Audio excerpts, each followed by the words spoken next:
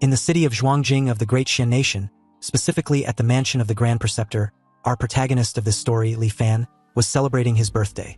And despite his old age, his imposing demeanor and admiration from countless people, especially beautiful women, were nothing short than the endless wine he drank throughout his years. You see, in the past 50-odd years, Li Fan went from having nothing to achieving the rank of Grand Tutor, and his power had overshadowed the world that no one could rival him.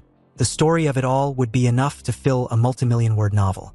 But when he remembers the time he first transmigrated to this world, he was nothing but a poor, struggling scholar. Now, looking back on his life, he felt accomplished, having achieved everything a man could ever want.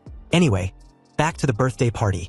The entire top floor of the manor were filled with several dancers entertaining the guests under the influence of amazing alcohol and great music. It wasn't until one of Li Fan's subjects crashed the party with an alarming yet felicitous omen. He informed his lord, the Grand Preceptor, that the sky was ablaze with falling flames, a divine sign of an auspicious omen. Also, it looks like it was flying toward the manor. Li Fan rushed to the balcony of his manor to get a better look at what's going on, only to see, just as his subject described, flames were indeed falling from the heavens. But upon a closer look-up, it seems that two powerful figures, being the source of the flames, were actually battling it out. One of them yells the name Dao Xuanzi, telling this person not to take it too far. Everyone, including Li Fan, were absolutely stunned to see these godlike beings who hadn't even noticed their insignificant existence. But unlike the rest who were already on their knees and worshipping their magnificence, Li Fan was quick to realize the implications of the two fighting, even though he was still unable to comprehend how there were actual freaking cultivators in this world. Meanwhile, in the sky, the dark-haired cultivator Dao Xuanzi asked Kohong, the sturdy cultivator with a fluffy golden hair like a lion, if he seriously thought he would let him leave just because he fled to the land of immortal extinction. Dao Xuanzi then demanded for Kohong to hand over his cultivation method, or the fight won't end until one of them is dead. Kohong scoffed at such folly.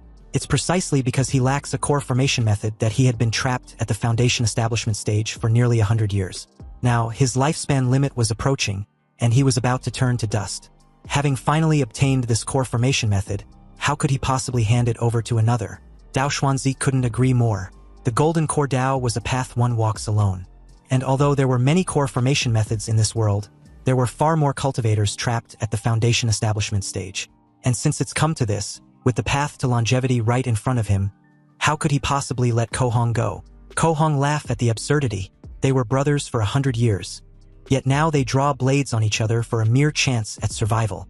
Kohong admits he was no match for Dao Xuanzi, and it seems he won't be escaping his fate in the current situation. However, there were so many mortals below, so he was wondering if Dao Xuanzi could withstand such a dense concentration of the immortal mortal miasma. In reply, Dao Xuanzi just readied his sword for a devastating attack. And without a care in the world, he points the blade at his former companion. His expression suddenly turned furious as he questioned what Kohong was planning to do. Conjuring a giant golden dragon to counter Dao Xuanzi's purple blade, Kohong announced that perhaps he could find a chance to live if Dao Xuanzi was unable to handle the power of the immortal mortal miasma. Then, moments later, the two powerful techniques clash, creating a massive explosion that lights up the entire sky and clouding the entire city of Zhuangjing with a deafening blast that reverberated throughout every alley. Seeing a battle of that magnitude, Lin Fan and his servants are completely gobsmacked. And right as that power slams into the entire city, Li Fan, with a panicked look on his face, realizes their demise was inevitable. It took a while for the dust to settle, and amidst the rubble of his home, Li Fan eventually woke up, only to find his wife and children dead. Coughing hard, he got up to see what's left of his mansion. There were dead bodies everywhere, and from the looks of it, he might be the only survivor. The prosperous city that was once full of life was now a living nightmare of fire and blood. And as far as the eye can see, there was indeed nothing but mangled bodies and collapsed buildings. After surviving such a catastrophe, likely not even 1 in 100 of the citizens remained. Li Fan drops to his knees and took a seat amidst the wreckage, absolutely livid that he'd lost everything because of just two cultivators who suddenly appeared out of freaking nowhere. He took a deep breath, then starts laughing in despair. Seriously, how the hell can there be cultivators in this world? From the moment onwards, like an obsessed fanatic the very moment he became an official, Li Fan used the power in his hands to search for any possible trace of the immortal path. After he became the imperial tutor, standing above all others, he scoured the entire world with the aid of his men, relentlessly searching for clues. From the north to the frozen sea, the south to the great ocean, the east to the ruinous abyss, and the west to the linked mountains. In all of Great Xian Nation, there wasn't a single shred of evidence that immortals existed. Li Fan had already given up, and having grown super old, he now even wonders if those two were even real. Looking up at the sky, he wants to know where they came from and what exactly they were. Annoyed, Li Fan thinks that fate was messing with him. So he activates a power called Huanjin. Suddenly, countless glowing subtexts appeared in front of him, and at the bottom was the phrase, "When the true becomes false, the false becomes true." Subsequently, a bright light shined with a dazzling brilliance as the Huanjin system announced that charging was complete. A virtualized current scenario was initiated, and Li Fan was asked if he wants to return to the initial anchor point. You see, Huanjin was the name Li Fan gave to his unique treasure. Its function was to turn truth into illusion and reality into virtuality. It turns everything he had truly experienced into a simulated, illusory experience, allowing him to return to a set anchor point, which was the moment he first transmigrated to this world. In fact, this was already his second life since transmigrating to the Great Xian Nation. In Li Fan's first life, although he had great ambitions, he was ultimately just an ordinary person. Li Fan wanted to become a Zhuangyuan but repeatedly failed the exams. After turning 30, he finally gave up on the idea of becoming an official and started a small business. Li Fan became a common wealthy patriarch, then married, had children, and lived out an ordinary life. It wasn't until he was old and on his deathbed that he finally awakened the unique treasure, Huanjin. This was what led to his unstoppable rise in this second life. Because after the Huanjin system charges, it allows him to restart this life and return to a breakpoint to begin anew. However, Li Fan couldn't restart just yet. He still had important things to do in this life, so he gave orders to a soldier to take care of the mess in the city. He was to order the garrison camp stationed outside the city to rush to Shenzhen and maintain order in the disaster's aftermath. Most of Xuanjing's buildings were destroyed, and after his trusted garrison camp took control of Shenzhen, not only could they expedite the post-disaster reconstruction, more importantly, Li Fan can stay in the barracks to oversee the cleanup efforts and secretly send people to investigate the whereabouts of the two cultivators. 1 month later, the ruined city of Shenzhen had only just begun to recover a semblance of life. Meanwhile, in Li Fan's private quarters, a subordinate reports that there was still no sign of the two cultivators. Li Fan, frustrated upon hearing this, knew he shouldn't have gotten his hopes up again. Anyway, since this was the case, he decided that there was nothing else to do and activated the Huanjin power to go back. He was then suddenly surrounded by blue energy and subtext, and after confirming his decision to restart his life once more, the transition of him going back in time, from his old age all the way back to his youth, was displayed in front of him. Several screens show moments from his life, and as he remembers the names of the two cultivators, he vowed to wait for them in 50 years' time. Li Fan then falls into a portal, determined to hunt the two immortals in his next life. After all, riches and honor were nothing but fleeting clouds to him at this point in his second life. It didn't take long for the system to regress Li Fan to the anchor point.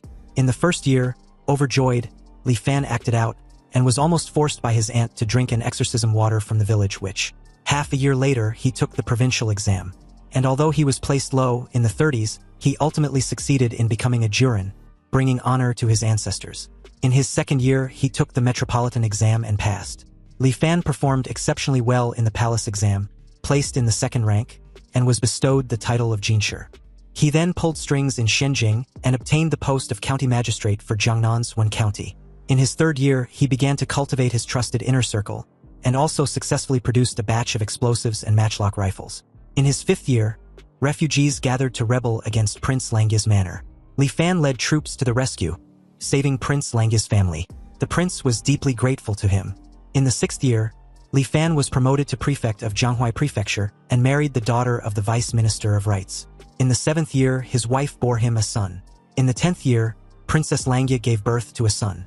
Li Fan personally visited to offer congratulations and presented a carefully prepared gift. In the 15th year, the emperor passed away, and Prince Langya inherited the throne, changing the era name to Shenzhen. Emperor Shenzhen summoned Li Fan to the capital, promoted him to vice minister of war, and ordered him to lead troops to suppress rebellions. In the 18th year, Li Fan wiped out the rebel armies, and Emperor Shenzhen reclaimed Li Fan's military authority and promoted him to minister of war, appointing him grand tutor to the crown prince.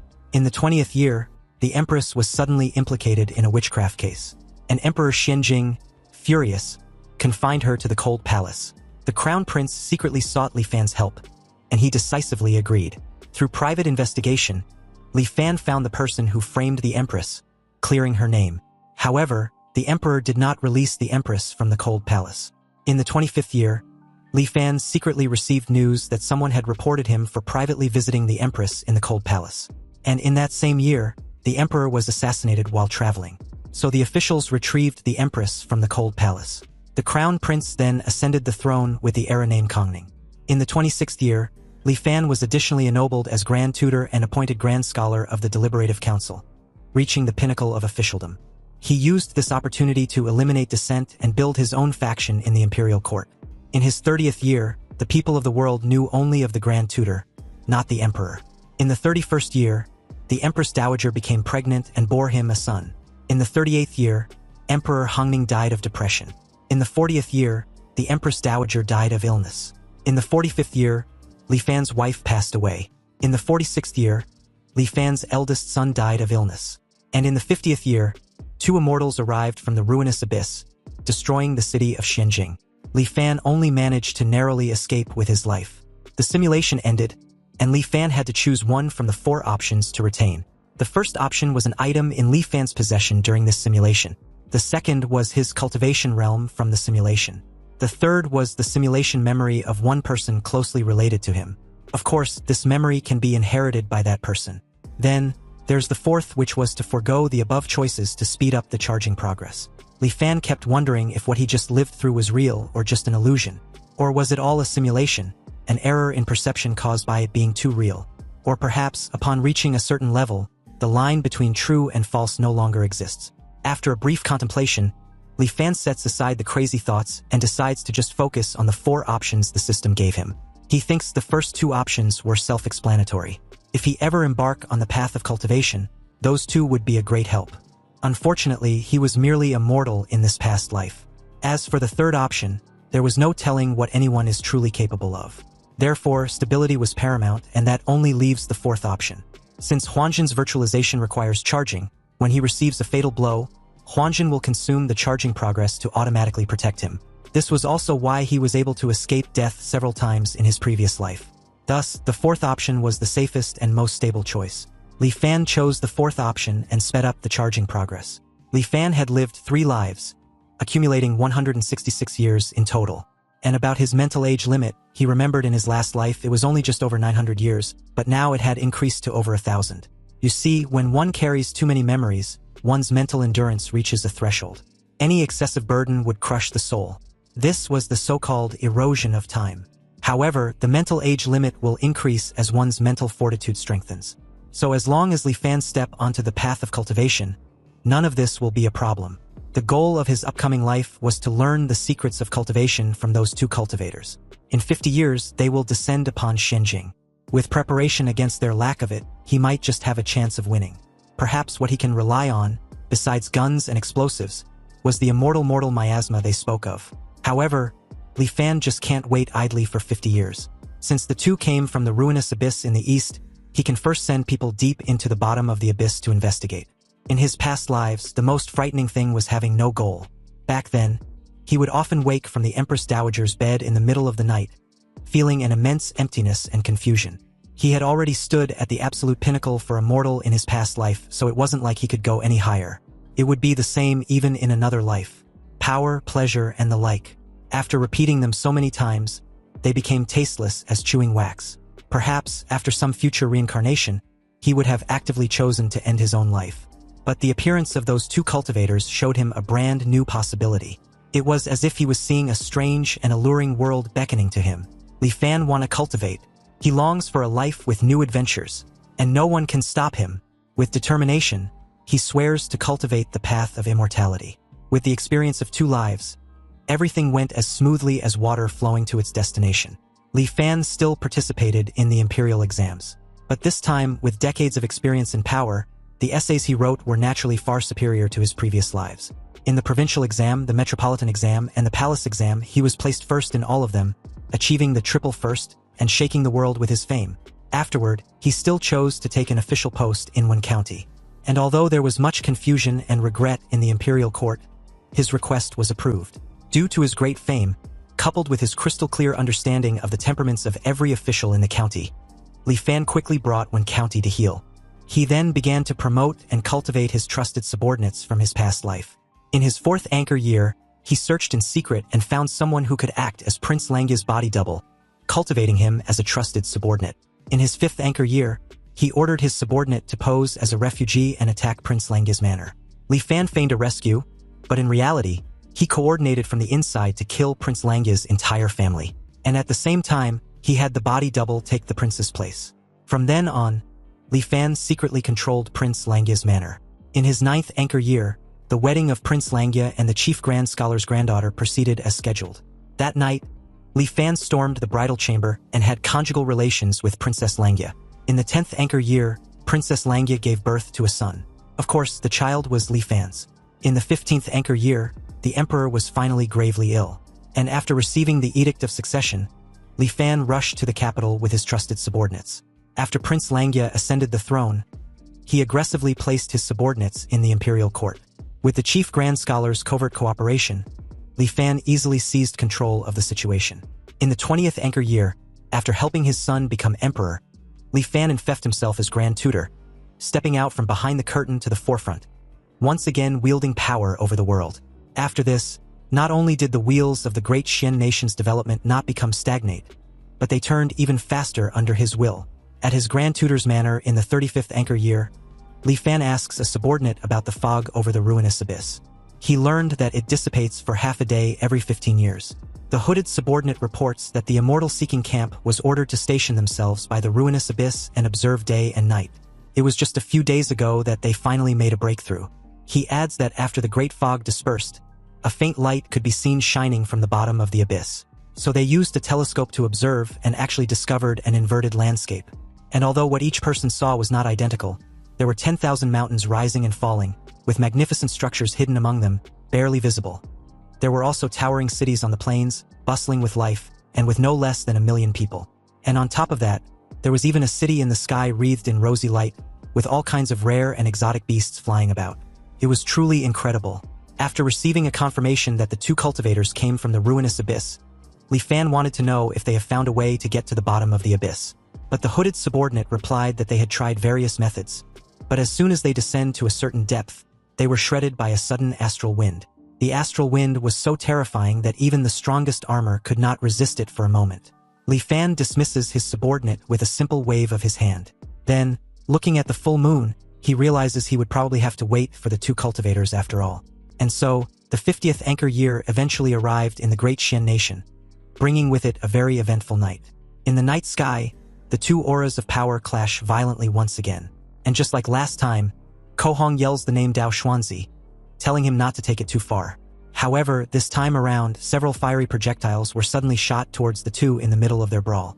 Kohong gets ticked off and wonders who dares to launch a surprise attack on them. Below, several armed soldiers, with a coordinated effort, fired their rifles relentlessly at the 2 cultivators. However, with a simple hand gesture from Kohong, all the bullets stop in midair as he wonders what they were.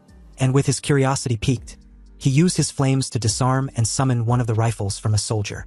Incredulous, Kohong finds the weapon fascinating. After all, it was using intricate mechanical structures in place of formations, and the explosive power in place of spiritual energy. To think that after several thousand years, the mortals exiled to this land of immortal extinction could actually research such an ingenious object, Kohong was amazed, though he also thinks it's a pity. The weapon was only effective in the land of immortal extinction where the great Tao was incomplete. But outside this place, it was just a pile of useless scrap metal. Also, at such audacity of mere mortals daring to make a move against them, Kohong, who originally felt a hint of guilt, now had an intolerable expression on his face. He questions if these insignificant mortals were just seeking their own death, before invoking his Tao art technique, the Flame Dragon's Roar. Suddenly, a massive fire dragon was formed, then charged towards every soldier in the manor. But as the enormous dragon whips through the entire city before charging towards its target, the utter destruction it left in its wake was so devastating that it took less than no time for the entire city to bore some resemblance to Li Fan's previous experience. Only this time around, a slight yet shocking deviation left Kohong stunned, wondering what was going on. Apparently, the flame dragon's roar of his was fundamentally not something mortals could withstand. Yet almost every soldier of Li Fan's was surprisingly much alive. In that moment, Dao Xuanzi also noticed that the weapons were soaked in mortals' blood. And after Kohong was tainted by the immortal mortal miasma, his Dao arts were weakened. The usage of the immortal mortal miasma meant that the enemy was clearly prepared. At this point, it's obvious they walked into an ambush the very moment they arrived. Since where they were was bizarre and dangerous, Dao Xuanzi suggests they shouldn't stay any longer. But before the two could bounce, a voice threatens that if they flee, the news that they obtained a core formation method would spread throughout the entire cultivation world the very next day. Dao Xuanzi and Kohong immediately panicked since only the two were supposed to know about this. They start to wonder who could have leaked the information. But before they could react, several cannonballs heavily condensed with the immortal mortal miasma were fired at them. Furious, Kohong yells that the soldiers were courting death, then hurl a massive flame towards the cannonballs. Dao Xuanzi senses the danger in that moment and tried to warn Kohong to dodge instead. But it was too late. Kohong's flames only managed to trigger all the cannonballs to explode, releasing the immortal mortal miasma. The entire night sky above what remains of the city were coated with heavy raindrops of the immortal mortal miasma, dyeing everything red. And on the ground, somewhere amidst the wreckage was the two cultivators, now surrounded by dozens of armed soldiers. A soldier informed them that their grand tutor had given an order for their lives to be spared if they surrender. Dao Xuanzi, momentarily shaken, scoffs at the idea of surrendering. But before he could actively retaliate, he sees Kohong's storage ring hovering in front of him. Knowing the implication of this, Dao Xuanzi, with a look of horror, turned his head in his friend's direction, only to see him advising that he leaves with his storage ring, then dies immediately after. The very moment after Kohong's death, a large golden dragon emerged from his body and flies into the night sky above the burning city. The dragon's spirit is then transformed into a tree branch floating in the air. It is then declared that the Foundation establishment cultivator, Kohong, cultivated for 205 years, achieved his Dao foundation with the mystical object, the Qiu dragon branch. And in the land of immortal extinction, he was besieged by several thousand mortals and was carelessly injured by the immortal mortal miasma. His cultivation was instantly lost, and his lifespan neared its end. Now, his body perishes and his Dao vanishes, returning the Dao to the heavens. A soldier suddenly speaks up in that moment, telling Dao Xuanzi that their grand tutor has no intention of fighting him to the death. If he gives up on resisting, his life would be guaranteed. Meanwhile, nearby, Li Fan watched the entire scene with a cold and detached expression. He seemed to have heard a strange voice from the sky when Kohong died just now. But what that voice was no longer important because it seems capturing the two immortals in this life was no longer possible. Also, he didn't expect the immortal mortal miasma to be so lethal to cultivators. Back to Dao Xuanzi, he got up and informed the soldiers that he didn't know who they were, nor did he know their purpose. However, he and his brother were plotted against by them, resulting in his death and the loss of their Dao. Now, there was nothing more to be said, so he absolutely cannot accept this.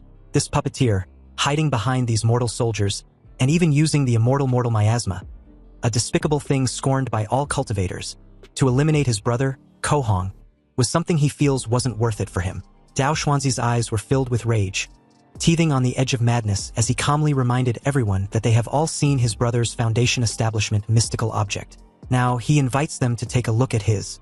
Dao Xuanzi slowly took off into the night sky, and with a gesture of his hands, he exclaimed with a chilling tone, "With the wonders of heaven and earth, I build my Dao foundation, a sword named Dao Xian." Dao Xuanzi then invite the spectators all to view it. Suddenly, a freaking gigantic sword about the size of the mountain descended from the sky and crashed directly into what was left of Xianjing. The destruction was inescapable, so Li Fan immediately activated the power of Huanjin and found himself back inside the virtual simulation space. He clutched his chest after experiencing firsthand the power of a cultivator at the peak of the Foundation establishment. If it weren't for the immortal mortal miasma, even if Li Fan reincarnated 100 times over and used countless schemes, it wouldn't be enough to pose a threat to Dao Xuanzi and Kohong. Honestly, Li Fan also didn't expect the immortal mortal miasma to directly cause Kohong's body to die and his Dao to vanish. He originally thought when they called each other brother of 100 years it was just talk. He didn't expect their relationship to be so extraordinary. When they were attacked, Dao Xuanzi called out to warn Kohong. Kohong, knowing he couldn't escape death, willingly gave the core formation method to Dao Xuanzi. And Dao Xuanzi, seeing Kohong die by the ambush, was unable to accept it and gave up his chance to live, striking out with a mutual destruction sword art. This all shows that the two truly shared a friendship beyond the ordinary. And about the golden core Dao, Li Fan remembers Dao Xuanzi stating that it was a path one walks alone. He deduced that immortal methods probably could not be cultivated together. And if that was the case for men as close as brothers, Li Fan curiously wondered what the cultivation world outside really was like. It seems that no matter how dangerous the path ahead was, Li Fan would not waver. Furthermore, with the help of the Wansen system, as long as he was careful enough, no predicament should be able to stop him. Last time, he chose to attack both of them at the same time. Perhaps the next time, he can choose to win one of them over. Li Fan's mental age limit only increased by a few dozen this time, and it seems he was nearing his limit. If he counts the life before he transmigrated, this was already his 5th life. The path to seeking immortality was truly difficult, and he hopes the 50 years he was about to begin anew won't be wasted. So, in the 35th anchor year of his new life, Li Fan ventured into the endless ruinous abyss. And from the experience of the last simulation, he knew that the dense fog over the ruinous abyss dissipates once every 15 years. At present, he was there precisely to see it with his own eyes. And after an unknown amount of time, a massive amount of white fog was forced to erupt from the ruinous abyss, rushing straight to the sky like a reverse waterfall. This great wind lasted for a good quarter of an hour before the heavy fog finally dispersed. Li Fan took out the telescope and looked toward the bottom of the ruinous abyss. And according to the intel he had, the scene that appears at the bottom of the ruinous abyss was different for everyone who looks. But upon looking through the telescope, Li Fan could only see a dark abyss with a white light at its center. Then suddenly, the view changes and he sees ruins with an inscription. The path to immortality was dead. Li Fan, shocked and a bit puzzled, wonders what on earth happened in that place and to the world of cultivation. Soon, the scene shifts to Li Fan's 50th birthday, in his 15th anchor year. Ko Hong yells furiously at Dao Xuanzi, reciting the same line as in the previous lives. Then, Li Fan's squad of soldiers attack with their rifles. Only this time around, they only attack Ko Hong under the banner of Dao Xuanzi. Ko Hong, stunned and a bit puzzled, wondered how it was even possible as he blocks the bullets. And although he couldn't comprehend why, he also starts to wonder if Dao Xuanzi already knew he would flee to the land of immortal extinction. Ko Hong's confirmation immediately solidified when he noticed that the bullets were laced with the immortal miasma. He yells at Dao Xuanzi, calling him a despicable friend. Meanwhile, Dao Xuanzi, shell-shocked, was just as confused as his friend. He didn't know why the mortals below were attacking Ko Hong under his banner, and were even using the immortal miasma. He explains to Ko Hong that they weren't under his command, then suggests they get the hell out of there. But in that very moment, Li Fan yells from below, questioning why Dao Xuanzi was going back on his promise. Li Fan then informs Ko Hong of their deal with his friend, stating that as long as they helped Dao Xuanzi eliminate him and seize the core formation method, he would lead the clan out of the immortal Forsaken Land. Ko Hong was enraged at this point. He asked his friend if he still insists on his innocence since besides the two of them, no one knew about the core formation method. Dao Xuanzi, done with this nonsense, decides to find the culprit, Li Fan, who was still running his mouth after revealing his knowledge of the core formation method. Li Fan adds that they had incurred the wrath of the masses for the sake of the immortal miasma Dao Xuanzi spoke of. Now, public resentment was boiling over. So if the immortal master cannot keep his promise and lead them out of the immortal Forsaken Land, he fears it won't be long before his clan dies without a burial place.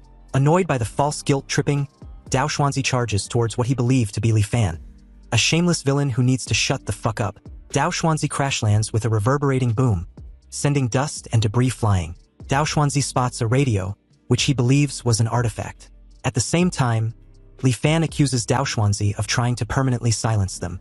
Gritting his teeth, Dao Xuanzi was surprised as to how cautious the enemy was. He instantly destroys the strange artifact, but the damage was already done. Ko Hong, full of righteous fury, accuses his friend of betraying their 100 years of friendship all for pure greed. If he wanted the core formation method, why couldn't he challenge him for it? But resulted to so many underhanded tricks. Ko Hong decides not to flee anymore and chooses to challenge Dao Xuanzi. If his friend has the skill, he should come at him. Ko Hong activates his flame dragon's wrath and charges towards Dao Xuanzi, who lets out a helpless sigh after being cornered. With a massive fireball hurled at Dao Xuanzi by the summoned flame dragon, Dao Xuanzi calmly counters with his sword. The two attacks collide, creating an explosion. Then, very abruptly, another radio announces Li Fan's decision and reason in switching sides. Since Dao Xuanzi was fickle and vindictive, Li Fan explains he's afraid there would be no escape for him and his men if he wins. So he now ordered his soldiers to assist the immortal master Ko Hong in dealing with Dao Xuanzi. Upon hearing this, Ko Hong laughs at his friend, who always prided himself on being noble, but was actually a despicable person who got screwed over by faith and was suffering a backlash. Well, it's as the saying goes, he who commits many injustices is doomed to self-destruct. Dao Xuanzi gets ticked off and calls his gullible friend a fucking fool. But Kohong was far too gone to care or reason with. After all, his friend fancied himself clever, so why was he now deserted by everyone? This was what they call being a victim of one's own cleverness. Kohong, who had recently mastered a new Dao technique, declared that this was the perfect time to test it out. He activated another Dao technique, the imprisoning dragon. A cage made of flame suddenly imprisoned Dao Xuanzi.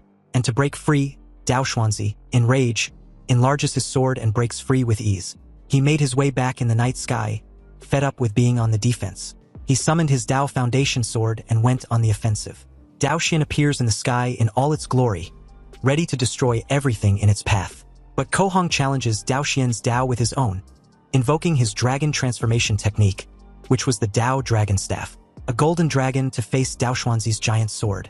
But before the two Dao summons could clash, Li Fan and his men intervene, lending Kohong a helping hand. They attacked Dao Xuanzi with explosives filled with the immortal miasma, and upon contact, they exploded, releasing the immortal miasma, which instantly clouded Dao Xuanzi. All wounded, Dao Xuanzi let out an ear-piercing cry, and soon realizes that his Dao Dragon branch has been hit. It starts to grow rapidly from within him, then sprout outward. The branches instantly grew and took over his entire body. And eventually, Dao Xuanzi's body gets completely consumed, leaving a lifeless corpse. Anyway, just like Kohong's death in the previous simulation, it's announced that the Foundation establishment cultivator, Dao Xuanzi, cultivated for 201 years and established his Dao Foundation with the wondrous item, the rusted sword Dao Xian. However, in the immortal Forsaken Land, he fought with another and was ultimately killed at the hands of the Foundation establishment cultivator, Kohong. Now, his body has perished and his Dao has vanished, returning to the heavens. Li Fan was quick to notice that the voice also appeared when Kohong died before. He made his way to Kohong and introduced himself. Li Fan extend his greetings and respectfully implore Kohong's mercy to save the lives of the 1,000 souls of his clan. Kohong realizes Li Fan was the one whose voice was echoing from all directions earlier. He questioned why a mere mortal dared to interfere in a battle between cultivators. Li Fan explains that he was merely seeking a chance of survival after realizing that his clan would have perished if Dao Xuanzi won the battle. Kohong finds this harsh and Lin Fan takes the opportunity to remind him of the promise Dao Xuanzi made. But Kohong explains that for 100 years, Dao Xuanzi had always appeared to be a man of his word, but in reality, he acts without any principles, even deceiving mortals. He also adds that great immortal severing formation at the ruinous abyss was incredibly dangerous, even for cultivators, requiring a great deal of effort just to leave. So how could they possibly take mortals with them? Li Fan, shocked by the revelation, asks if Kohong also didn't know how to leave the land of immortal extinction with a mortal. Kohong casually confirms this before Li Fan suggests they find somewhere private to talk. In an underground shelter of the manor, Li Fan again wanted to confirm if it's true that mortals cannot be taken along when leaving the immortal Forsaken Land. Kohong had no reason to lie to Li Fan, and simply reminds him that he was a mere mortal. Perhaps a golden core stage cultivator could protect him, a mortal, while breaking through that great immortal severing formation, but for someone with a Foundation establishment stage cultivation base such as himself, it was absolutely impossible. Li Fan tried to ask for any other alternative. Some hope for mortals like them to someday leave this world. Kohong reiterate that to leave the immortal Forsaken Land, one must pass through the great immortal severing formation. But with the frail body of a mere mortal, it was utterly impossible to pass through. And besides, Li Fan was already old enough to have one foot in his grave. Why was he so obsessed with leaving the land of immortal extinction? Wasn't he satisfied in being a local emperor? Li Fan didn't answer, but wanted to know if it was possible for his descendants to leave if they could cultivate to the Foundation establishment realm like Kohong. Upon hearing this, Kohong laughed at the absurdity. You see, there was not a shred of spiritual energy in the land of immortal extinction, making cultivation impossible. Also, not only was it a fact that immortals and mortals were perpetually separated, but mortals in the land of immortal extinction were covered in miasma. So how could they possibly cultivate the path of immortality? Kohong then advised Li Fan to give up on this idea. For mortals like him, if they wish to cultivate, they must first go to the outside world to reconstruct their bodies and wash away the miasma. Otherwise, even if the great Tao to immortality were placed right before them, they could see it but never be able to touch it. Frustrated, Li Fan, once again, asks if there was really no way out for mortals like them. And the very moment Kohong confirms there wasn't, Li Fan got up and respectfully took his leave. Ko Hong only felt that something was off when Li Fan suddenly stopped short as the door closes behind him. But by then, it was too late. The underground shelter had instantly been filled with the immortal mortal miasma. Ko Hong screams in pain, realizing he's fallen into a trap. Outside the cave, Lin Fan listens to Ko Hong's agonizing screams, and with a cold look, he declares that if immortals and mortals could not coexist, then how could he ever trust the words of an immortal? According to the intel obtained from Ko Hong, the land of immortal extinction was an immortal forsaken land, and the cause of it all stemmed from a great change, an unknown plague in the ancient cultivation world thousands of years ago. At first, no cultivator paid any mind to this plague among mortals. Until the first cultivator was infected by it, the plague was then strengthened and began to spread among cultivators. The vector of transmission was the very spiritual energy that cultivators relied on for survival. The plague, through the spiritual energy of heaven and earth, quickly spread throughout the entire cultivation world. For cultivators infected with this plague, a light case would mean their cultivation base would regress and their realm would fall. A severe case would mean losing their entire cultivation base overnight, becoming no different from a mortal, after which their body would perish and their Tao vanish, returning to the heavens. In their desperation, the cultivators vented their anger on the source of it all, the mortals. Thus, a large-scale campaign of slaughter began. But before long, this campaign of slaughter was forcibly halted. Not only did the plague not disappear with the death of the mortals, it seemed to have lost its restraints, spreading out along the spiritual energy that permeated the heavens and earth. This, in turn, led to the demise of even more cultivators. But waiting for death was not the cultivators' way. On one hand, a group of cultivators began to research methods to treat and resist this plague. On the other, some cultivators proposed the infamous Great Migration Plan.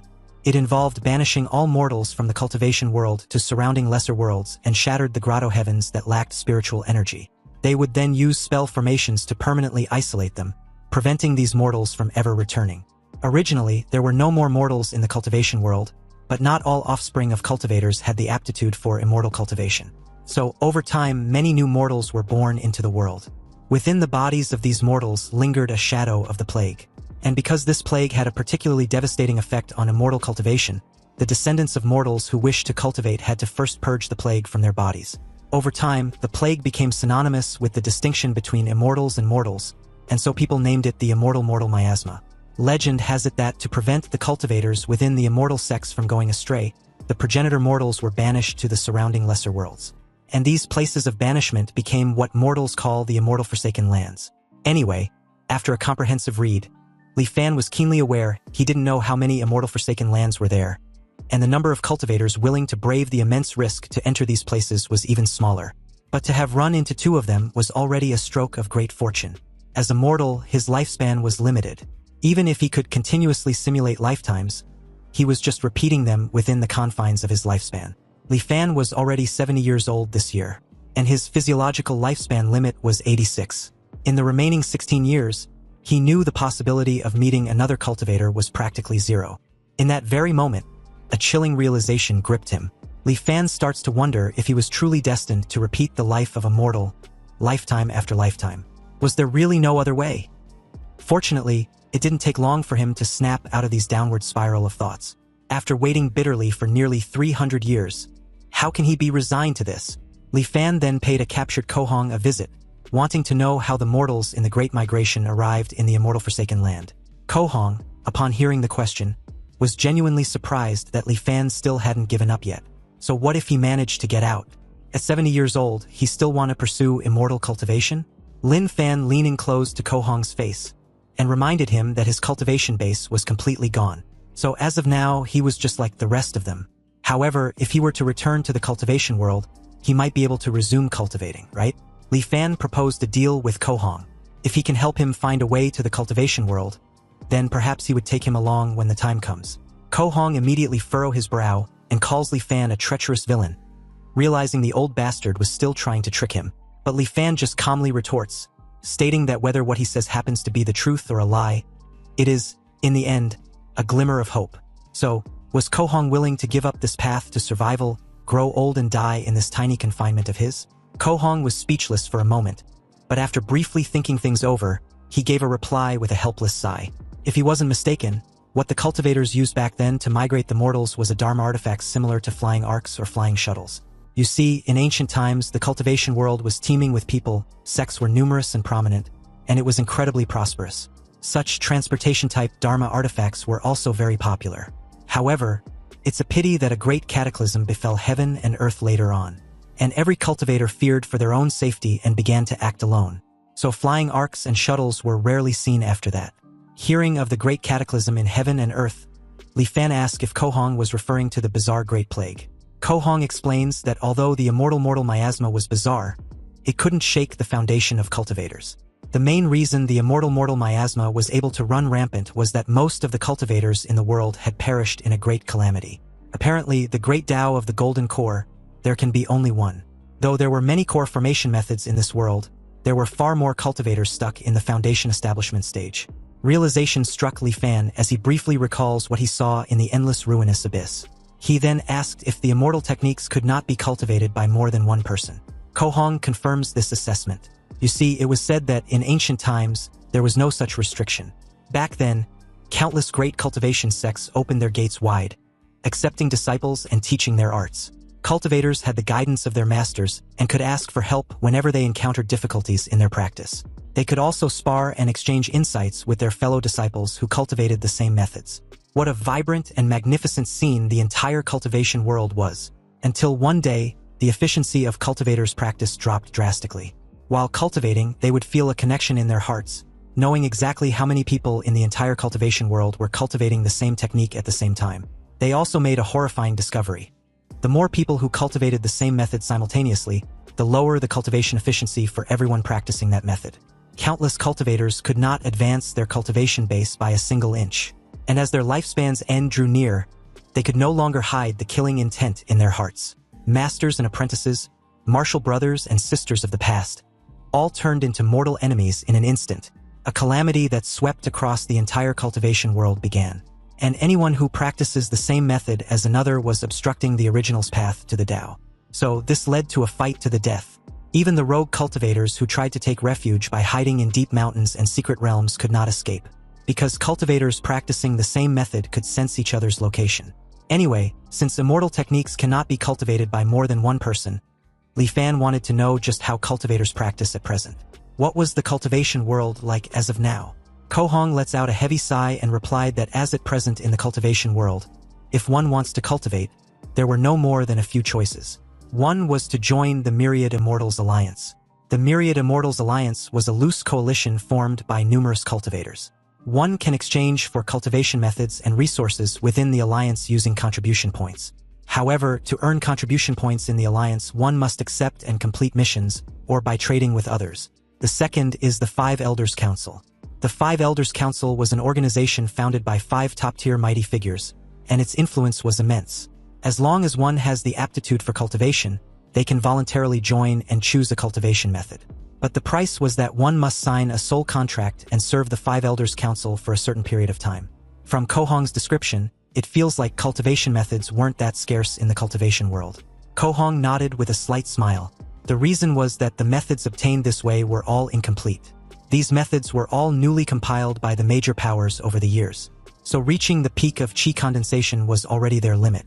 To advance further and establish a Tao foundation, one must switch to a new cultivation method, and the same applies to realms above foundation establishment. Li Fan was a bit puzzled. After all, if one were to switch methods and start over every time they break through to a new realm, didn't that mean all their previous efforts will be for nothing? Kohong explains that that won't happen, because all who cultivate must practice a fragment of the supreme primordial true scripture. This scripture was not a cultivation method, but more of a secret technique. Its function was to allow a cultivator to willingly disperse their realm without significant loss. After dispersing their cultivation to switch to another method, they can quickly catch up to their original realm. A bit shaken, Li Fan was also amazed that such a miraculous method exists. It was as if this fragment appeared at such a convenient time, since only in this way could the many cultivators of the world be made to accept constantly changing their cultivation methods. Kohong could only sigh once again. Li Fan was right, but what else could be done about it? A true method was hard to come by, and his friend, Dao Xuanzi, died without ever knowing the real reason why he snatched the method and ran. It wasn't just because it was a core formation method, but because it was a true method that could lead directly to the nascent soul realm. Next, after Kohong introduced Li Fan to some common knowledge of the cultivation world, such as how a cultivator's demise can trigger celestial phenomena within a certain range, he finally returned to the main topic. He once heard a rumor that for thousands of years, mortals from the immortal Forsaken Lands have been secretly returning to the cultivation world. But it's mostly just idle talk and baseless rumors from the streets, without any concrete evidence. Li Fan points out that there was no smoke without fire. Sometimes, rumors were the truth of the matter, and as long as there was a sliver of hope, he would not give up. Ko Hong, upon hearing this, really didn't know how an old Li Fan with one foot in the grave can still be so restless. Of course, Li Fan couldn't reveal his secret, and can only assure Ko Hong that as long as he helps him find the way to the cultivation world, not only will he release him and let him return with him, but he would also return all of Ko Hong's and Dao Xuanzi's belongings to him, including that nascent soul true method. Shocked as hell, Ko Hong asked if Li Fan was really serious, and after receiving a confirmation reply, he immediately agreed to help. He vowed to do his utmost to help Li Fan. So, with Ko Hong's help, Li Fan collected historical books and records from all over the world, striving to find clues about the Great Migration era from the scattered fragments of ancient records. And at the same time, he mobilized the army to excavate ancient tombs on a massive scale, trying to find any trace or clue. Although this caused the people's grievances to boil over and officials submitted memorials to admonish him daily, he forcibly suppressed them all. But unfortunately, too much time has passed since the Great Migration era, and the lifespan he had left in this world was far too short. 16 years later, Li Fan exited the underground secret chamber, knowing full well his end in this simulation was near, yet hadn't found jack shit. His now frail body was like a candle flickering in the wind that could be extinguished at any moment. But before this life ends, he needed to first confirm the items within Ko Hong's storage ring. Opening the storage space revealed the Thousand Mysteries Jade Cosmos Golden Chapter Scroll. It was a nascent soul realm cultivation method with the current number of cultivators being 0. Li Fan could only pity his current predicament. After all, he was sitting on a mountain of treasures, but had no fortune to enjoy it. Together with the scroll was the rusted sword Daoxian. And according to Ko Hong, after a cultivator perishes, their foundation establishment wondrous item will lose its wondrous nature as the cultivator's body perishes and the Dao vanishes. But something unexpected happened that made his eyes widen in shock. Apparently, his Wansen system suddenly discovered the rusted sword Daoxian in his possession, and classified it as a rechargeable item although its current status was damaged. The system then asked if Li Fan wants to proceed with recharge. The moment Li Fan decisively chose yes, the anchor charge progress began with the current anchor points being at 1. Anyway, according to the feedback from Wansen, the truth returning, when the anchor charge progress reaches 100%, a second anchor point will be unlocked, and in the future, everything will be virtualized. Also, when choosing to return, he can choose to restart from any of the anchor points. If a second anchor point can really be unlocked, it will be so much more convenient.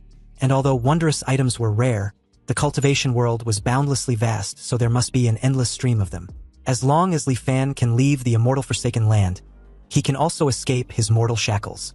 Li Fan closed the space ring, aware that other than some standard-issue spirit stones, there was nothing else of value in the ring. So, with a slight reluctance, Li Fan ended the life simulation by activating Wansen, returning to the virtual simulation space.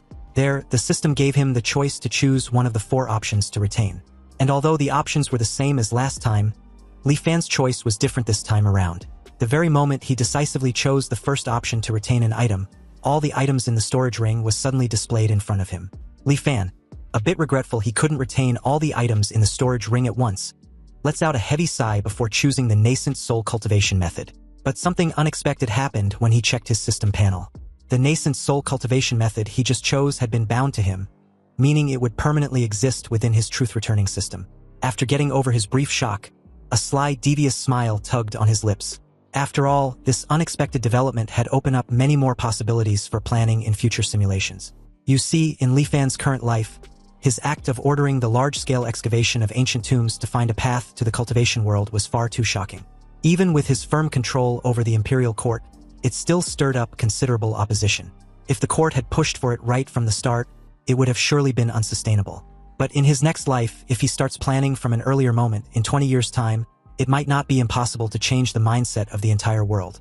Time flowed on, and Li Fan's 6th life began. With his subtle influence behind the scenes, many small changes occurred in the world. In the 5th anchor year, an ancient seeking school emerged out of nowhere. This school brought several ancient texts to the capital for an audience with the emperor. The exquisite and unparalleled nature of the ancient texts, rarely seen in the world, shook the nation. The ancient texts were titled Change, Way and Virtue, Southern Flower, the Analects, and the Great Learning. In the 6th anchor year, the emperor suddenly fell gravely ill and was confined to his bed. All the imperial physicians were at their wits' end. Then, the ancient seeking school presented an elixir to the emperor. And at death's door, the emperor consumed the elixir. To everyone's surprise, the elixir had a miraculous effect, and in just a few days the emperor made a full recovery. In the 11th anchor year, Jianghuai Prefecture uncovered a major tomb robbing case, arresting a team of over 100 tomb robbers. The prefect of Jianghuai Prefecture, Li Fan, did not dare to act on his own authority. He wrote a memorial, sent it to Xinjiang City via the 800 Li Express, and requested His Majesty's judgment. A full month passed before the emperor's decree finally arrived. They were not sentenced to death, only to be enslaved and sent to the capital. In the 15th anchor year, the emperor fell gravely ill, wishing to extend his life with an immortal pill. He dispatched over 100,000 troops to excavate ancient tombs everywhere in search of traces of such pills. Unfortunately, the immortal pill was hard to find. The emperor died with regret, and the trend of seeking ancient tombs grew even stronger throughout the land. But before his death, the emperor abdicated the throne to the prince of Langya. And with that, Li Fan once again secretly controlled the world. In Li Fan's 23rd anchor year, following the excavation of an ancient tomb, a lost piece of history was gradually pieced together, a dynasty that could be traced with the name Qi. Li Fan immediately offered a bounty to the world, declaring that anyone who could find a tomb of the Qi dynasty would be ennobled as a marquis. In the 25th anchor year, the tomb of the first emperor of the Qi dynasty, Yixing, was finally found. And after all obstacles were cleared, Li Fan entered the tomb's interior, surrounded by his retinue. In just over a month, a passage to the main burial chamber was carved out. The main tomb passage stretched for several hundred meters, its walls covered in vivid, lifelike murals. Though 1,000 years had passed, they were still clearly visible. Li Fan and his men arrived at the main burial chamber. The chamber was 40 to 50 meters high, with a length and width of several thousand meters. The ceiling seemed to imitate the layout of the stars, inlaid with tens of thousands of luminous pearls. Mountain peaks rose one after another, submerged in a sea of clouds. It was unknown how this sea of clouds was formed, and it remained fixed within the chamber, never drifting. Even after several thousand years, it had not dissipated. Invisible paths connected the various mountain peaks, and everyone marveled in amazement as they walked along. In that moment, Li Fan, marveled at such ingenuity, was convinced that these were truly the methods of an immortal.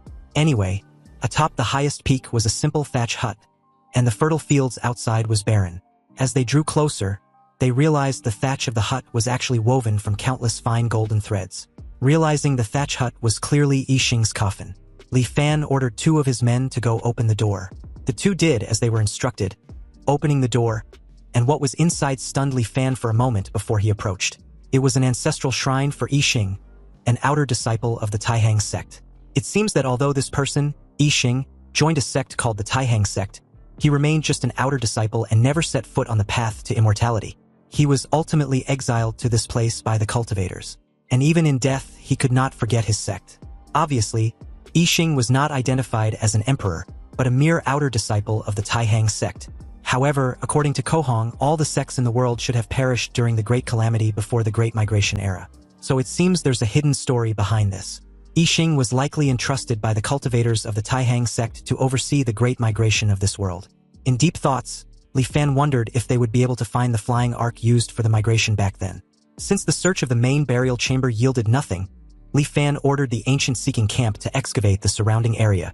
Several days later, news arrived.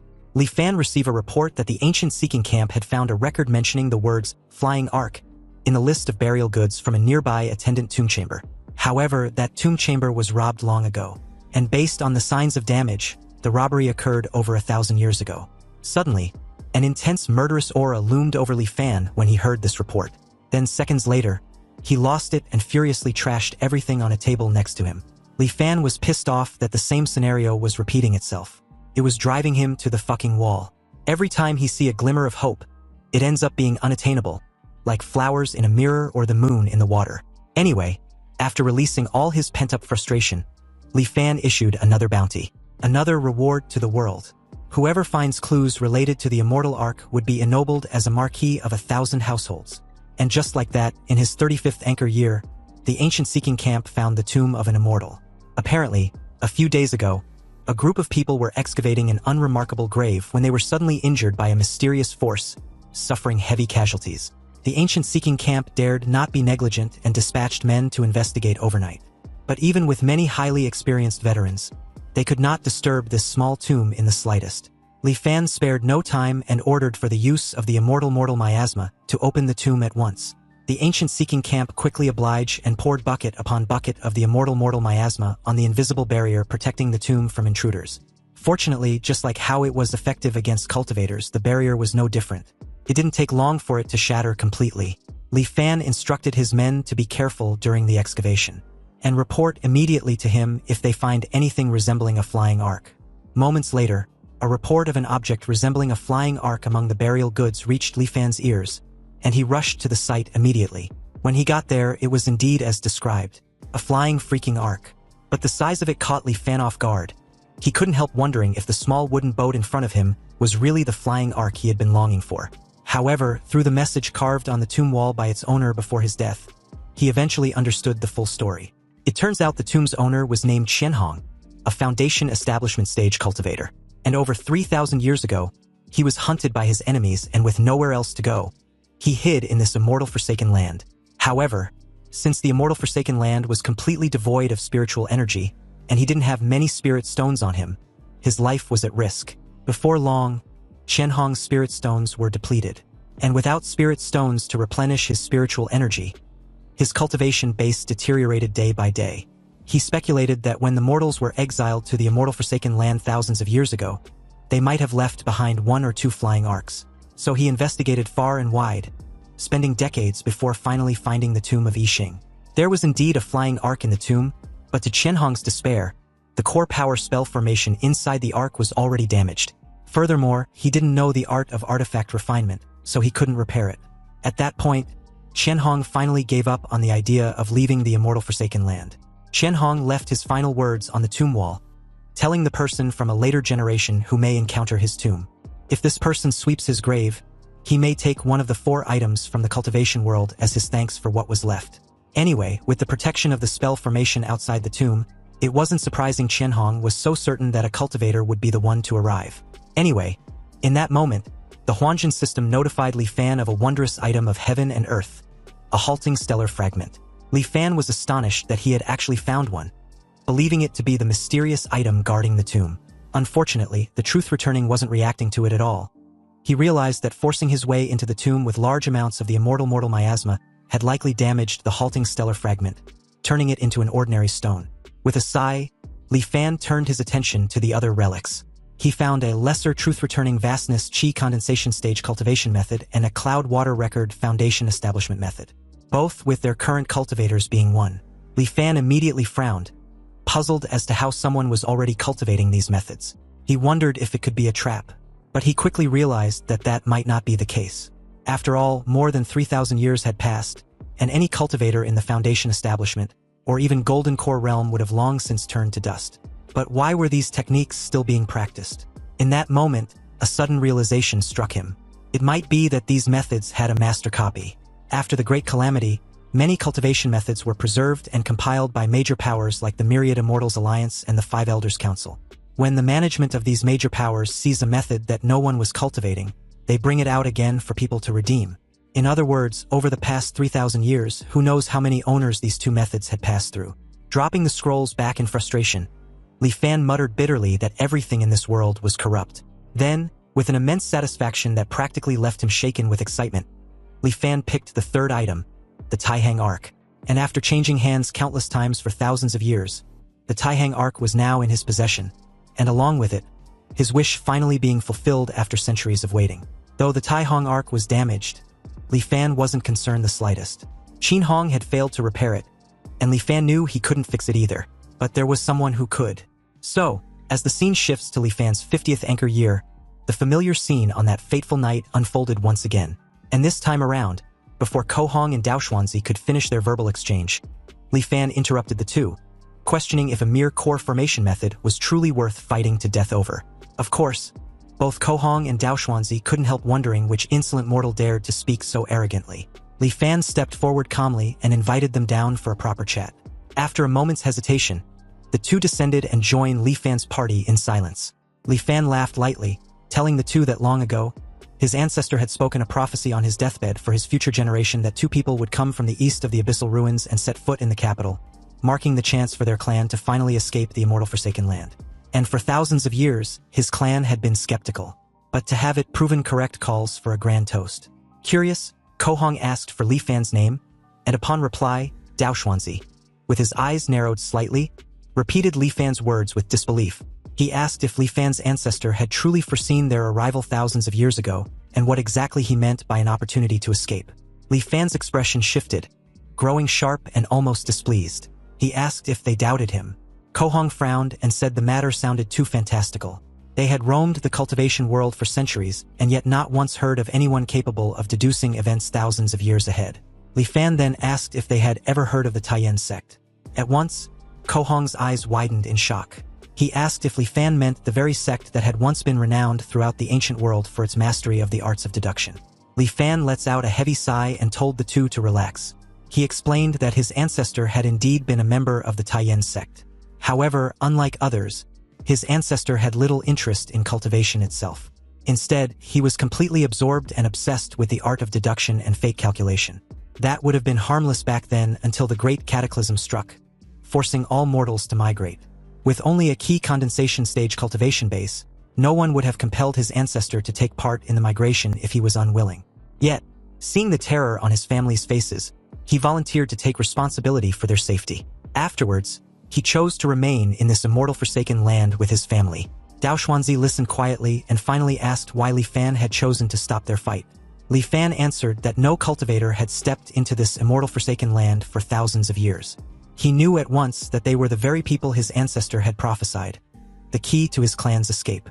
But when he saw them about to kill each other over a mere core formation method, he had no choice but to intervene.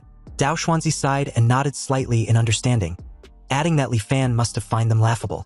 But he might not understand how scarce cultivation methods were in the outside world. It was quite normal for cultivators to turn on one another and fight to the death over a single scroll. Li Fan let out a weary sigh and asked if things truly had to come to that. Dao Xuanzi looked at him curiously, sensing something in his tone. But before he could speak further, Li Fan raised his hand and said that before his own son passed away, he inherited a cultivation method that led directly to the Golden Core realm. The two cultivators were shocked. Ko Hong exclaimed that such a method was remarkable. If Dao Xuanzi could obtain it, there would be no need for them to fight anymore. Dao Xuanzi then asked what Li Fan sought in return. Li Fan replied that his ancestor's lifelong wish had been simple, to return to the Taihang sect. And before his death, aside from the cultivation method, he also passed down a Dharma artifact known as the Taihang Arkansas. Though damaged, his ancestor had once used the Taihang art of deduction to foresee that many years later, two cultivators would appear, one skilled in swordsmanship, the other in artifact refinement. Together, they would help his descendants repair the Taihang Ark and finally escape this immortal Forsaken Land. Amazed, Dao Xuanzi exclaimed that the Taihang art of deduction was incredible. His brother Ko Hong was devoted in the art of artifact refinement, and his specialty was precisely sword technique. Ko Hong was in awe with Li Fan's ancestor. After all, to have such unfathomable power with only a chi condensation stage cultivation base was extremely hard to even imagine. Li Fan dismissed the praise without his evidence as simple talk, so he invited them to see the method first. But before the two could follow, Dao Xuanzi gave his friend a murderous look, reminding him that he already possessed a core formation method. So was he still not satisfied? Ko Hong, suddenly nervous as hell, agreed not to follow and sat back in his seat, whereas Dao Xuanzi followed eagerly, unaware of Li Fan's cold and calculating expression. Li Fan led Dao Xuanzi to the underground chamber. But at the entrance, Dao Xuanzi halted in his tracks very abruptly when he noticed the lingering immortal miasma. Li Fan, upon seeing Dao Xuanzi's fear and hesitation, explained that one can't be too careful. They were mortals after all, and to protect their family's greatest treasure, they had no choice. Li Fan entered alone and came back shortly after holding the cultivation method. At the entrance, he asked Dao Xuanzi to inspect the cultivation method left by his ancestor.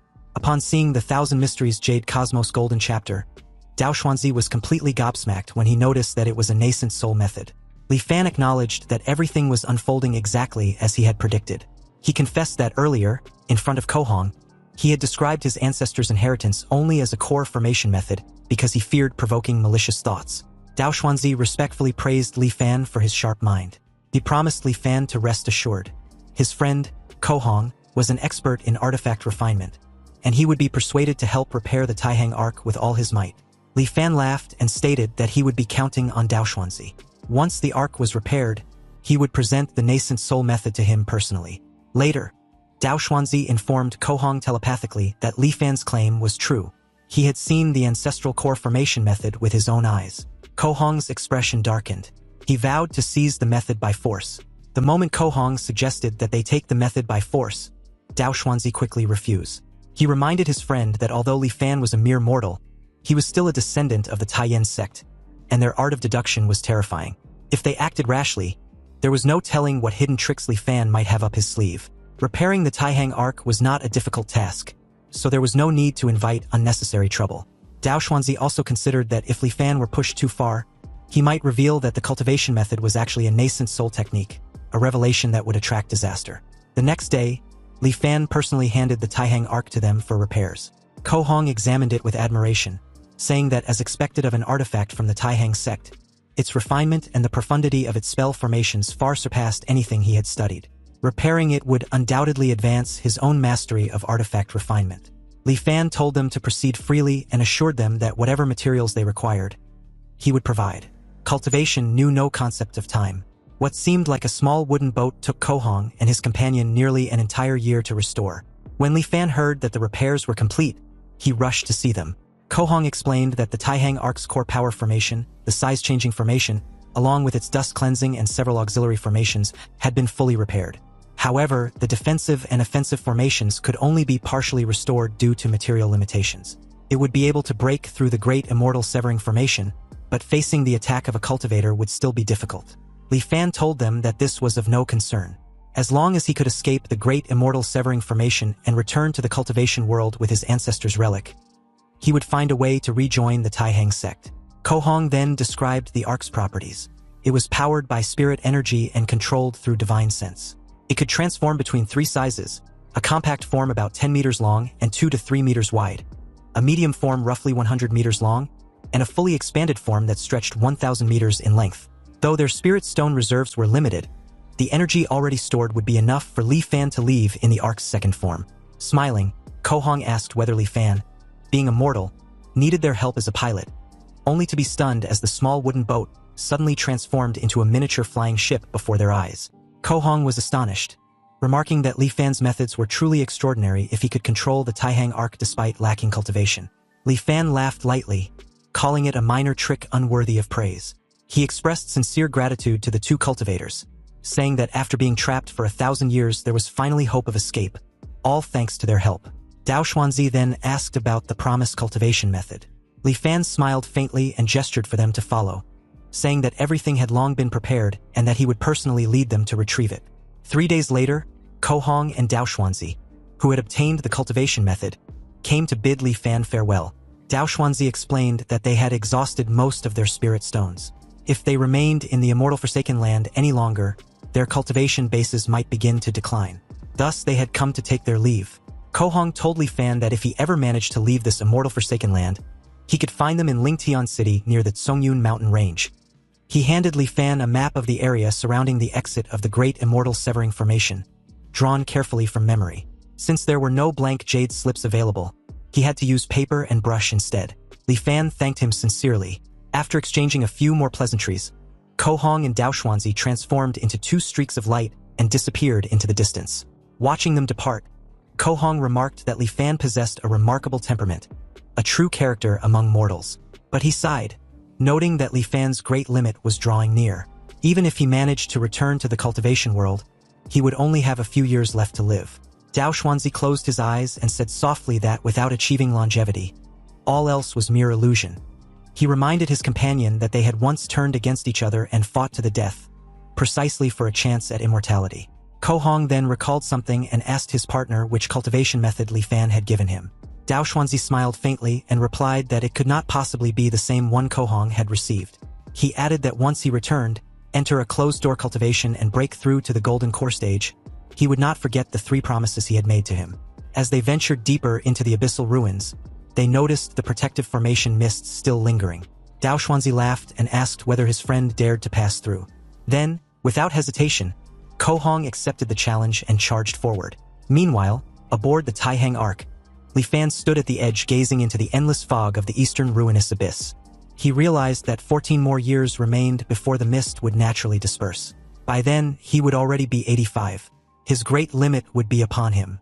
Smiling faintly, he whispered to himself that there was nothing left in this life to cling to. On that day, he decided to test the true nature of the great immortal severing formation. He guided the Taihang Ark and dove straight into the abyss at full speed. The ruins were blanketed in dense silver fog and the surroundings seemed endless and unreal. Suddenly, the ship jolted violently as if it had collided with something unseen. The entire hull shuddered under immense pressure.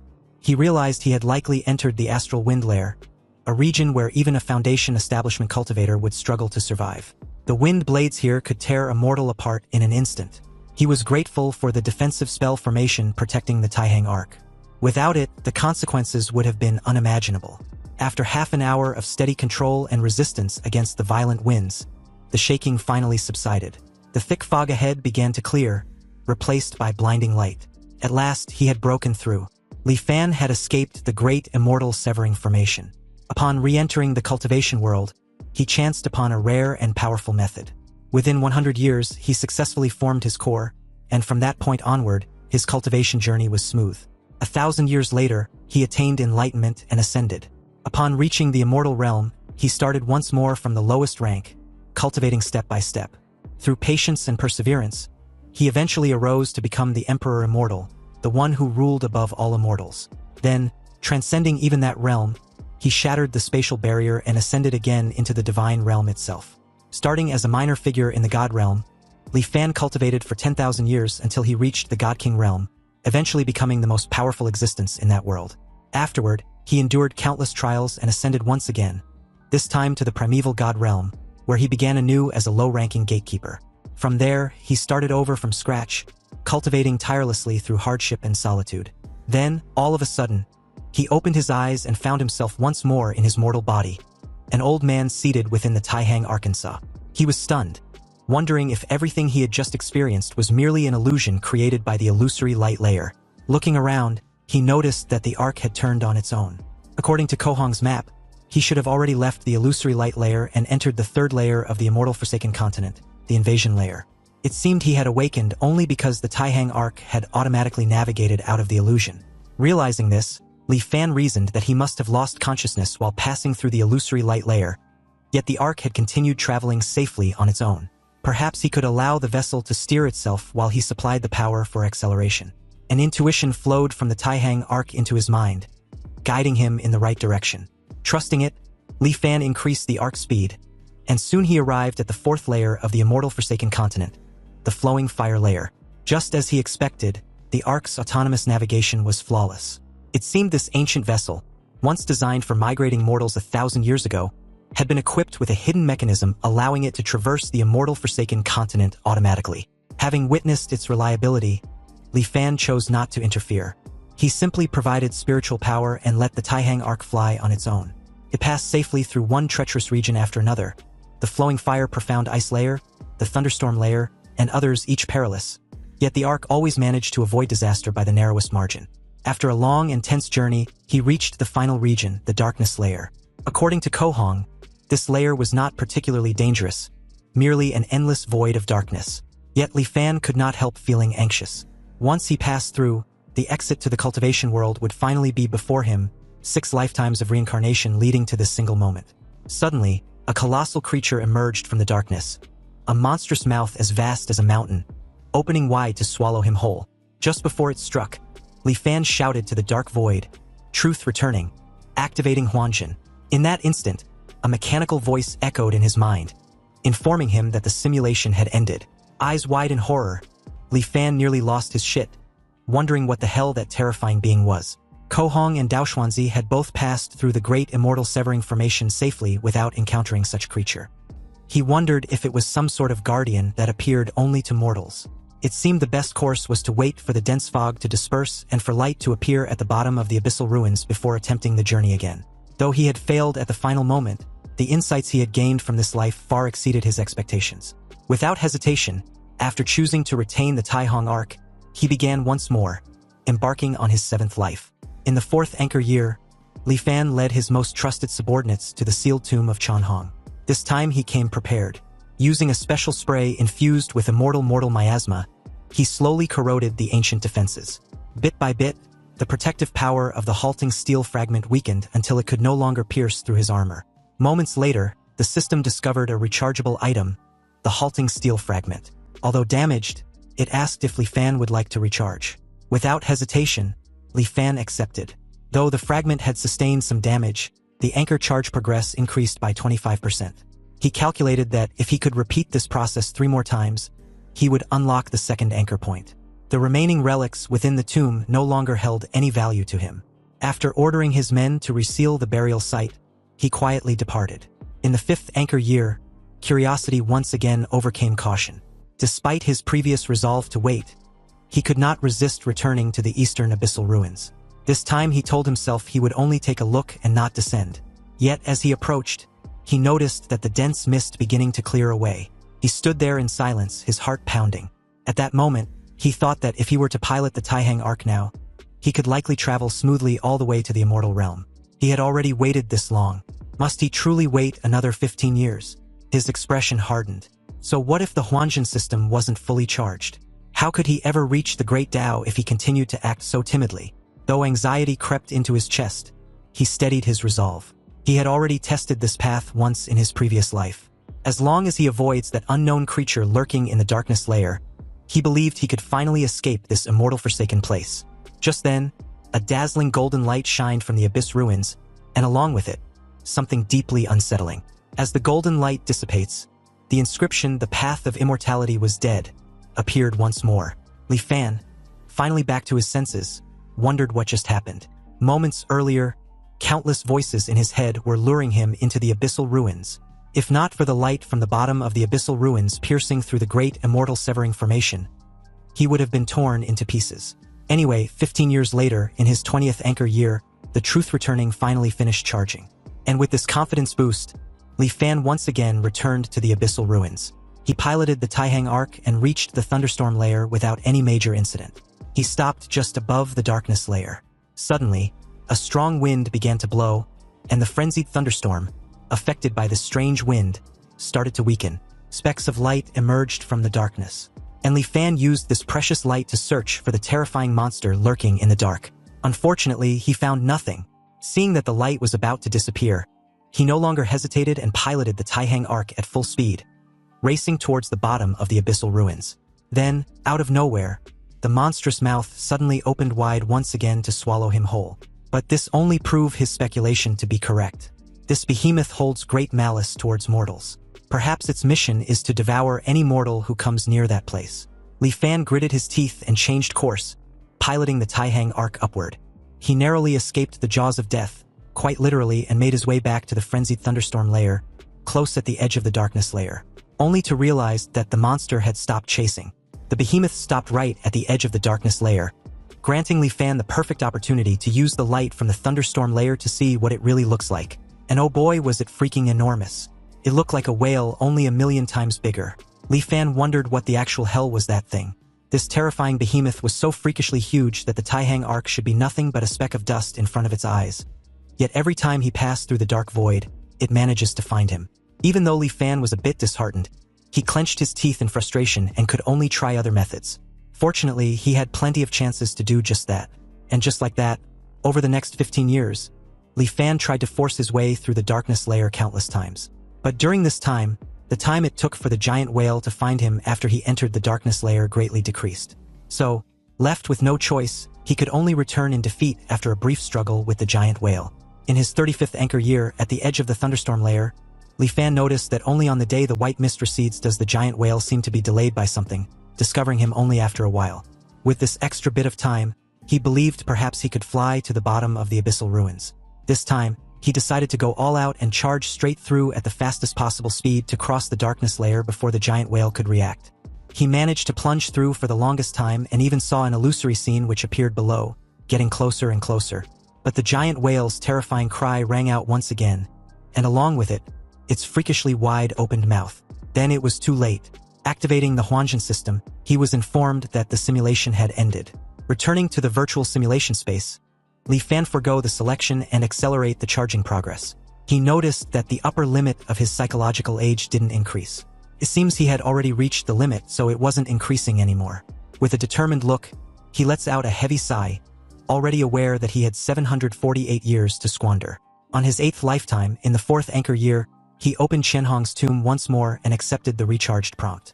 With his anchor charge progress now at 51% and the current anchor points still at 1, Li Fan took solace that at least his 8th lifetime wasn't a complete waste. In the 5th anchor year, the day the white mist receded, the void transformation charge progress was already close to 90%. But anything less than 100% makes no real difference to him, so he can only wait patiently. In the 20th anchor year, Li Fan tried and failed. In the 35th anchor year, he tried again and failed miserable again. However, these attempts weren't completely useless. At the very least, his control over the Taihang arc became more and more proficient. In the 50th anchor year, Li Fan chose not to force his way through the darkness layer again. He was already old, and his reflexes and mental acuity had declined sharply, so there was no chance of success. He chose to meet his 2 old acquaintances to see if he could get any clues from them. As he watched them from below, hearing their opening sentence just now, Li Fan suddenly feel a bit nostalgic. Anyway, as before, he used the pretext of a core formation method to lure the 2 to the Grand Tutor's manor. And after 3 rounds of drinks, he took out a scroll with a painting of the behemoth and inquired about it. Li Fan further explains that his ancestor once said on his deathbed that if he ever had the chance to escape the immortal Forsaken Land, he wouldn't need to worry about anything else. With the protection of their sex Taihang arc, he would be safe. But the final layer, where a giant whale lurks, requires the utmost caution. The 2 cultivators were extremely unsettled with this knowledge, completely unaware that there was such a ferocious beast in that pitch-black, empty place. And how come they didn't see it? A sudden realization struck Dao Xuanzi, and Li Fan was quick to notice. It looks like the Sword Dao cultivator seems to know of the beast. Dao Xuanzi calmly explains that he had only seen records of it in an ancient text, and it was said that in ancient times, there was a sect named beast taming. The beast taming sect had no profound cultivation methods. Relying solely on their beast taming art, they could control the exotic beasts of heaven and earth to fight for them. And among the most famous exotic beasts controlled by the beast taming sect, this giant whale seems to be one of them. In that moment, Ko Hong seems to also have a faint recollection on the topic. He recalled the name of the beast to be a rift-splitting whale. Li Fan then asked if either of them knew how to avoid this rift-splitting whale. But to his dismay, they replied that they've only heard fragments about such beast and had no reliable insight. After all, such an exotic beast disappeared from the cultivation world thousands of years ago. Upon hearing this, Li Fan lets out a sigh and raised his head in disappointment. In the end, he still had to rely on himself. Anyway, after handing the cultivation method to Dao Xuanzi and sending the 2 away, Li Fan chose to end his 8th lifetime. And in his 9th lifetime, he opened Shenhong's tomb again, wanting to absorb the halting steel fragment to charge up. Unfortunately, the truth-returning system had no reaction. In his 20th, 35th, and 50th anchor year, he tried repeatedly, but could not break through the darkness layer. In the 65th anchor year, Li Fan was already 85 years old, and his life was nearing its end. Since he was too old, he could no longer outwit or outfight the giant whale. Li Fan decided not to force it. He will just completely give up control of the Taihang arc and let it slowly drift towards the bottom of the abyssal ruins from the start, drifting through the astral wind layer, the illusory light layer, the inversion layer, the flowing fire layer, the profound ice layer, the thunderstorm layer, and the darkness layer. But to his incomprehension, the rift-splitting whale was nowhere to be seen. Li Fan, absolutely mind-boggled and in a daze, kept wondering what was happening. Why didn't the rift-splitting whale appear this time around? He was almost at the very bottom of the abyssal ruins and could even see the exit. Li Fan decided not to miss this amazing opportunity. So, with every ounce of energy he had left, Li Fan sped up full throttle ahead. But to his confusion, the rift-splitting whale suddenly appeared right behind him, closing in fast. It opened its freakishly enormous mouth, wanting to swallow the Taihang arc whole.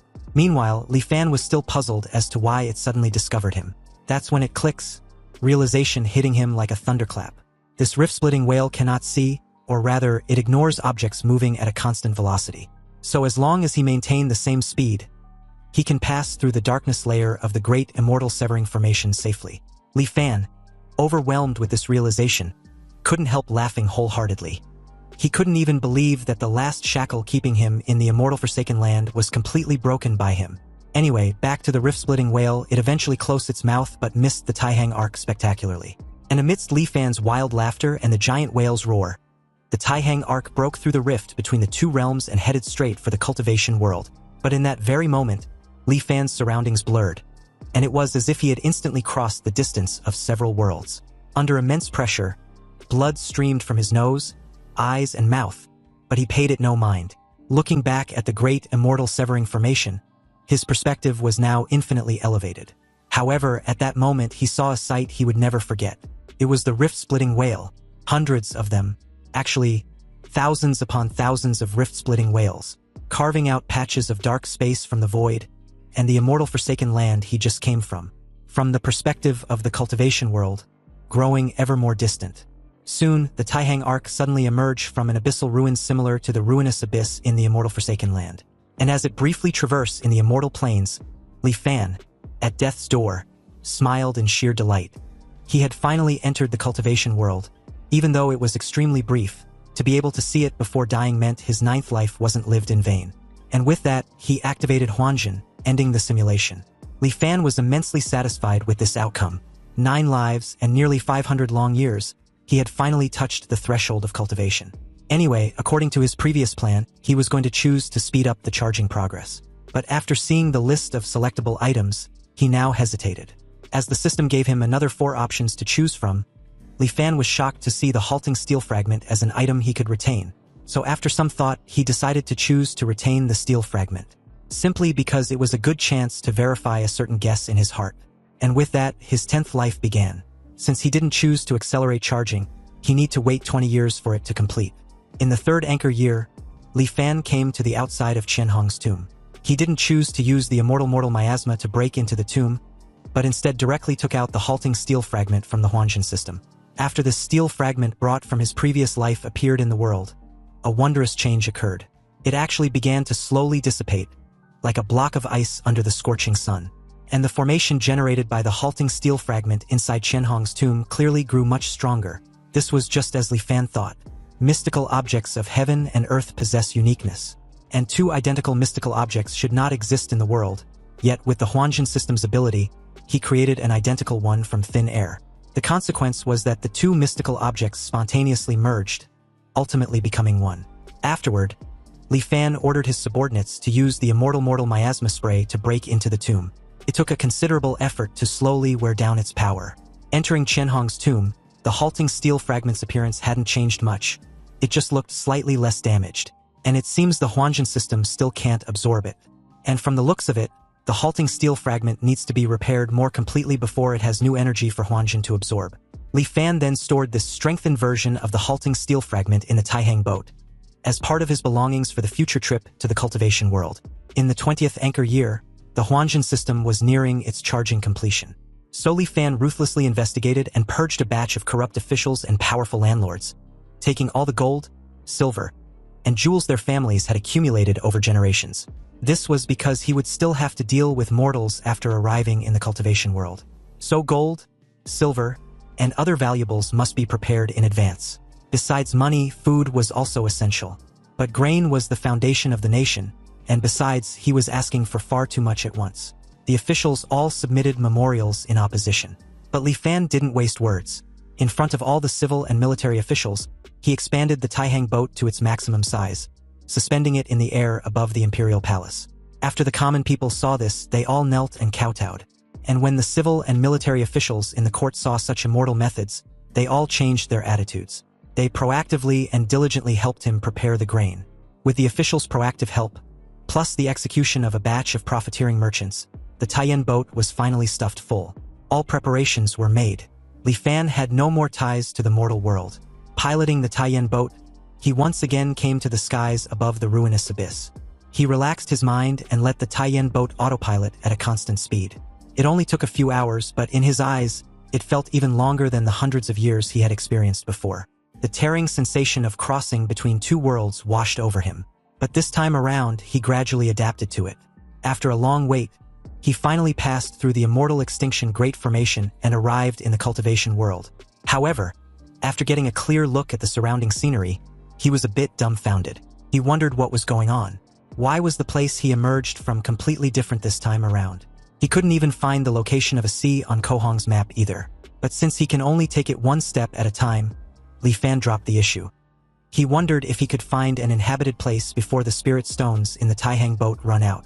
On the vast sea, he randomly picked a direction and piloted the Taihang boat, flying while searching everywhere for traces of cities. The sea was truly vast and boundless, and he flew for 7 days and 7 nights without seeing any sign of human habitation. After another 10+ days like this, the Taihang boat's speed grew slower and slower as it was about to run out of power. Fortunately, just at this desperate moment, the faint shadow of a ship finally appeared on the sea in the distance. When Li Fan looked at the ship with his telescope, he was speechless. It was an actual ship, but in the process of sinking. It seemed to have been attacked because there was a large hole in the hull, and 2/3 of it was already submerged.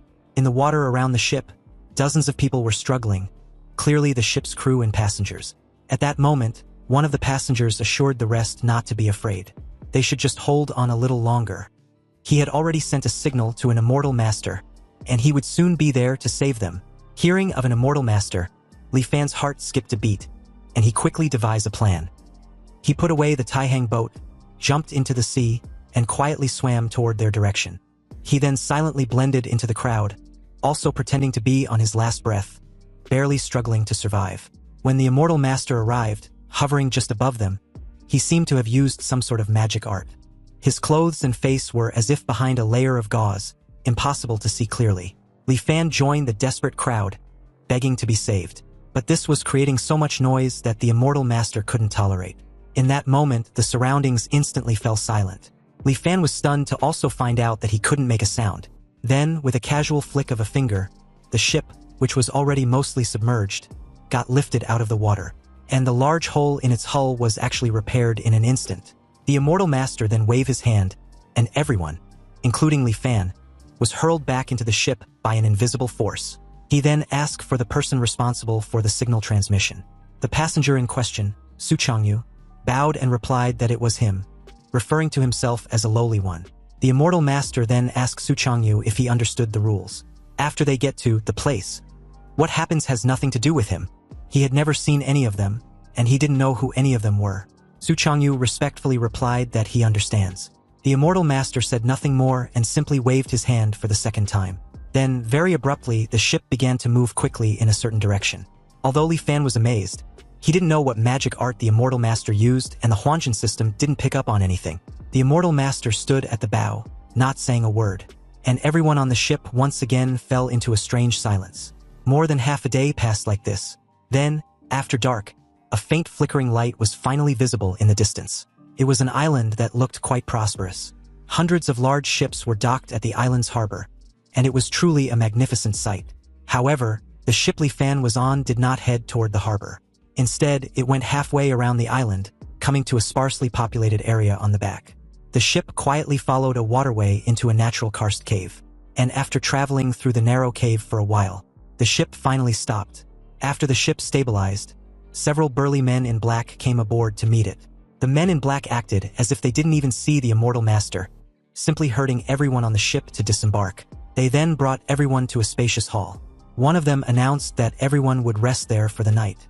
There was plenty of food in the hall, and they may take as they wish. After giving these instructions, the men in black turned and left. Amidst the crowd, a young guy complained about their rotten luck to actually run into a sea monster. There were nearly 100 of them when they set out, but now less than half have survived. Another chimed in, adding that he didn't know what his father was thinking, insisting on sending him to this great world to cultivate. But if anyone was to ask him, how can cultivating be as fun as listening to music? The young guy agreed, informing the rest that back in his homeland, he was the son of the Prince of Jinan. What riches and glory couldn't he enjoy? And what's so good about this godforsaken place? But Su Changyu suddenly questioned them what the point was for complaining now. After all, which family among them didn't pay a huge price to send them all there? Instead of complaining, they might as well cultivate patiently. If they can really become an immortal master, not only will they have hope for long life, they would also have a chance to return to their homeland and possibly bring their family out of their mortal shackles. Li Fan was quick to realize that everyone there was just like him. Mortals exiled from a land of immortal extinction. But it's just that, in the land of immortal extinction they came from, the existence of the cultivation world doesn't seem to be a secret. and they had already developed a mature smuggling route. In that moment, someone claps Li Fan's shoulder, unsettling him. This big guy wanted to know what official post Li Fan held in Dali because he looks a bit unfamiliar. Or perhaps he was a wealthy merchant from one of the provinces. Suddenly, Li Fan's expression turned dark, and the very second he turned in the big guy's direction, he slapped his hand away, bruising it in the process. The fatty, sensing the bone-chilling aura radiating off Li Fan, apologized and backed the fuck off like a terrified chicken. Just a stare from this person had scared him to death, and he felt like Li Fan was giving off an aura of a person who had been in a high position for years, which was indeed the case. Li Fan was no simple character. The next day, at dawn, a middle-aged man came to the spacious hall and announced that he would soon take them to get their household registration. Once they have it, they would officially become members of Lioli Island. But they must remember not to say what should not be said. Otherwise, he cannot guarantee their safety.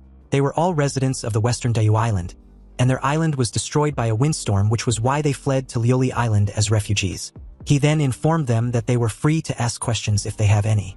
But seeing as no one dared to ask any question, the middle-aged man instructed them to change into tattered clothes.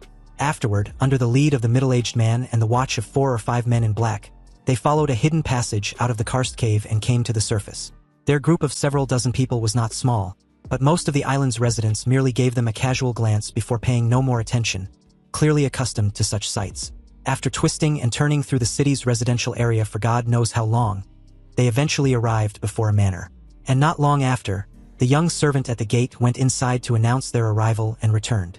Then, leading them through a side door on the left and into a large hall, 2 or 3 other groups, totaling over 100 people, were already gathered in the large hall. Soon it was their turn. The middle-aged man, Sun Zhang, respectfully greeted Steward Zhao, one of the Lord's aide overseeing this occasion. Steward Zhao calmly asked Sun Zhang if the group he brought were all the refugees to be registered. After receiving a confirmation reply, he then asked if they were either rich or noble. Sun Zhang smiled and took something from the breast pocket of his robe, then replied that they were all wealthy families on Dayu Island. He presented the treasure to Steward Zhao, and added that it was unfortunate all their wealth and glory vanished like a bubble without the protection of an immortal master when the disaster struck. Now, they can only travel thousands of miles to seek refuge on their Lioli Island. Apparently, a windstorm raged a few days ago, and even their Lioli Island was affected. But the western islands suffered even heavier losses.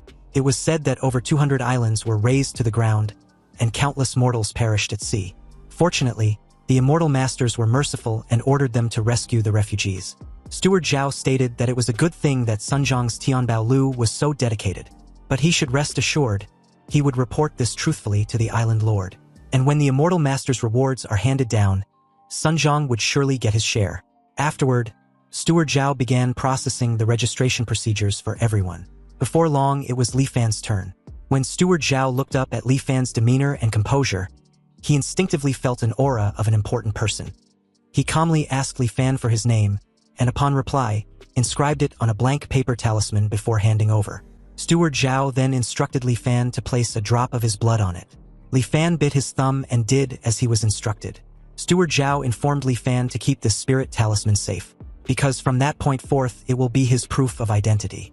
Li Fan would need to present the spirit talisman for all matters on the island, big or small, such as receiving work, collecting grain, and undergoing inspections. He then warned Li Fan to never lose it. Meanwhile, as Steward Zhao relayed all this intel to Li Fan, Sun Zhang, who stood at his side, was puzzled. He couldn't comprehend why Steward Zhao was being so cordial to Li Fan, explaining so much. Anyway, the household registrations were distributed very efficiently, and the entire group received their Lioli Island registrations. Immediately after that, they left that place and did not return to the karst cave. Instead, Sun Zhang led them into the courtyard of a residence. There, he asked with a satisfied smile that they can now sign the contract since the household registrations were in order. Without a word, Su Changyu calmly took out a paper talisman from his robe, bit his finger and smeared his blood on it. The paper talisman, which also had his name on it, suddenly dissipated into thin air. This was the so-called 3 contracts to finalize. And in the future, once they were completely settled, Su Changyu vowed to sign the final contract as promised.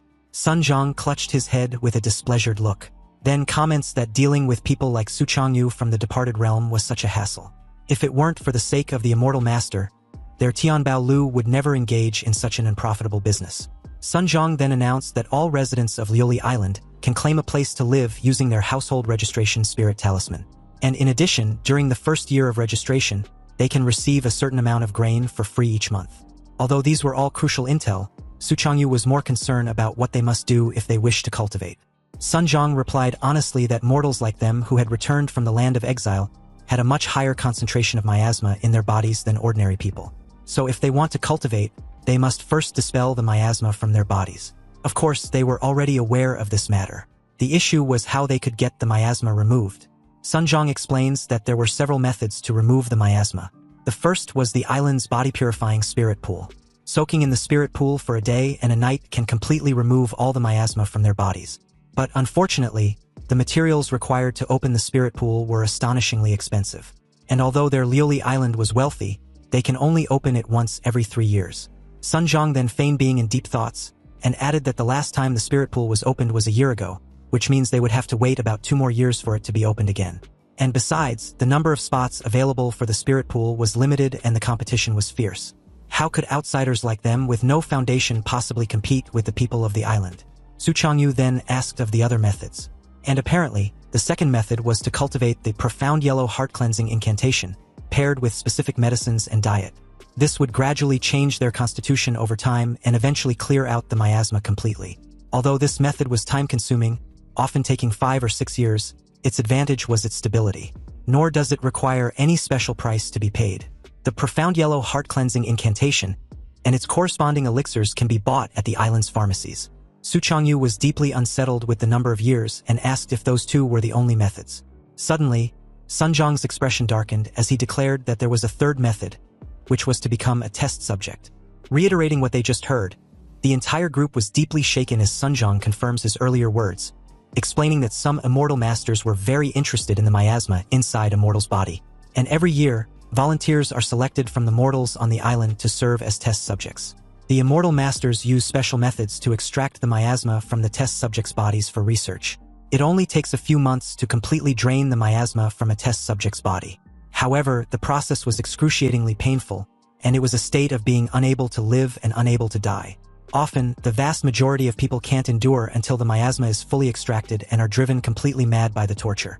Once again, Su Changyu asked if there wasn't any other method as Sun Zhang added somewhat skeptically. Apparently, it's said that the direct mortal descendants of those immortal masters can rely on heavenly materials and earthly treasures to reconstruct their bodies.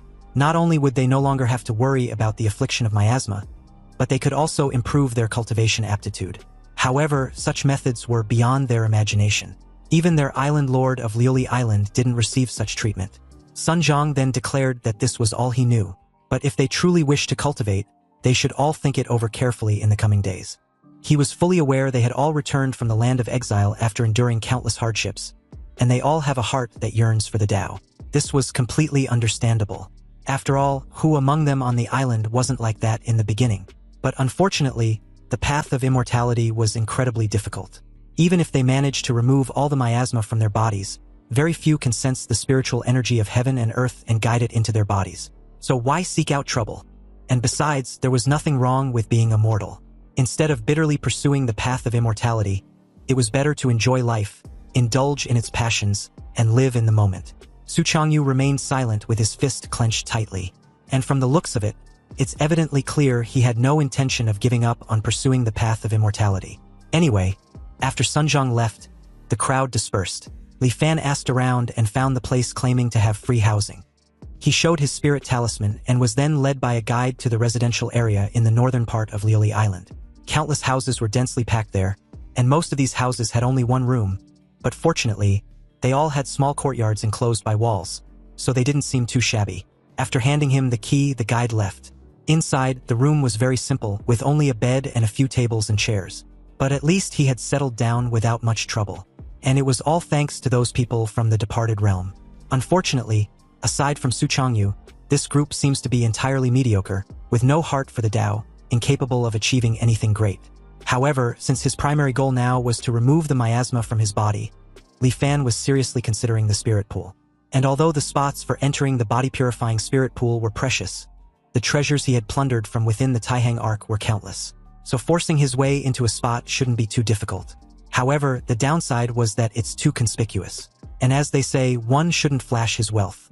Li Fan had yet to have any foundation on Luli Island, so suddenly revealing too much wealth will surely attract prying eyes. He needed to plan this carefully. In that moment, someone suddenly knocked on his door, and upon asking who was there, this person simply whispered a reply, giving nothing away. Li Fan drew a sword from his current miniature Taihang arc and made his way to the door. Then, opening it slightly, he was a bit uneasy and annoyed to see Fatty, who rudely barged in and accused Li Fan of not being one of them. He was confident that Li Fan wasn't from the departed realm, and with his brow furrowed, he asked who Li Fan really was, and his purpose in sneaking onto Lioli Island.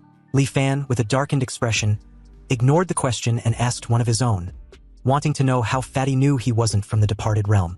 Fatty explained that when they fell into the water, he vaguely saw Li Fan suddenly emerge from underwater.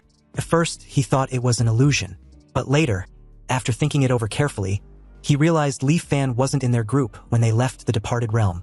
It seems this Fatty was quite astute and sharp-minded, but completely oblivious to the edgy and chilling tone in Li Fan's voice.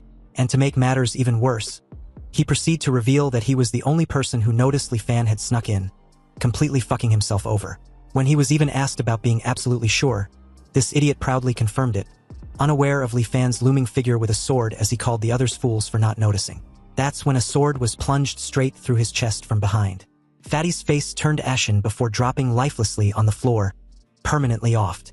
Li Fan placed the sword back inside the Taihang arc, then Fatty's corpse, thinking of how utterly clueless he was.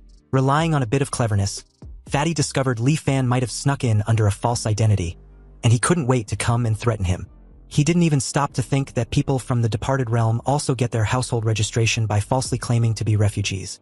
Now that Fatty had a Lioli Island household registration, he really thought of himself as a native. Anyway, that immortal master whose face was unclear, the one who came to meet them, and Sunjong's Tianbao Lu, they all acted very cautiously, afraid of being found out. Clearly, the identity of being immortal from the land of exile was something that must be kept secret. So the Tianbao Lu and that group from the departed realm wouldn't dare to investigate this with great fanfare. Even if they investigate and find out Fatty came to see him before he disappeared, as long as Li Fan insists he never saw him, they can't do anything to him because not even a body can be found. Li Fan thoroughly cleaned away Fatty's blood, then discarded the evidence in the Taihang arc. A few days passed, and just as Li Fan expected, aside from Su Changyu who came to ask him a single question, Fatty's mysterious disappearance didn't attract anyone else's attention. During these past few days, he had been inquiring about various matters on the island while planning how to reasonably use the treasures from the Taihang arc. Gradually, he came to have a general understanding of this Lioli Island where he was at present. This sea region was called the Zongyun Sea. It was vast and boundless, with tens of thousands of islands scattered across it.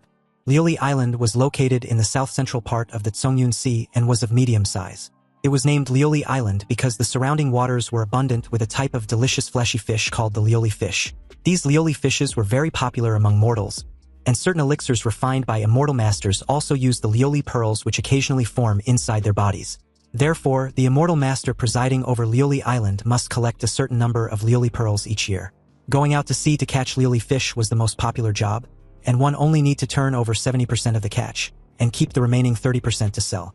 But unfortunately, going out to sea requires large boats, and the schools of Lioli fish were unpredictable.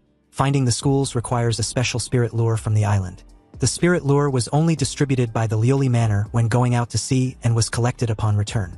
Private fishing was not allowed. If caught, the penalty was immediate execution. Therefore, fishing for Lioli fish can only be done with permission from the Lioli Manor. A few days ago, a fleet that went out to sea not only returned with a great haul of Lioli fish but also encountered a shipwreck. This shipwreck was carrying over a dozen chests of gold, silver, and jewels.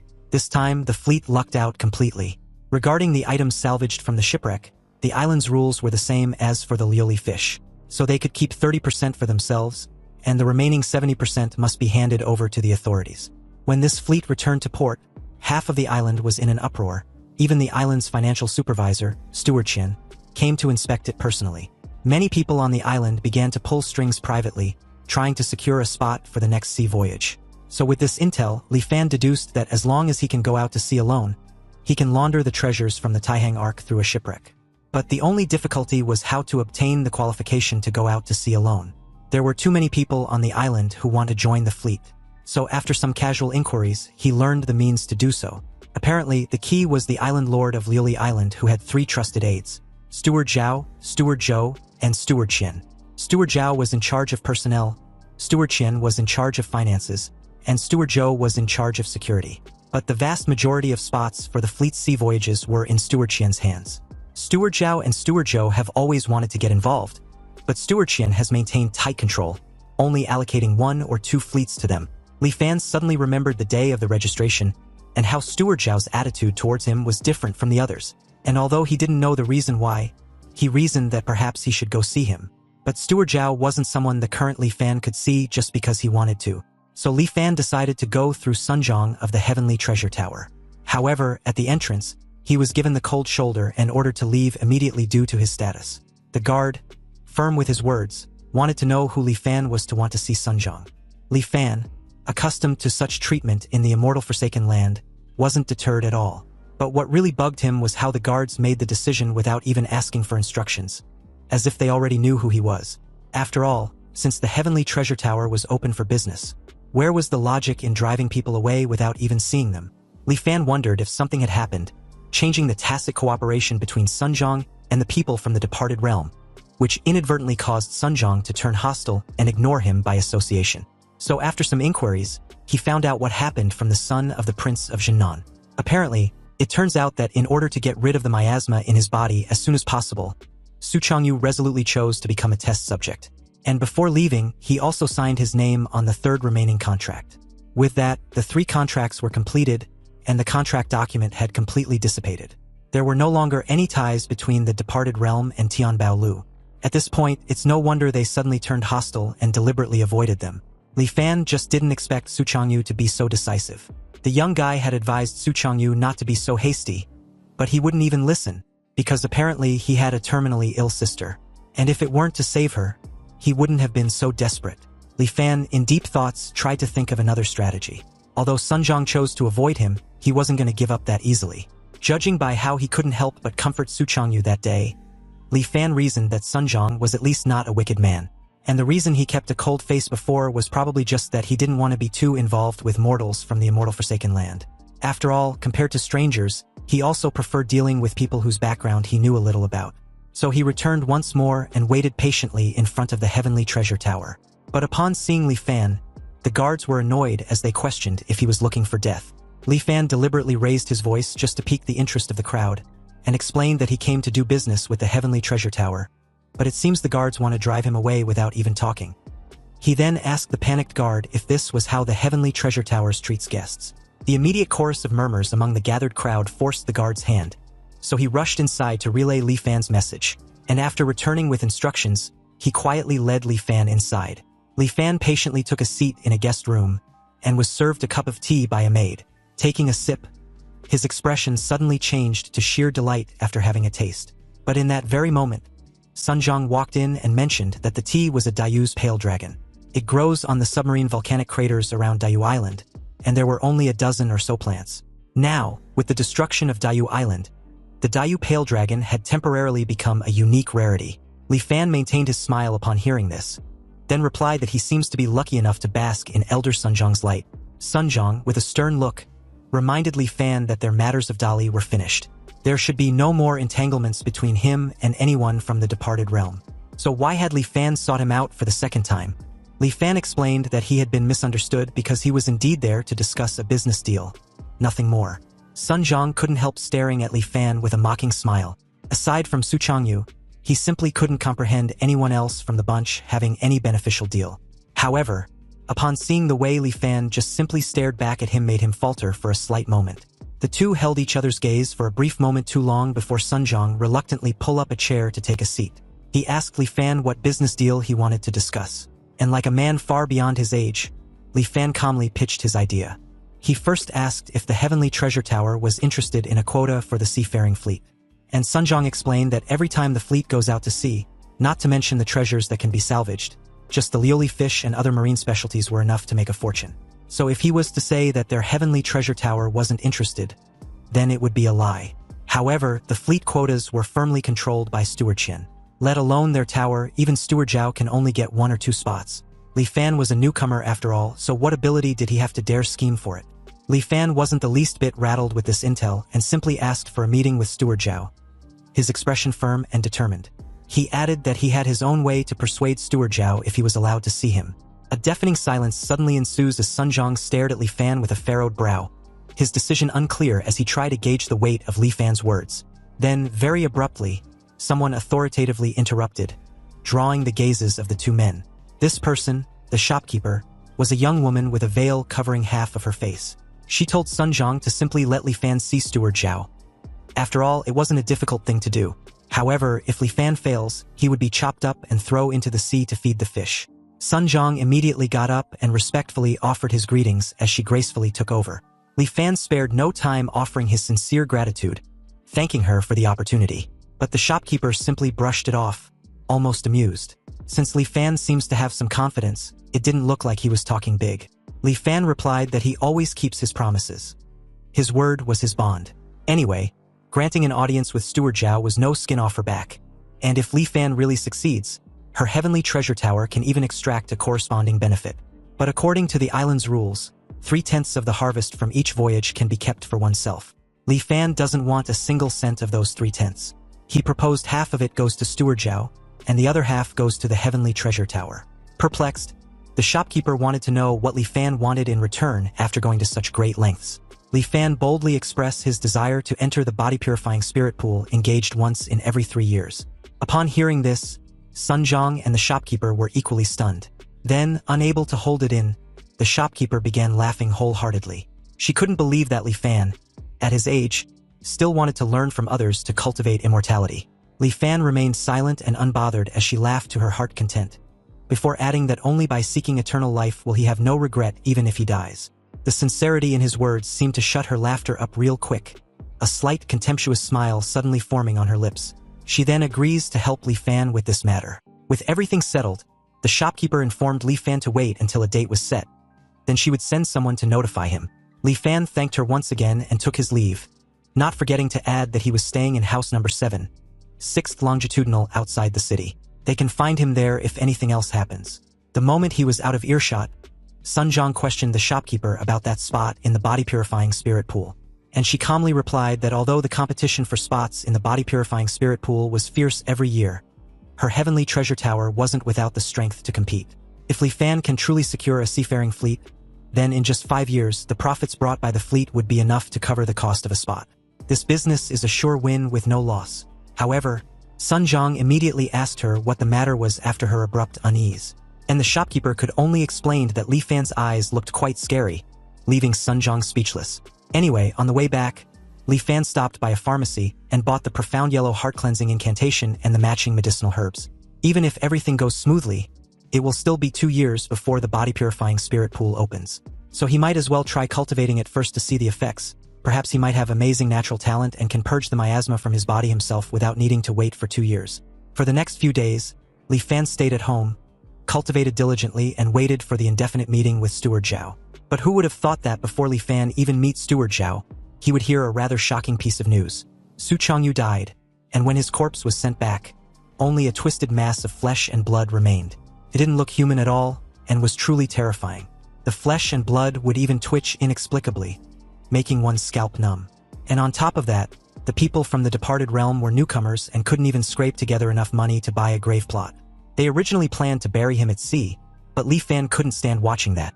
So he took out some money to let Su Changyu rest in peace in the earth.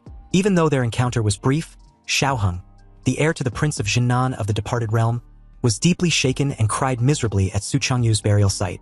And as for Li Fan, he didn't particularly feel much, just a bit of a sigh. After all, he didn't know the guy, but the way Su Changyu conducted himself decently and had a firm will, it wasn't a stretch to consider him as a genius. Although not a genius rarely seen in a century, Su Changyu was definitely no mediocrity. Among the group from the departed realm, Li Fan originally thought Su Changyu was the most likely to make a name for himself. Yet such a person couldn't even survive the prerequisite requirement of cultivation purging miasma and died so silently. The path of immortality was truly difficult. Anyway, in the subsequent process of cultivating the profound yellow heart-cleansing incantation, Li Fan's understanding of those words became increasingly profound. But facts proved that he wasn't some peerless genius either. For nearly a month, he lived in seclusion, cultivating this heart-cleansing incantation every day. So generally speaking, even those with mediocre aptitude would see obvious effects like improved spirits and faster thinking after cultivating for half a month. However, a month had passed, and Li Fan surprisingly didn't feel any changes. He wasn't anxious though, and just treated it as a mandatory daily cultivation task. Another half a month passed like this, and finally, the people from the Heavenly Treasure Tower arrived. And following a messenger, he finally met Steward Zhao in a courtyard owned by the Heavenly Treasure Tower. Li Fan respectfully greeted him, adding that it's been quite some time, but Steward Zhao skipped the pleasantries and went straight to the point. He'd heard from the people at the Heavenly Treasure Tower that Li Fan wants a spot for a seafaring fleet. It seems his appetite was quite big, but what backing did he have? Li Fan couldn't agree more, and although he didn't reveal any backing, he knew a fleet going out to sea seeks nothing but profit. So he was curious about Steward Zhao's thoughts on the profit for catching the lily fish compared to retrieving treasures directly from sunken ships on the ocean floor. Salvaging treasures were worth several regular fishing trips. But the issue was, how could one encounter such a good thing every time? Steward Zhao had been on this island for over a dozen years, and from his memory, there had only been a few scant times with major harvests. But Li Fan confidently declared that if he were to command a fleet, he can guarantee that every time they go out to sea, they will bring back a certain amount of treasure. With an intense stare, Steward Zhao calmly strokes his beard and unexpectedly admits that Li Fan didn't lie. Although Li Fan didn't talk big, he was genuinely curious as to how Steward Zhao actually managed to discern the truth in his words. Steward Zhao explained that he was born with a pair of unique eyes that can recognize talent and distinguish truth from falsehood. Just now when Li Fan spoke, he only saw a soft white light emitting from Li Fan's body, proving that his words were true and harbored no ill intentions. To think there is such a unique art. Li Fan was amazed and a bit surprised as he recalls their first encounter. On the day of registration, Steward Zhao's attitude toward him seemed slightly different from the others. It seems he saw something then. Steward Zhao only saw that Li Fan was extremely wealthy and had quite a bit of blood on his hands. Obviously not an ordinary person. That's why he was a bit polite to Li Fan, forming a good karma in passing. In that case, on the day of the registration, Steward Zhao must have also realized that Sun Zhang from the Heavenly Treasure Tower wasn't speaking the truth. However, whether what Sun Zhang said back then was the truth or a lie, with an immortal master presiding over the island, they weren't afraid of trouble. As long as a person minded his own business, nothing will happen to him. And besides, gathering refugees was also the immortal master's order. So if Sun Zhang can bring so many refugees to his Liuli island, how could he make things difficult for him? Anyway, with this intel, Li Fan was wondering if Steward Zhao could consider the matter of the seafaring spot since he could see that he wasn't speaking falsely. Steward Zhao took a seat and replied calmly, pointing out the obvious. Li Fan was a newcomer with no foundation, so if he rashly hand a fleet over to him, it will certainly cause much dissatisfaction. He rather proposed Li Fan goes with the fleet the next time they head to sea. If he really can salvage treasure every time he goes out, then in just a few trips the crew will surely be convinced through his abilities. At that time, Li Fan can take over the fleet justifiably. Li Fan thanked Steward Zhao, and also complimented his thorough way of thinking. Back at the Heavenly Treasure Tower, the shopkeeper was absolutely shocked and bewildered to hear that Li Fan actually managed to convince Steward Zhao so easily. With a confirmation from Sun Zhang, the shopkeeper was now totally convinced Li Fan wasn't talking big, and indeed had the confidence to secure the fleet. At the same time, Sun Zhang also began to wonder what backing Li Fan actually had. The shopkeeper then instructed Sun Zhang to send Li Fan the title deed for the vacant courtyard on East Street in the city. This absolutely stunned Sun Zhang, who couldn't comprehend what he just heard. They spent a fortune to acquire that courtyard, preparing to use it to bribe Steward Tyen. How can they just let Li Fan have it so cheaply? And even if they were to give it to him, they should wait until he helps them secure the fleet first. The shopkeeper, firm with her decision, instructed Sun Zhang to just do as he's told. If they really wait until then, a mere small courtyard won't be enough to befriend Li Fan. Sun Zhang sent someone to deliver the title deed to Li Fan, and Li Fan naturally didn't refuse the gift. Since he didn't have much to pack, he moved into the courtyard house on East Street that very day. Compared to the slums outside the city, the environment of this courtyard was more than just a little better. Afterwards, he politely declined the few maids sent by the Heavenly Treasure Tower. He settled down there quietly, waiting for the next time the fleet would set sail. Originally, Li Fan thought it wouldn't take long, but who knew an unforeseen event would push the date of the departure into the indefinite future. A massive windstorm hit Liuli Island, destroying everything in its immediate surroundings. It was so destructive that Li Fan could feel the tremors inside his new home all the way in the city. Alarmed by this disaster, he rushed outside to his courtyard, only to be startled seeing several strong storms just behind what appears to be some sort of a formation. And just outside the formation, the destructive power of the raging windstorm with little to no rain or snow was evident to see. Unlike Dayu Island, which got wrecked by a similar windstorm not long ago, Lioli Island is fortunate to have an immortal master who informed the islanders that the Grand Protective Formation had been activated. So there was no need to panic. They should simply hide inside their homes and not come out until everything quiet down. The residents of Lioli Island began praising and practically worshipping the immortal master as a merciful being.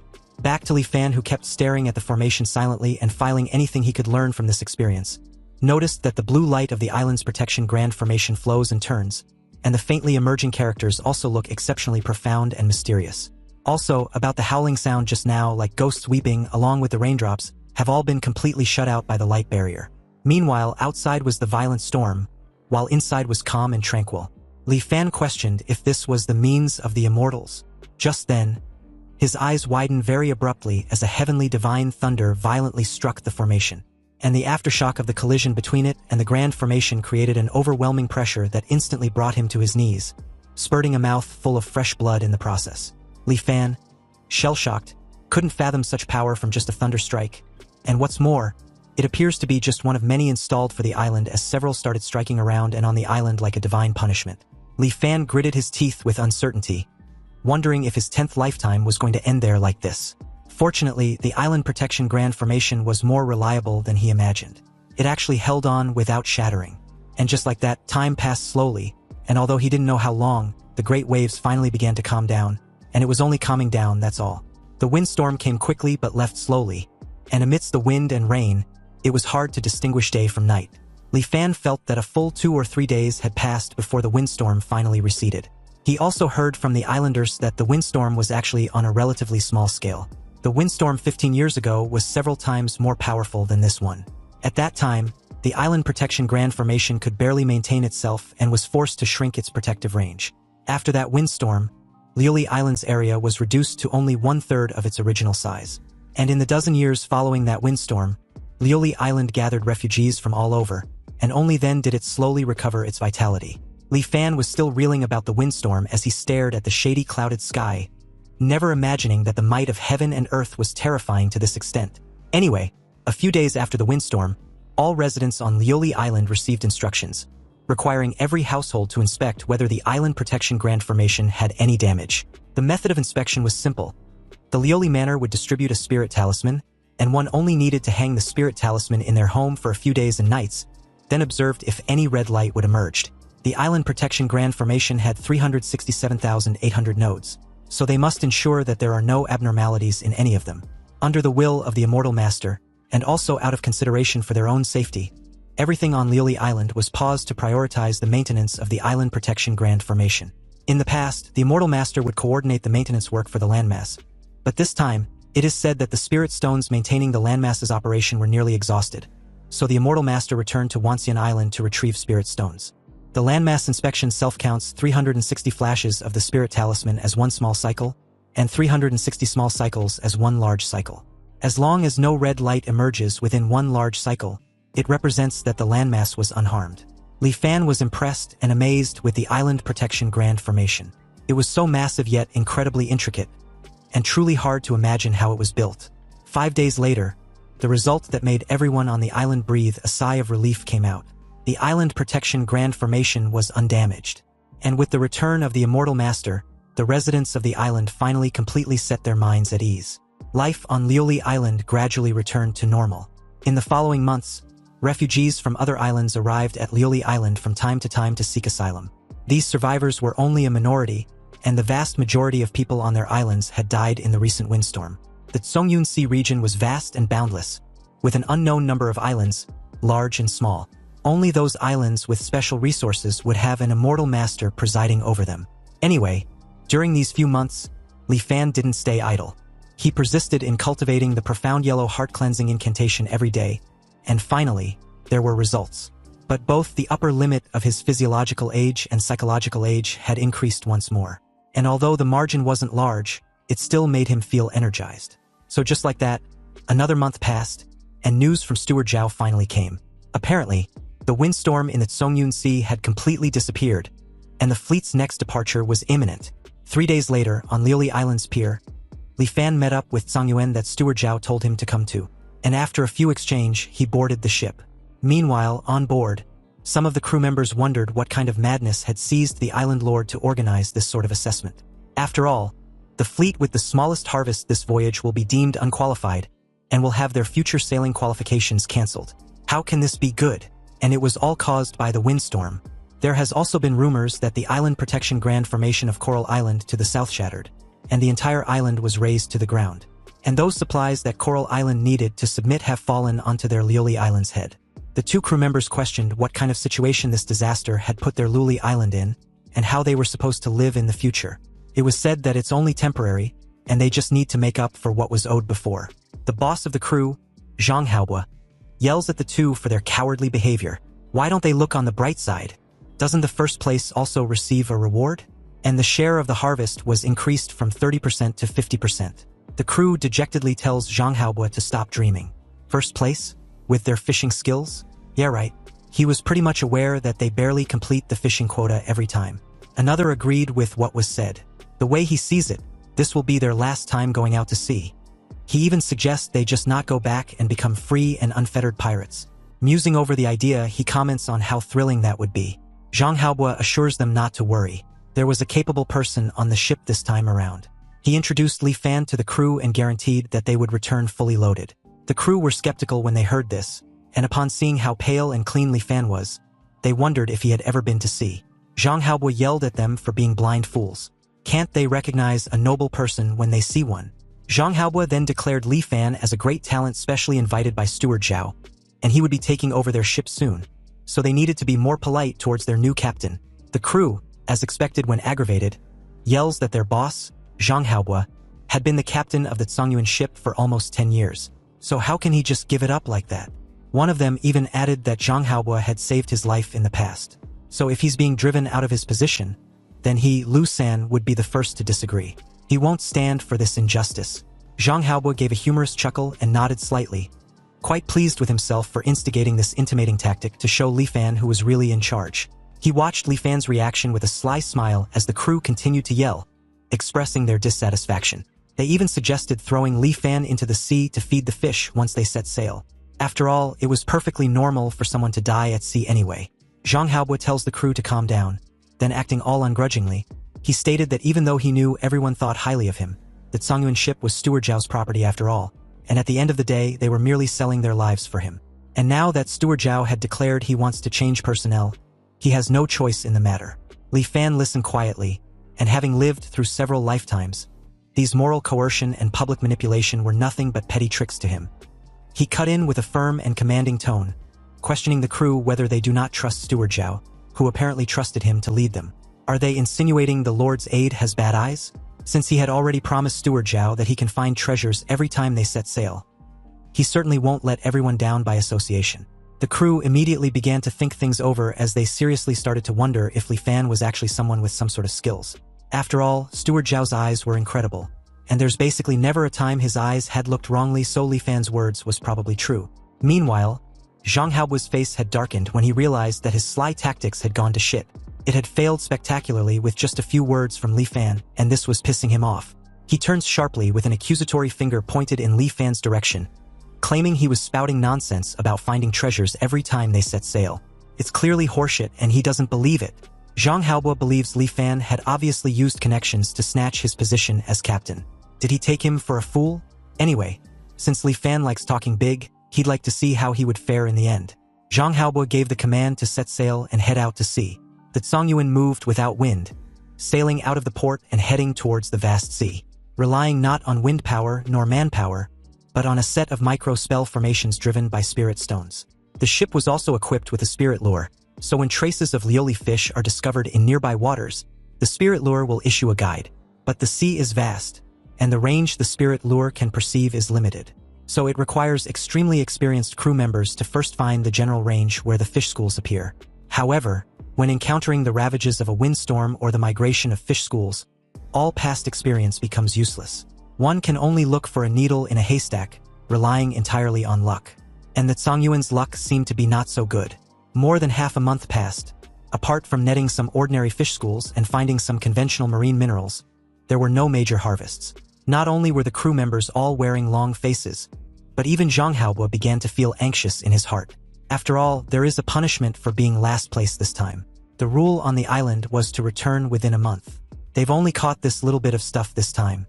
It's quite possible they really have the smallest harvest. They can only hope for a turn of events in the next few days. Zhang Haobo stares at the sky, hoping the immortal master protects them. In that moment, Li Fan came out from the cabin, and upon seeing him, Zhang Haobo was quick to throw shade, wanting to know if Li Fan had finally decided to grace them with his presence. If it weren't for his daily meals, Zhang Haobo would have thought Li Fan had died in his room. Li Fan simply requested for a small boat because he'd sensed sunken treasures nearby. Zhang Haobo, completely gobsmacked, screamed in absolute disbelief. He began to stutter, questioning Li Fan if he was joking. But once again, Li Fan just instructed him to quickly prepare a small boat for him. He had seen jewelries shining with brilliance under the deep sea, waiting for him to salvage it. The opportunity was fleeting, and the light of the treasures was becoming dim. Li Fan told him to hurry before he loses its bearings. Zhang Haobo immediately ordered the crew to prepare the boat at once. And in just a few minutes, the small boat was prepared with Li Fan on board. But before leaving, he told them not to follow and should simply wait for his signal. When they asked why, Li Fan replied that they were too noisy, and their noise could easily interrupt his line of sight. Obviously, this left the crew completely speechless. As Li Fan set off and out of earshot, Lu San asked Zhang Haobo if it was possible that Li Fan was running away by himself. Zhang Haobo dismissed this as silly talk. After all, the sea was vast and Li Fan didn't bring any dry rations along. So where could he possibly run off to? 2 hours later, the crew saw Li Fan's signal in a distance and quickly sailed the ship over. When they arrived at the spot, Li Fan pointed to a spot underwater and added that the treasure was there. Zhang Haobo instructed them to cast the net and prepare to make a dive. Less than an hour later, 16 chests of gold and silver were loaded on board. And as they shined brightly under the moonlight, Zhang Haobo, for the first time in his life, couldn't help but seriously think about that Songyuan's stroke of good fortune. And it was thanks to Li Fan. He wasn't bragging and actually allowed the crew to return fully loaded. It seems everything he said was actually true. He can actually really find sunken treasures at the bottom of the sea. This kind of ability had undoubtedly made him an extraordinary person. An extremely extraordinary person just like Steward Zhao. In that moment, Zhang Haobo, completely humbled, was regretful for the way he had treated Li Fan. After all, it was rare to have a chance to meet such a noble person. And it was fine if he didn't grasp this opportunity, but to actually ridiculously think said person was there to snatch his tiny little fleet. Zhang Haobo felt a profound sense of shame and realized he needed to apologize immediately. So as soon as Li Fan boarded the ship once again, Zhang Haobo earnestly came to bow and apologize to him. After dismissing him pleasantly, Li Fan returned to his room to rest. After all, having obtained the treasures, the Songyuan ship stopped fishing, and immediately turned around, setting course back to Liuli Island. Since the harvest this time was so great, the entire crew wasn't able to rest easy until they returned safely to the island. At the harbor, Zhang Haobo told them not to dock just yet. He then instructed Lu San to quietly slip into the water and go notify Steward Zhao. Lu San should ask him to personally send people to do the inventory. Lu San gave a nod and effortlessly left the ship. Zhang Haobo turned towards the rest of the crew and boldly declared that if nothing unexpected happens, their harvest should be the largest among the fleet that went out to sea this time around. And according to the rules, they get to keep 50%. If outsiders do the counting, they will inevitably deduct or miscalculate. Zhang Haobo doesn't feel at ease unless it's their own people. The crew cheered him on, agreeing wholeheartedly and claiming that even losing a little bit of their cut would distress them to death. After waiting for some time, the Songyuan docked at the shore, but the personnel for the routine inventory were blocked by Zhang Haobo and the crew members. When they questioned the meaning of what they were doing, the crew said nothing and still made no move of letting them on board to take the inventory. One of them deduced that judging by the ship's draft, that Songyuan returned empty-handed this time around also. And from the looks of it, Zhang Haobo's time as captain of the Songyuan ship was coming to an end as well. The crew members nearly engaged in a verbal spat with them before Zhang Haobo shut that down real quick. He reasoned that there was no need to argue with them. Li Fan quietly watched the entire scene, noting that there was a reason why Zhang Haobo could sit firmly in the position of captain of the Songyuan. It was only his background and experience that seemed to limit him. Anyway, Steward Zhao personally arrived with his men shortly after. And as 16 chests of jewelries were carried off the ship under the watchful eyes of the crowd, the entire dock caused a sensation. Consequently, the The news that the Tsangyuan had harvested a massive amount of treasures spread like wildfire and soon covered the entire Lioli Island. Meanwhile, at the Heavenly Treasure Tower, Sunjong barged in on the shopkeeper, looking all flustered. When she asked what the matter was, Sunjong, huffing profusely, stammered coherently about the Tsangyuan ship, treasures, and over 10 chests of them. The shopkeeper didn't understand what was there to make a fuss about if it was just over 10 chests of treasures, and presumed a client wanted to digest these things on the island. If they do, then they still have to go through their Heavenly Treasure Tower's channels. She stops abruptly when realization hits her. The Tsangyuan was the ship Li Fan boarded to set sail a month ago. Sunjong, still breathless, confirmed this, adding that it was no wonder Li Fan could persuade Steward Zhao. He was absolutely certain he would find treasures as soon as he went out to sea. Sunjong then declared that Li Fan's ability seemed to be just like their Heavenly Treasure Tower's grand shopkeeper. The shopkeeper immediately gave the order for Sunjong to go arrange a meeting with Li Fan immediately. She wanted to know when they can invite him for a meal. Also, he should send someone to clean up the tower, then send the title deed over to Li Fan. Without hesitation, Sunjong agreed to do as he's told and left. The shopkeeper wondered if Li Fan has a spirit-channeling treasure physique. Apparently, the legendary spirit-channeling treasure physique. As long as rare treasures exist within a certain range of oneself, one will sense them. And the grand shopkeeper of the Heavenly Treasure Tower, In Yuding, the shopkeeper's older sister, also possesses this special constitution, and it was precisely by relying on this heaven-defying ability that her sister built the Heavenly Treasure Tower. This large-scale chamber of commerce now spans the Tsangyuan Sea from nothing over the past dozen years. And to think that another spirit-channeling treasure physique had appeared now was truly surprising and unexpected. As the scene shifts to Steward Zhao's manor, Li Fan had paid him a visit. Steward Zhao first praised Li Fan. He truly was extraordinary. Fishing up 16 chests of treasures on his first time out to sea, Li Fan really gave him a huge surprise. The harvest this time was indeed substantial, but Li Fan was afraid it will be hard to get this much in the future. Steward Zhao agrees with this assessment. That stands to reason. How could one have such luck every time? However, just relying on the harvest this time around is enough for him to operate a separate fleet for Li Fan. Upon hearing this, Li Fan thanked him for the opportunity. Anyway, Steward Zhao heard that Li Fan had racked his brains just to seek a spot in the body-purifying spirit pool. Li Fan confirmed that it was precisely so. Even with inexhaustible treasures, one will turn into a pile of yellow earth after 100 years. Only by seeking immortality, asking for the Tao, and witnessing eternal life is this trip to the world not in vain. Steward Zhao admired Li Fan's resolved determination. To still have a heart that yearns for the Tao at his age, he admits he's inferior to him. Over 10 years ago, when Steward Zhao was the same age as Li Fan was at present, he once saved an immortal master by a stroke of luck. The immortal master asked if he was willing to follow him to cultivate, but Steward Zhao knew he had long passed the best age for cultivation. Even if he cultivated, he might not achieve anything. Moreover, the older one gets, the more deep-rooted the miasma in the body becomes, and the more painful it is to remove. Now, as he gets older, he vaguely feels regret. But it's a pity that there is no medicine for regret in this world. Among the hundreds of thousands of mortals on Lioli Island, those like Li Fan were truly the minority. Li Fan's response to the flattery was cordial, but he was wondering about the matter regarding the quota for the body-purifying spirit pool, if Steward Zhao could help him secure a spot. Unfortunately, Steward Zhao replied that he can't help Li Fan with this matter. The opening of the body-purifying spirit pool requires the island's immortal master to preside over it, and the quota is also decided by the immortal master. 1 year before opening the spirit pool, the immortal master will announce the required materials, and each family collects the materials on the list and hands them over. The quota is decided based on the amount of contribution points. However, Li Fan doesn't need to worry. The Heavenly Treasure Tower has open branches on every island in the Tsangyuan Sea. If they are talking about the ability to collect materials, there aren't many on Lioli Island who can compare to them. With this intel, it seems Li Fan's priority about the Heavenly Treasure Tower needed some adjustments. And speaking about the Heavenly Treasure Tower, just as he returned to his small courtyard from Steward Zhao's manor, Sunjong came to his door with the title deed. It was obvious that he had been waiting for a long time.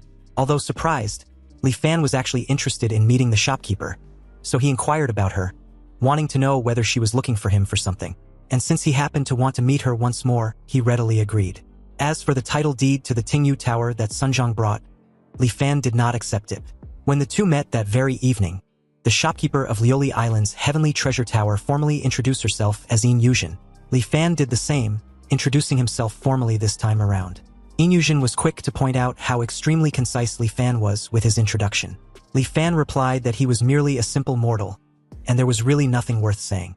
Inyujin then asked of the spirit-channeling treasure physique, wanting to know if that was also not worth mentioning in his eyes either. Li Fan genuinely admits he had no clue what a spirit-channeling treasure physique was. But since his composure gives nothing away, Inyujin was doubtful. If Li Fan didn't have the spirit-channeling treasure physique, then how did he manage to find the location of the treasures in the vast sea? Li Fan replied that it was just a feeling in his heart. This reply displeases Inyujin, who couldn't help but pout with irritation that Li Fan was denying the obvious. But upon seeing that Li Fan seemed to truly not know, Inyujin told him about it out of helplessness. Li Fan took a moment to mull over this intel, before asking a series of questions which completely caught her off guard. If she was saying that her sister was also a spirit-channeling treasure physique, then how old was she, what did she look like, where was she 20 years ago, and where was she now? Inyujin, suddenly panic-stricken, questioned in shock if Li Fan was their long-lost father or some sort. But as she briefly thought things over, she realized that it wasn't right since Li Fan didn't look anything like them. Li Fan was baffled for a moment before stating that he was just curious. But Inyujin took it as him being curious about his own kind, which she gets. Li Fan didn't bother rectifying this, so she continued, adding that she and Inyuding were originally from Yelan Island in the north. Their parents died in a disaster when they were young, leaving only them to depend on each other. In Inyujin's memories, she and Inyuding could only rely on begging to survive every day, never knowing where their next meal would come from. But starting from a point she can't recall, her sister could always find various valuable things in different places. So their days got better day by day. Then later on, Inyuding established the Tianbao Lu single-handedly. Now it's a pity that she hadn't seen her for several years. Li Fan asked where she had gone to, and Inyujin explained that 3 years ago, Inyuding was chosen by a passing immortal master and taken away. At the beginning, she would send people to bring them messages to say she was safe. But later, they never heard any news from her again. Upon hearing that she was taken away by an immortal master, Li Fan wondered if Inyuding was taken to cultivate the path to immortality. But unfortunately, Inyujin knew otherwise. If only that were true. Because apparently, in the letters Inyuding sent back previously, she used a secret code only the two of them understood to tell Inyujin that her current situation was very dangerous, and if she stopped contacting her, it meant she might have met with misfortune. Inyuding also told her not to look for her either. Li Fan questioned if this trouble was invited by her special physique. Inyuding was just a mortal, so what she could sense were only things of some value to mortals. And these treasures, in the eyes of those immortal masters, were no different from scrap metal. It wasn't like no immortal masters noticed Inyuding's special physique before, but none of them took it seriously. Inyujin still doesn't even know why her sister was taken away by that last immortal master. Although her sister likely bodes ill rather than well, the foundation she left behind was still there. So the heavenly treasure tower that she worked so hard to build cannot be destroyed in Inyujin's hands.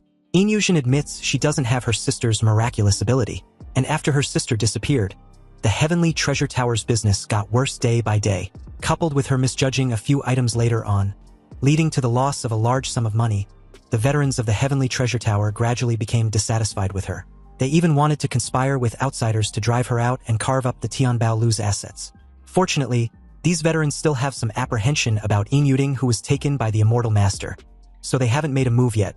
So, under the pretext of opening up markets, Inyujin moved from Yelan Island to Liuli Island to lay low for a while. She originally intended to develop there for a few years and accumulate some strength before settling accounts with them. But she didn't expect to meet another spirit-channeling treasure physique on Liuli Island. Inyujin believes if she had Li Fan's help, she would definitely be able to regain control of the heavenly treasure tower. Although Li Fan understands where she's coming from, he made it clear he wasn't interested in the affairs of her tower. His only wish lies in immortal cultivation. And Inyujin had promised that as long as he helps her secure a fleet, she would help him obtain a spot in the body-purifying spirit pool. He asked if she wants to go back on their deal about the matter. Inyujin explains that the heavenly treasure tower always put integrity first in business. So what they promised Li Fan, they will definitely do. However, before she could continue, Li Fan cut in very abruptly when he perceived some sort of condition being stated, his expression and tone dropping with a bone-chilling aura. Inyujin immediately shifted her gaze elsewhere and explained herself. She stated that even if Li Fan could enter the body-purifying spirit pool, so what? Expelling the miasma from the body was not an easy task. And every year, almost only half of the people who enters the spirit pool can succeed. Moreover, the older the age, the higher the probability of failure. Inyujin points out the obvious. Li Fan wasn't young anymore.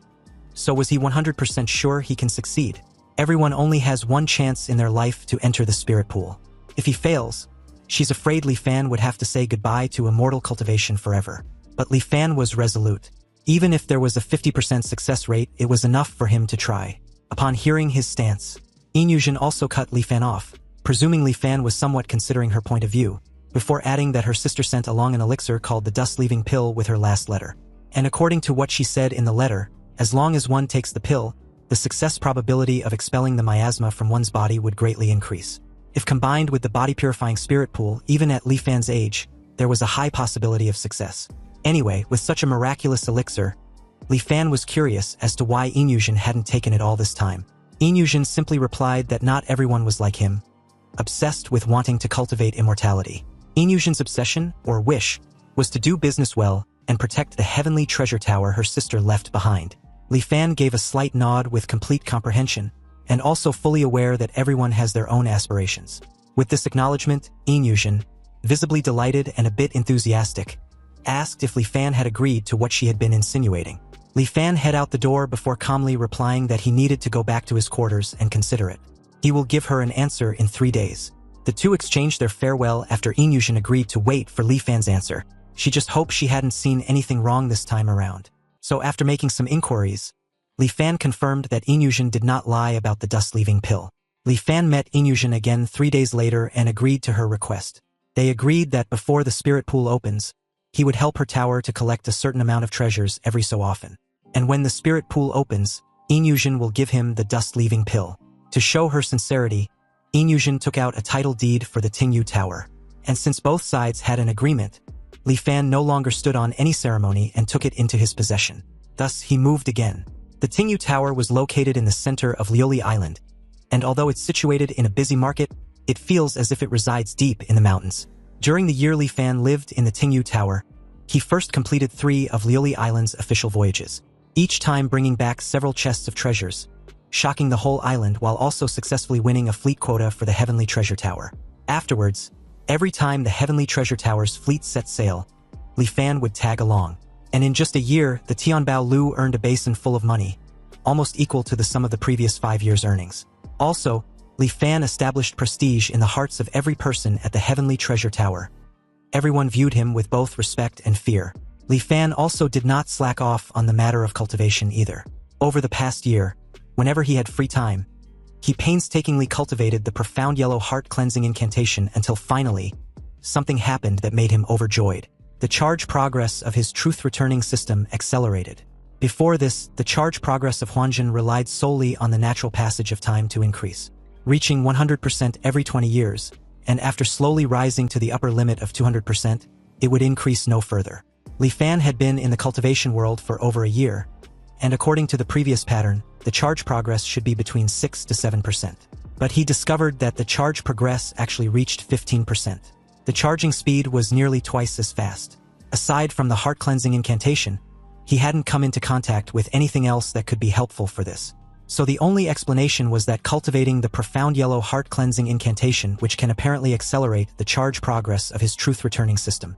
Also, besides the charge progress, the upper limits of his physiological age and psychological age had both seen significant growth. Time passed quietly in cultivation, and soon only 1 year remained until the opening of the body-purifying spirit pool. Inyujin was delighted to inform him that Lioli Island had announced the list of materials needed by the immortal masters this time around, and the materials needed this time were all quite common, except for the Star Sea quicksand which Sunjong hadn't heard of. It seems the key to competing for the spot this time lies with this Star Sea quicksand. Inyujin had never heard of this thing either, and it looks like they would have to ask someone from the Manhwa Chamber of Commerce. These people were all reincarnated hungry ghosts, greedy beyond measure, and Sunjong was afraid they would have to bleed heavily for this. But no matter what, Li Fan must obtain the Star Sea quicksand. He was determined to get the spirit pool quota. You see, the Wanhua Chamber of Commerce was not a local chamber of the Zhongyun Sea, but comes from a continent unknown tens of thousands of miles away. It was said that this Chamber of Commerce was backed by an immortal master, which was why they can easily cross the endless seas to do business on this remote Lioli Island. They still have a year to prepare. The merchant walker from the Wanhua Chamber of Commerce will pass by the Zhongyun Sea in 3 months, so Inyujin plans to contact him then. Li Fan points out that they cannot place all their hopes on the Wanhua Chamber of Commerce. Lioli Island has taken in many refugees from all over the Tsongyun Sea in the past year. There might be someone who recognizes this Star Sea quicksand so they can ask around. Also, other factions on the island would be looking for this Star Sea quicksand, so they needed to monitor them closely as well. With the publication of the materials needed for the body-purifying spirit pool, the matter spread across Lioli Island. Even some ordinary people who didn't care about this matter knew that the major factions on the island were now looking for something called Star Sea quicksand. Xiaoheng heard of the Star Sea quicksand by chance and immediately paid Li Fan a visit at the Tingyu Tower. Li Fan wanted to know what business he had with him. Xiaoheng had recently heard that Li Fan was also looking for the Star Sea quicksand. Li Fan confirmed this before adding that he was old in age. So if he wanted to cultivate, he could only rely on the body-purifying spirit pool. Li Fan then questioned if Xiaoheng knew about the Star Sea quicksand. Xiaoheng explained that back when the Immortal Master descended upon their Dali land, he promised that as long as they gathered the supplies he needed, he would take a group of people to the cultivation world. And among those supplies was Star Sea quicksand. Li Fan questioned why he had no impression of that. Xiaoheng replied that when it was announced to the world, the content on the list had already been reduced by a few items, and as reserved quotas, they were distributed to the major noble families of Dali. And what his Prince of Jinnan's manor was assigned to collect was this Star Sea quicksand. Upon hearing this, Li Fan told him to state his conditions. However, Xiaoheng remembered back when Su Changyu died and was nearly buried at sea. Li Fan was the one who paid for his burial site, which apparently counts as a favor to him. Xiaoheng also knows he shouldn't be doing this, but life on this Lioli island was truly too hard to endure, and he doesn't have great abilities like Li Fan. Xiaoheng was still currently living in the slums. Li Fan got a gist of what Xiaoheng was getting at and interrupted him, adding that he needn't need to say more. He understood his difficulties and was determined to get this item. So as long as he can provide a clue, he can ask for whatever he requires, and he will do his best to satisfy it.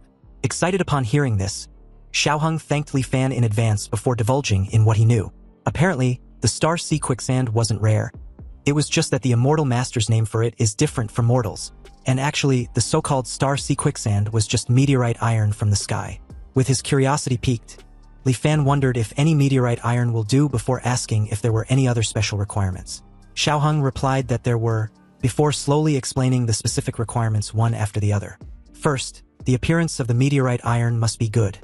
It won't do if the surface was pitted and uneven. Secondly, the overall weight of a single piece must be at least 50 jin. As Li Fan listened, he firmly committed it to memory. And after everything was said and relayed across, Li Fan thanked Xiaoheng, then proceeded to ask what he wanted in return. Xiaoheng nervously stated his desire for just a decent courtyard, plus a slightly easier job. Of course, it would be even better if there were a few servants to help him manage the courtyard. Li Fan was a bit lighthearted and relieved that Xiaoheng, the son of the dignified Prince of Jinnan, only had this simple request. Xiaoheng might as well add a bit more when he still has some say within the Heavenly Treasure Tower. However, Xiaoheng knew his own capabilities, and being able to eat and live well without living so tirelessly was enough to satisfy him. If he suddenly possessed wealth that made others jealous, it would be easy to invite disaster instead. Li Fan didn't insist further, and after exchanging a few more pleasantries, Xiaoheng bid him farewell. On his way out, Li Fan asked if he had any plans to cultivate. After all, having gone through untold hardships to reach this cultivation world, Xiaoheng can't have made the trip for nothing, right? But Xiaoheng expressed his lack of interest in immortal cultivation at present, and even added that just reading that profound yellow heart-cleansing incantation made him drowsy immediately. After seeing Xiaoheng off, Li Fan went straight to the Heavenly Treasure Tower, and upon hearing that the Star Sea quicksand was meteorite iron, Inyushin was a bit skeptical. After all, Xiaoheng could be lying, so they still needed to verify this intel. Li Fan then questioned Inyushin about the Chamber of Commerce, reminding her about the merchant walker of the Manhwa Chamber of Commerce coming to Lioli Island soon. When the time comes, they might as well probe him for the truth. Inyushin was on board with this idea. However, if they can save a sum of money, that would be best. But no matter what, they still need to secretly purchase meteorite iron that meets the requirements. And right now, not many people know about this, but that might not be the case before long. Additionally, when purchasing, they must mix it with other items to deceive others and confuse the public. At the same time, they can order people to release fake news about Star Sea quicksand in the market to muddy the waters. Inyushin was delighted and impressed with Li Fan's way of thinking, cementing her initial thoughts of him not being a simple mortal. Before, she only knew Li Fan had the spirit-channeling treasure physique, but didn't expect him to also have a foolproof strategy for everything. Inyushin was now very curious as to what Li Fan did before coming to Liuli Island. Li Fan simply replied that he just taught people how to read. Once again, Inyushin pouted with irritation. Obviously, she didn't believe this horseshit reply. Anyway, Li Fan took his leave, and on his way, he mentions leaving everything in Inyushin's hands since he still needed to cultivate. Unless there was a special situation, he didn't want to be disturbed. And by the way, he wants the matter he promised Xiaoheng handled as well. Inyushin felt that everything related to Li Fan seemed to always yield promising success. But how can even a small matter like helping Xiaoheng be of great auspiciousness? Has her seeking good fortune and avoiding evil malfunctioned? You see, ever since Inyushin was young, she had been able to foresee the auspiciousness and ominousness of events. And although she doesn't have the ability to sense treasures like her sister, since meeting Li Fan, her premonitions for every task he had assigned have shown signs of great auspiciousness. Inyushin was also well aware that before meeting Li Fan, she had never encountered a great auspicious event. Although she doesn't know what kind of achievements Li Fan will have in the future, she trusts her intuition and will do everything she can to help him. Thus, under Inyushin's authorization, the Tianbao Lu began to operate at full capacity, and the Heavenly Treasure Tower released a large amount of fake news about Starsea Quicksand. Knowing there might be a trap, other factions chose to wait and watch carefully at first. However, one faction held the mindset of buy it first even if it's fake, then sell it again. But consequently, the purchased items related to the rumors on a large scale. Other factions also couldn't sit still and joined the purchasing army. And for a time, prices on Liuli Island skyrocketed, and chaos ensued. As the instigator of all this, Li Fan simply stayed quietly in the Tingyu Tower cultivating. It wasn't until 3 months later that Inyushin finally contacted the merchant walker of the Tianhua Chamber of Commerce. So early that morning, she and Li Fan took a small boat from the Heavenly Treasure Tower, left Liuli Island, and traveled north for dozens of miles to the sea area agreed upon by both parties. The two saw a flying ark abruptly appear in the sky, and was welcomed on board. After all, it's been a long time seeing shopkeeper Inyushin. The flying ark arrived above them, then slowly came to a halt on the water's surface. Inyushin internally gave a teasing laugh, presuming Li Fan must be shocked seeing a flying ark for the first time. But upon seeing no reaction at all from him, she was once again annoyed with Li Fan's expressionless demeanor. Seriously, what gives? Anyway, after the merchant walker and Inyushin exchanged pleasantries after 3 years without contact, he acknowledged how time really flies before asking who Li Fan was. Inyushin introduced Li Fan as an elder hired by their Heavenly Treasure Tower. Upon hearing this, the merchant walker formally introduced himself to Li Fan, before telling Inyushin about the need to go check the goods first because he was afraid that after this time around, it will be difficult for them to meet again. Inyushin immediately asked what the guy meant by that. Had some unforeseen incident occurred? The merchant walker replied that he didn't know the specific reason either. He just suddenly received a notification from headquarters a few days ago that all the merchant walkers in the Tsongyun Sea must cease all operations and return as soon as possible. If he hadn't already scheduled this trade with Inyushin, he would already be on his way back. So they cannot delay this transaction and must make haste. Inyushin was a bit uneasy with this news, because the reason the Heavenly Treasure Tower has been flourishing on Liuli Island was the fact that it was backed by the Wanhua Chamber of Commerce. But now that the Wanhua Chamber of Commerce was suddenly withdrawing from the Tsongyun Sea, what will happen to their Heavenly Treasure Tower's business in the future? Also, why was there absolutely no reaction from her seeking good fortune and avoiding evil this time around? The merchant walker called out to Inyushin, which suddenly snapped her out of her thoughts.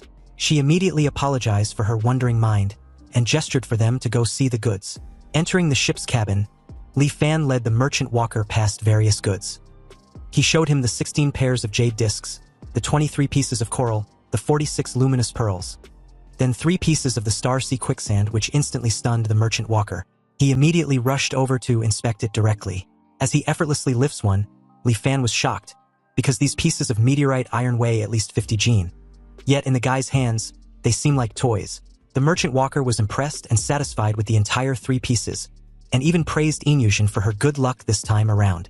To think she actually collected such fine items as Starsea Quicksand was truly impressive. But unbeknownst to the merchant walker, he had indirectly confirmed Xiaoheng's intel to be accurate as Li Fan and Inyushin stared at each other with obvious delight. Anyway, very satisfied with the goods provided by the Heavenly Treasure Tower this time around, and because the two sides would not be able to meet again for a long time, the merchant walker specially invited the two to be guests on the Wanhua Chamber of Commerce's flying ark. After Li Fan and Inyushin had eaten and drunk their fill, the merchant walker led them to the warehouse of the flying ark, leading them to all things he bought while visiting various islands in the Tsongyun Sea. Some items were priceless, while he was unclear about the function of others. The guy Wu just bought them because they looked peculiar. Anyway, if the two are interested, they can pick a few items from among them. Inyushin was ecstatic upon hearing this, her eyes practically lighting up like stars. With her seeking good fortune and avoiding evil, wasn't coming there like a rat falling into a jar of rice? Li Fan watched Inyushin's gleeful expression and couldn't help sighing with amusement. To him, since all the items present were mortal treasures, they hold no interest for him. But seeing Inyushin's eager look, he supposed he would accompany her for a stroll. The merchant Walker Wu informed them that they had the time of 1 stick of incense to dig in. Inyushin comments on a jade bracelet, deeming it as a beautiful piece. And Li Fan added that the material wasn't bad either. Anyway, after 300 years of cycles, Li Fan had lost interest in all mortal treasures. So as long as the item wasn't related to immortal cultivation, he didn't care about any of it. But upon picking out a blue pearl to pass the time, his eyes widen in shock as his system informs him that it had detected a chargeable item. Obviously, the blue pearl was a wondrous item of heaven and earth, the Songhai pearl of nascent level. The system then gave him the option to recharge the item or not. Li Fan was still reeling about the fact the item in his hand was actually a wondrous item of heaven and earth that was still incubating and hadn't fully formed yet. He immediately reined in his excitement, deciding to give nothing away as he placed back the pearl with little to no interest. He pretended not to care and looked at other things nearby. Until the merchant Walker announced that time was up. He didn't spare another glance at that Songhai pearl. Inyushin asked him if he really wasn't going to pick a few items. After all, it was rare for the merchant Walker to be so generous, and this opportunity won't come again. Wu placed a hand on Li Fan's shoulder and laughed, agreeing with Inyushin. There was no logic in entering a treasure mountain and returning empty-handed. Wouldn't that be looking down on him? Since the merchant Walker was insistent, it would be impolite to refuse. Li Fan gestured to the Songhai pearl and a jade tree statue as his items of selection. Wu even praised him for having a good eye. He added that he found the ancient tree jade statue on a desolate island in the northernmost part of the Tsongyun Sea. Apparently, this jade statue was worshipped by a primitive tribe on the island for thousands of years and is quite miraculous. If a normal person keeps it at home, it has the effect of calming the mind and strengthening the body. Li Fan then asked of the Songhai pearl, and Wu simply replied that he bought it from a fisherman on Luyun Island. Li Fan stared at the pearl with evident curiosity. Anyway, at this point, both sides concluded the transaction, and the Tianhua Chamber of Commerce obtained a large batch of treasures, while Inyushin obtained a large amount of gold and silver as well as a few treasures. On the way back, although Inyushin had a full harvest, it was still hard to hide her worry. Li Fan questioned if she was worried about the Heavenly Treasure Tower's future business, and Inyushin confirmed his guess. Without the Wanhua Chamber of Commerce, they would lose a crucial sales channel. Inyushin simply didn't know why they would suddenly withdraw from the Tsongyun Sea. Li Fan assured her not to overwhelm herself with worry. When a cart reaches the mountain, there will be a way through. Anyway, arriving at Liuli Island at night, Li Fan immediately returned to the Tingyu Tower. His original intention for the trip was just to verify if the Star Sea quicksand was indeed a meteorite iron. But he didn't expect to obtain such a treasure. Encountering the Songhai pearl was truly a pleasant surprise. Li Fan just didn't know what was special about it, and why this tiny bead was named Songhai. He wondered if the reason could be that it truly contains an ocean inside. A sudden rustling and a knock outside his door made him alert. It wasn't even dawn yet, so he wondered who had come to disturb him at this hour. Li Fan pulled out a short knife before asking who the intruder was, and it turned out to be none other than Xiaoheng, who urgently wants to talk with him.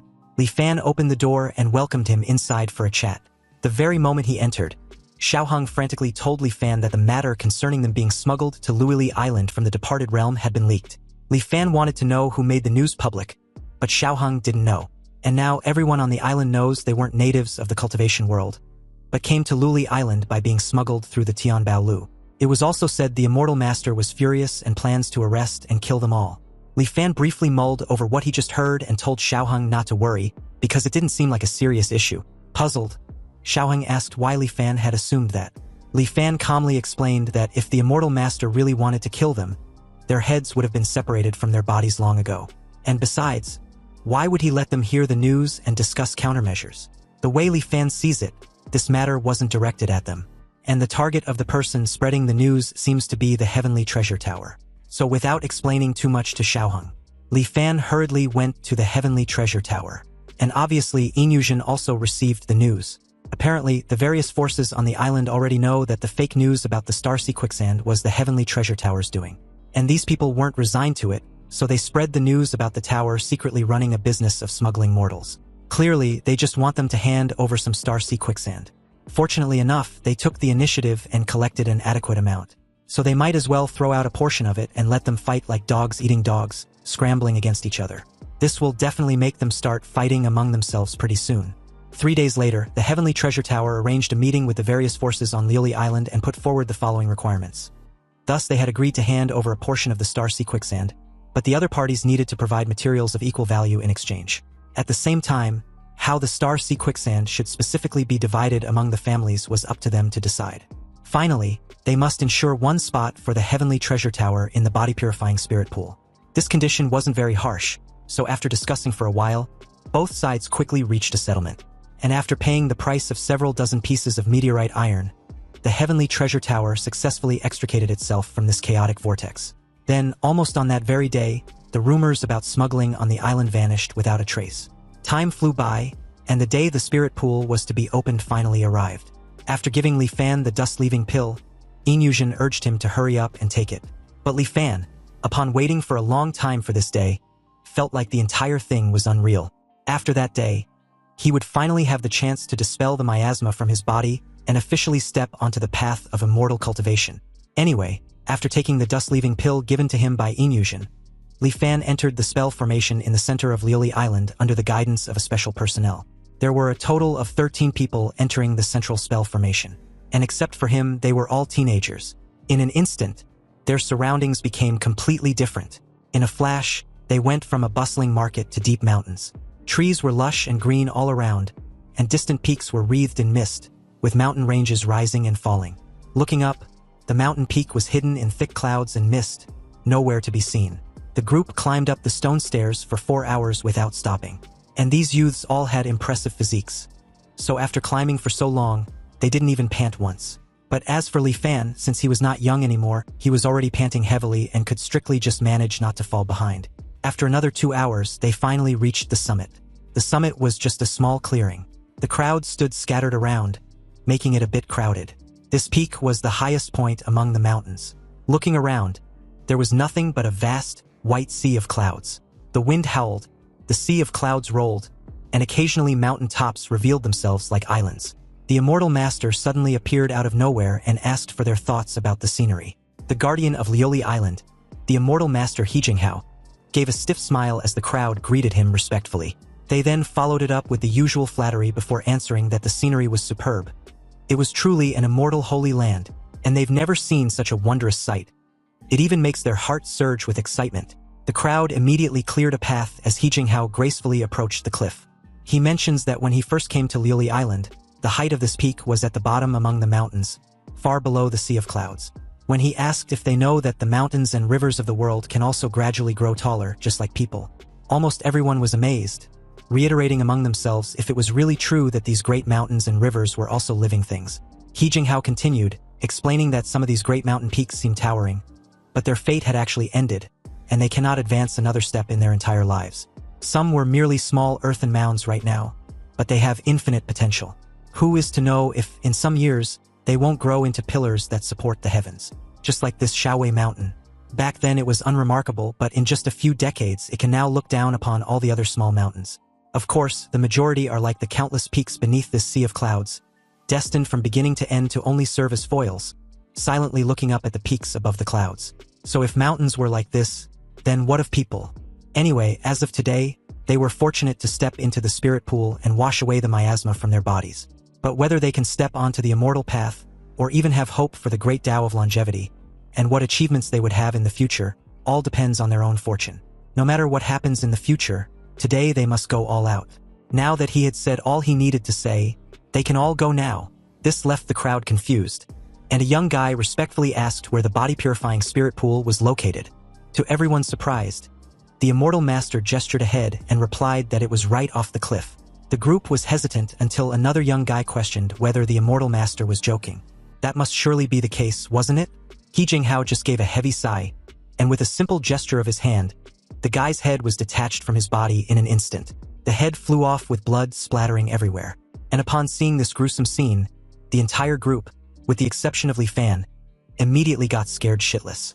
Clearly the young guy had been used as an scapegoat for the others to fall in line and learn a very memorable lesson. They immediately got on their knees and kowtowed to the immortal master, begging for their lives to be spared. They pleaded to be forgiven for their insolence, and promised not to dare question him again. With a cold look, the immortal master He Jinghao advised them to learn from this experience, because on the path of cultivation, having good judgment was also extremely important. They needed to clearly weigh what can be said and what cannot be said, and never wait until their body had perished and their Tao had vanished to blame him for not reminding them as of today. The moment he was done, Li Fan, being the only one left standing, respectfully showed his gratitude of being taught this life-saving lesson. This surprised the immortal master, who silently watched as Li Fan, without any trace of fear or hesitation, walked past him and approached the cliff. Li Fan's steps never faltered, and right at the edge, he took that very first step into the unknown. Li Fan didn't plummet to his death as expected, but was firmly supported by the vast sea of clouds before him, which seemed to possess its own awareness, swirling and coalescing underneath his feet. He took another step forward with his other foot, and once both feet were firmly placed on the clouds, a surging white misty wind blew off underneath his feet, propelling him onward into the vast sea of clouds. The stunned crowd could only watch as He Jinghao silently acknowledged Li Fan's excellent disposition, though it was just a pity he was too old. He watched as Li Fan's departing figure suddenly rode the clouds into the distance. The immortal master then turned towards the rest, who had finally realized that he wasn't messing with them when he showed the location of the body-purifying spirit pool. He informed them that those who enter the spirit pool first get more spirit liquid, so they should all be quick about it and not linger.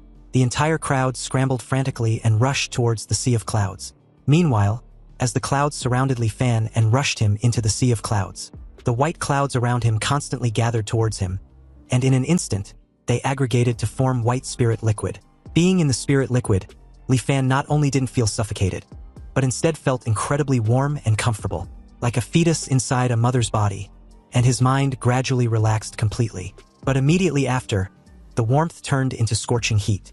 The scorching heat turned into scalding, and the scalding turned into roasting fire. Magma-like heat flowed recklessly and destroyed inside his body, tearing and drilling into every inch of his nerves. This kind of pain is truly unbearable for a human, and Li Fan subconsciously wanted to call out his truth returning. But after 300 years of bitter searching, wasn't it just for this moment? Li Fan roared with resolution. No matter what, he definitely won't give up. He wanted to cultivate immortality and gain eternal life. The pain was like knives, slicing his soul into 1,000 pieces and then another 1,000 pieces, endless and never stopping. His consciousness began to dissipate. Even at this moment, the obsession in his heart made him hold on, and he did not activate the truth returning. His instinct took over, and he started to practice the profound yellow heart-cleansing incantation at that moment. Suddenly, his consciousness seemed to find a backbone, recondensing and growing strong. Although in a state of unconsciousness, Li Fan was like a reef by the sea, standing firm despite the wind and waves beating against it. 3 days passed in a blink of an eye, and out of the 12 people who went in, 11 have already come out. 4 succeeded and 7 failed. Now, there was only one person left in the spirit pool. The older immortal was, the more inseparable the immortal mortal miasma and flesh become.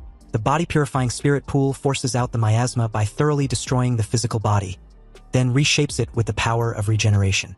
The pain experienced during this was unimaginable. Yet, at such an age, Li Fan had actually lasted for 3 days under this ravaging experience of the spirit pool. He Jinghao was genuinely stunned by Li Fan's will. It was simply unexpected. He also deduced that if Li Fan succeeds in purifying his body, cultivating to the foundation establishment stage will certainly not be a difficult matter, perhaps even the golden core stage. Another 3 days passed, and at this point, the immortal master was totally gobsmacked. If he couldn't still sense Li Fan's stable life aura, he really would want to rush in there and see what exactly was going on. As another 3 days passed, the immortal master was beyond speechless. You see, the body-purifying spirit pool was created by the celestial venerable Dongji of the Myriad Immortals Alliance. So logically speaking, it shouldn't malfunction. But was there really someone who can stay inside for so long? A total of 9 days have passed, and the materials maintaining the spirit pool spell formation were about to run out. If the spell formation stops, it can only be counted as Li Fan's bad luck, and had nothing to do with He Jinghao. But with Li Fan's disposition and will, if he succeeds, in that very moment, He Jinghao decided to cast his doubts aside and offer Li Fan a helping hand. He would just consider it a gamble that Li Fan would have extraordinary achievements in the future. Li Fan better not disappoint him. So with that, He Jinghao formed a series of hand seals, and one after another, items he secretly saved for himself flew out of his storage item, vanishing into the depth of the sea of clouds. After another 2 days passed, the churning sea of clouds finally began to calm. The white clouds danced and clustered together as it carried Li Fan back to the peak of the mountain. And upon sensing no immortal mortal miasma in Li Fan, He Jinghao laughed wholeheartedly and congratulated him. From now on, his shackles were gone, and there was hope for eternal life. Li Fan, puzzled for a moment there, was baffled as to why He Jinghao was being so polite and enthusiastic towards him. Since he wasn't aware, He Jinghao informed him that he stayed inside the body-purifying spirit pool for a full 11 days. Due to this, the formation materials were going to run out long ago, and it was him who spent a fortune to add more to help him. Li Fan was completely shocked by this, and He Jinghao, upon seeing Li Fan's dumbfounded look, added that everyone left after the first 3 days. But unbeknownst to He Jinghao, the reason Li Fan was still shocked after knowing his duration in the body-purifying spirit pool was his current psychological age. Its limit had broken through the 100 mark. And what's even more exaggerated was the psychological age limit.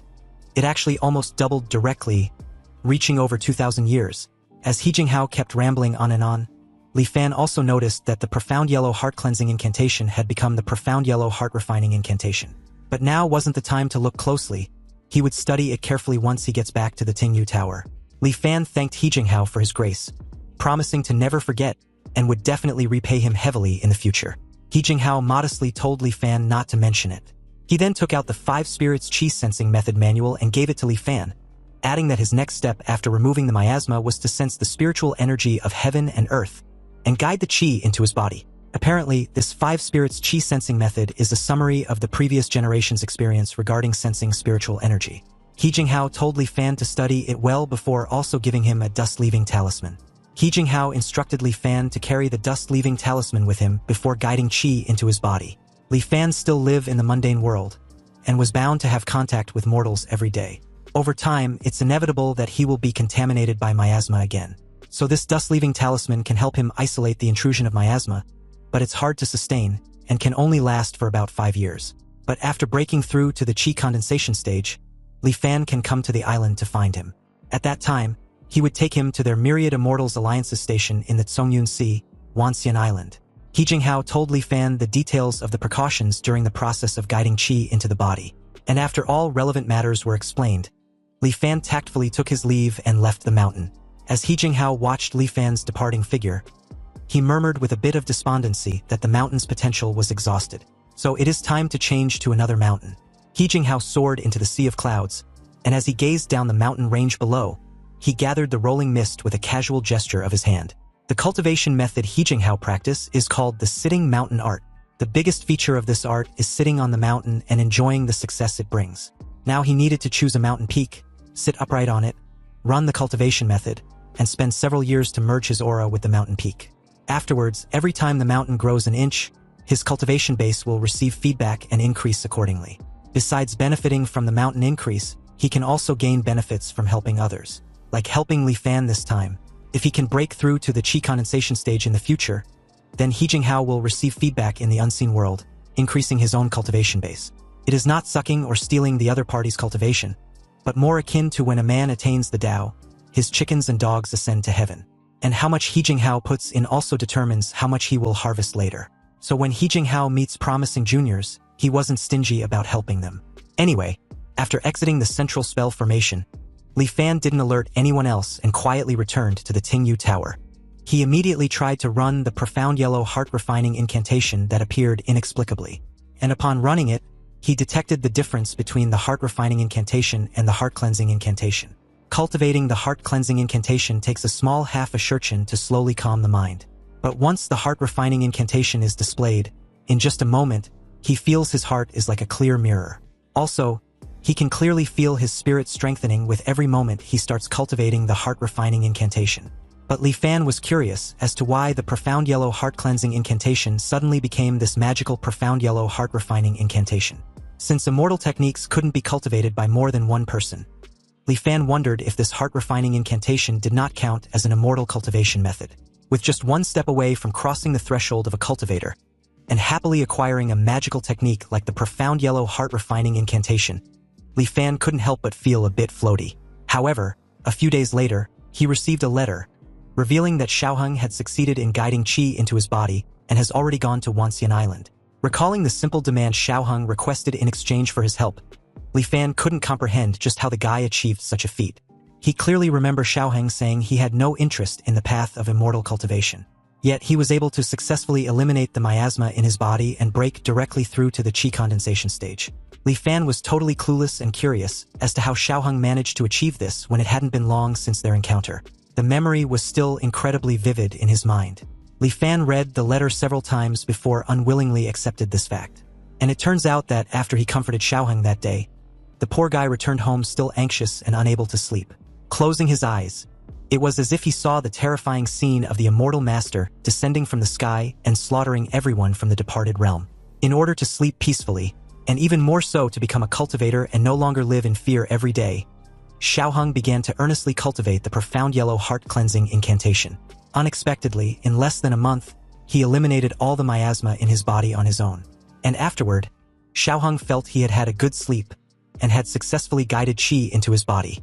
When Xiaoheng tried to be intimate with a maid at home, a gentle hug nearly caused the maid's death. Xiaoheng eventually confirmed that he was already a cultivator, and since immortals and mortals must be eternally separated, he met the immortal master He Jinghao after Li Fan left the spirit pool. And upon confirming that Xiaoheng wasn't lying, He Jinghao looked incredibly regretful. He had used all his materials to build good karma with Li Fan, but if he had known, he would have saved them for this moment with Xiaoheng.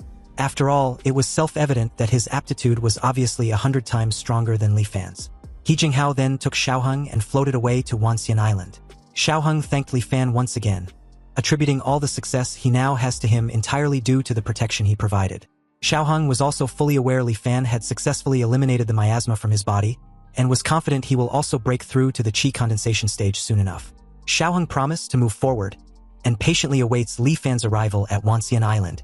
And on the day they eventually meet, if Li Fan has any requests, he will not dare refuse even if it means 10,000 deaths. Although Li Fan was visibly salty about being outdone by Xiaoheng, he couldn't help wondering if this was what it was like to be a legendary person with overflowing natural talent.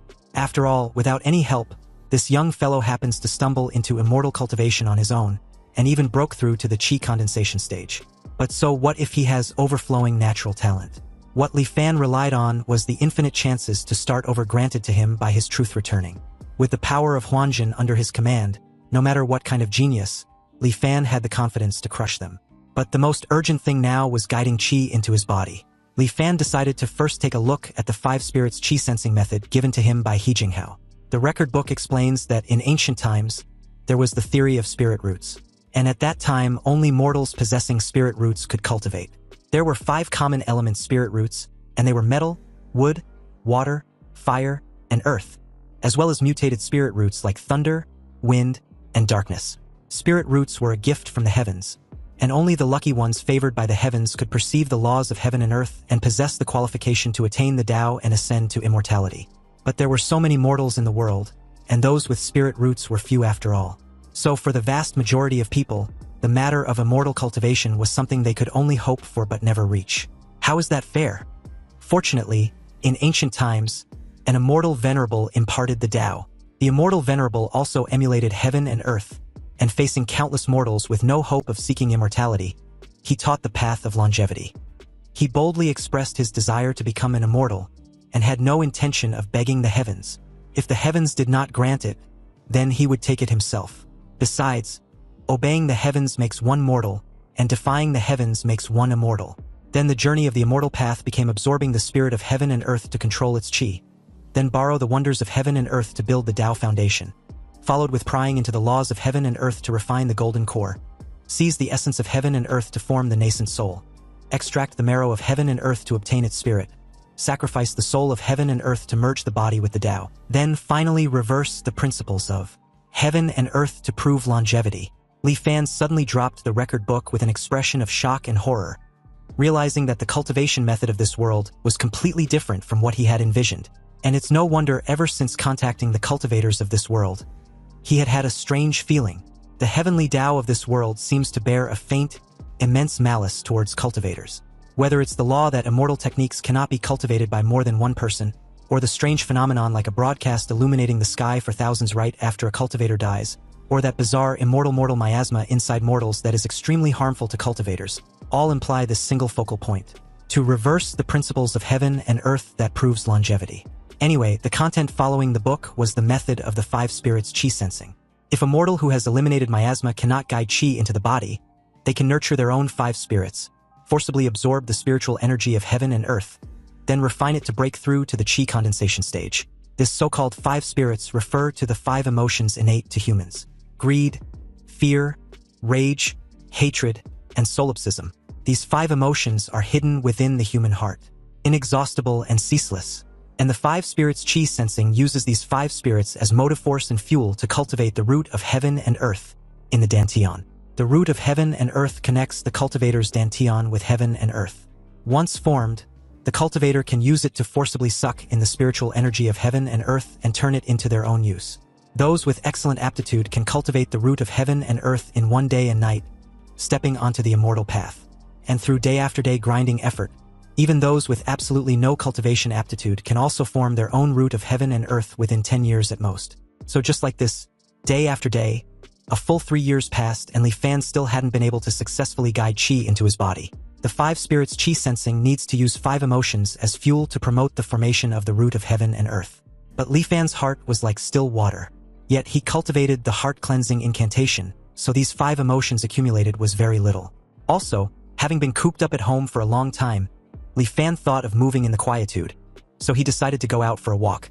There he unexpectedly run into Zhang Haobo, the captain of the Zhongyuan ship. Zhang Haobo was delighted upon seeing Li Fan after such a long time of no correspondence.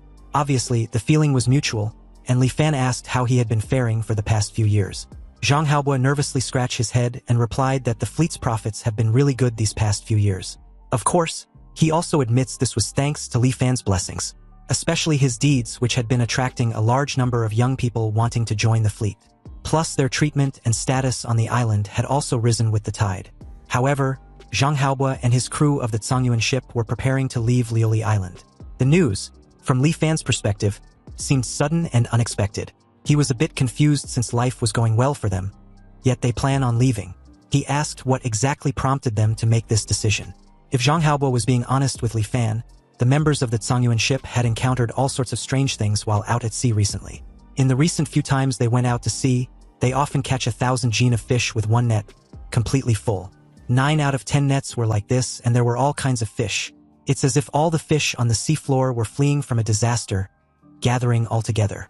Zhang Haobo and his crew had lived on Liuli Island since childhood and understood the hidden reefs around the island very well. But recently, they found that there were more exposed reefs around the island. In the past, there were water level changes every year, but this year's water level change seems a bit unusual, making the crew a bit worried. But there was one more thing that worries them even more. In the past 3 years, not a single windstorm has occurred, and not just the sea area around Liuli Island, but the entire Zhongyuan Sea was like this. The very idea of windstorms strangely being like it's gone extinct seemed weirdly convincing, and somewhat confirms Zhang Haobo's suspicion as Li Fan mulled things over. Zhang Haobo also adds that since the day he was born, windstorms have never stopped. When there were many, there were over a dozen a year. When few, there were still 2 or 3. But now, for 3 whole years, no windstorm has appeared. And although some people on the island are clapping and cheering, saying this is the immortal master's protection, Zhang Haobo and his crew didn't see it that way. This was too abnormal, meaning something big must be about to happen. Li Fan calmly shares some of his thoughts on the matter, explaining that the island has the protection of the Island Protection Grand Formation, and even more so, the immortal master He Jinghao presiding over it. So even if there was a situation, presumably it can be dealt with. However, leaving one's native land was not an easy matter, so Zhang Haobo should think it over again and again. Li Fan's words seemed to put things into perspective for Zhang Haobo, so he agreed to consider this with his crew before making their final decision. This interlude passed quickly, and Li Fan continued to concentrate on cultivation. Time flowed, and another year passed. Inyushin finally accumulated enough power and returned to Yelan Island in high spirits, taking back the position of Grand Shopkeeper at the Heavenly Treasure Tower headquarters. In the letter, she adds that Yelan Island had just been settled, so she will stay there for the next few years to stabilize the situation. She sent someone to deliver this letter to report the good news to Li Fan. Xiaoheng also frequently sent people to deliver letters, asking about Li Fan's recent situation.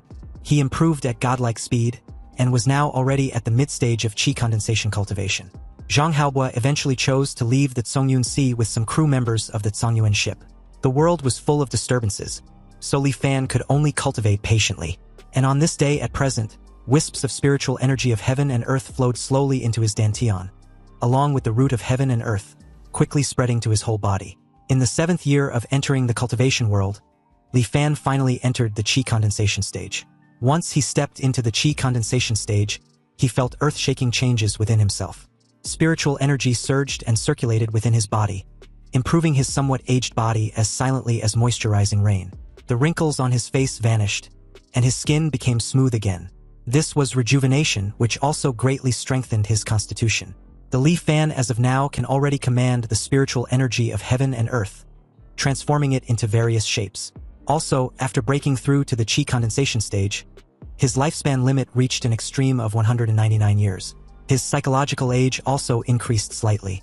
And about the 5 spirits qi sensing method, it was once mentioned that although the lifespan of cultivators far exceeds that of ordinary people, compared to the ancient times, it has been greatly suppressed.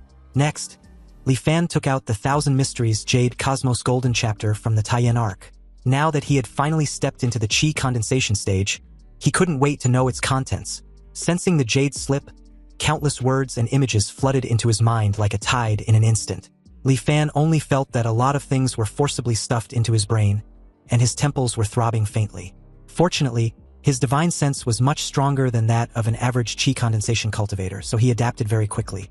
After a long time, he finally had a general understanding of it. The 1000 Mysteries Jade Cosmos Golden chapter was a cultivation method practiced by the ancient Heavenly Mystery sect. The Heavenly Mystery sect believed that heaven, earth, and the myriad things just like humans all have their own thoughts, difficult to detect by ordinary means. But just as killing intent permeates the air when a person has thoughts of killing, heaven, earth, and the myriad things will also emit wisps of qi mechanism from time to time. When heaven emits killing intent, the myriad things wither, and the stars move and constellations shift. When earth emits killing intent, the seas turn into mulberry fields, and dragons and snakes rise from the land. By capturing and refining the various qi mechanisms between heaven and earth, one can return to the origin and reach the realm of resonating and merging with them. The 1000 Mysteries Jade Cosmos Golden chapter was a technique for sensing and refining these qi mechanisms to use for oneself. Once the technique was mastered, one can not only borrow the killing intent of heaven and earth to injure others, but also calculate and predict the future through the deduction of qi mechanisms. But how vast was the will of heaven and earth that even a wisp of qi mechanism triggered was thousands of times greater than that of a cultivator. Li Fan realized this cultivation method was very strong, but it was also very dangerous to cultivate. After all, nurturing one's own killing intent, taking the vitality of all things sprouting in spring, and sensing qi mechanisms from the spiritual items of heaven and earth makes it very easy to be injured by it when one rashly comes into contact with it. Theoretically, if this method was cultivated to the highest realm, one can merge with heaven and earth and incarnate as the Tao. Unfortunately, the Heavenly Mystery sect passed down its legacy for 10,000 years, but the highest anyone reached was only the nascent soul realm. With the help of truth returning, Li Fan wasn't too worried about the risks encountered in cultivating this method. However, he was also in no rush to decide on his main cultivation method. But now that he had successfully guided qi into his body, it was time to see what Wansen Island looks like. Li Fan made his way back to the mountain peak where He Jinghao sent him off during their previous encounter. He now had a pavilion built there, and upon seeing Li Fan, He Jinghao informed him that he sensed a fluctuation in the spiritual energy within Luli Island. So he knew Li Fan must have broken through. Although it took a bit long, Li Fan did it after all. He Jinghao then asked if the reason Li Fan came to find him was to head to Wansen Island. Indeed, it was precisely that, Li Fan replied. He had no more concerns with worldly matters and can set off at any time. In an instant, He Jinghao appeared before Li Fan, grasped his shoulder and instructed him to follow him. He then lifted Li Fan into the air, soaring into the sky at an incredible speed. They broke into the layer of clouds and ascended beyond the mountain summits. He Jinghao formed a seal with a hand and guided his qi towards the vast expanse of mountains stretching endlessly below. Shortly after, rays of white light erupted from the innumerable mountain peaks, streaming and merging together, and forming into an enormous sphere of bright light suspending before him. The very moment he thrust his hand forward and uttered the word, "Open," the sphere of white light surged upward, streaking directly along the direction of his hand. In a flash, it transformed into a radiant pillar that connected heaven and earth. Then it collided with what looked like a sun suspending in the sky. This sun's surface distorted violently and cracked apart a second later, splitting into two halves and creating a portal. Although Li Fan was amazed, stunned, and couldn't comprehend how the sun had split in two, He Jinghao didn't offer any explanation and simply guided him towards the portal. Like a tractor beam, the two were pulled into the portal, and in less than no time, they appeared to be standing in a vast plaza after the blurred haze subsided. And in a distance, a colossal stone statue of an elderly figure with a long beard stood majestically, and right below was a crowd of stone statues varying in size and style. They seemed to be gazing at the colossal statue with reverence. He Jinghao explained that where they currently were was the Dharma Transmission Square. It was built to commemorate the immortal venerable preaching the Tao back then, and every station of the Myriad Immortals Alliance has such a square. Flight was not prohibited within Wansen Island, but Li Fan should remember that his altitude cannot exceed the statue of the immortal venerable. Otherwise, he would inevitably be attacked by the Myriad Immortals Grand Formation. Even if he was in the nascent soul realm, his body will perish and his Tao will vanish in moments. Although flying was also not prohibited on the island, He Jinghao advised Li Fan not to fly around randomly if there was no need. He Jinghao led the way, explaining in a low voice the matters that need attention on Wansen Island as they walked. And since it concerns life and death, Li Fan kept them firmly in mind. Passing through a corridor naturally woven from vines, they arrived in a quiet forest full of greenery. In a clearing in the forest, a massive, ancient, and plain mirror was placed. This mirror was the Tianxian mirror of the Myriad Immortals Alliance. From time to time, cultivators passed through the mirror surface, heading to unknown destinations. There were also cultivators coming out of the mirror and leaving directly. Legend has it that before the immortal venerable preached the Tao, the Tianxian mirror was just an ordinary mirror. Later, when the immortal venerable taught the Tao, this mirror reflected the immortal venerable's Dharma image and actually gave birth to a wisp of its own will. Later, it learned to cultivate like a cultivator, slowly evolving from a mortal object into the heaven and earth spirit treasure it is today. Most of the affairs for them as cultivators in the Myriad Immortals Alliance were handled by the Tianxian mirror. It is also said that the Tianxian mirror holds a grudge very much, so one must be careful not to speak carelessly. He Jinghao then led Li Fan inside, and the very moment they entered the Tianxian mirror, they appeared at what seemed to be an isolated dark space. And as far as the eye could see, no other cultivator could be seen in this separate space. It was as if Li Fan was in a void, with nothingness and darkness all around. He Jinghao spoke to no one in particular, explaining that Li Fan was a newly advanced cultivator, and he was there to join the Myriad Immortals Alliance at Wansen Island. A reply came from the void, recording this ding merit as medium, and credited 50 contribution points to He Jinghao for referring a Qi condensation initial stage cultivator to the Myriad Immortals Alliance at Wansen Island. His current total contribution points was now 920 points. Anyway, since Li Fan had now officially arrived, He Jinghao, relieved, decided to take his leave. He still had island guarding duties, so he won't be accompanying Li Fan any further. Also, if he has any questions, he can feel free to ask the Tianxian mirror. Li Fan thanked him greatly, and soon after, the void stated that this divine sense fluctuation had been recorded, and an independent space had also been generated. It then asked for the cultivator Li Fan to state his name. Li Fan gladly did so, and was welcomed to the Myriad Immortals Alliance. As a benefit, he will be gifted 20 contribution points for free. He can use contribution points to exchange for spirit stones, cultivation methods, magical treasures, and all sort of things. He can also obtain contribution points by turning in supplies, completing tasks, trading with others, and the like. Similarly, if he encounter a problem he cannot solve, he can also spend contribution points to post a bounty. Li Fan's current total contribution points was officially announced to be 20, and as a cultivator who has newly joined the Myriad Immortals Alliance, he can reside in the Tianxian mirror for free for 30 days. But after the 30 days, he will need to pay contribution points to continue residing. The residence fee was 10 contribution points every 30 days. Of course, he can also choose to spend contribution points to purchase his own cave abode on Wansen Island. Li Fan then asked a question that left the Tianxian mirror speechless.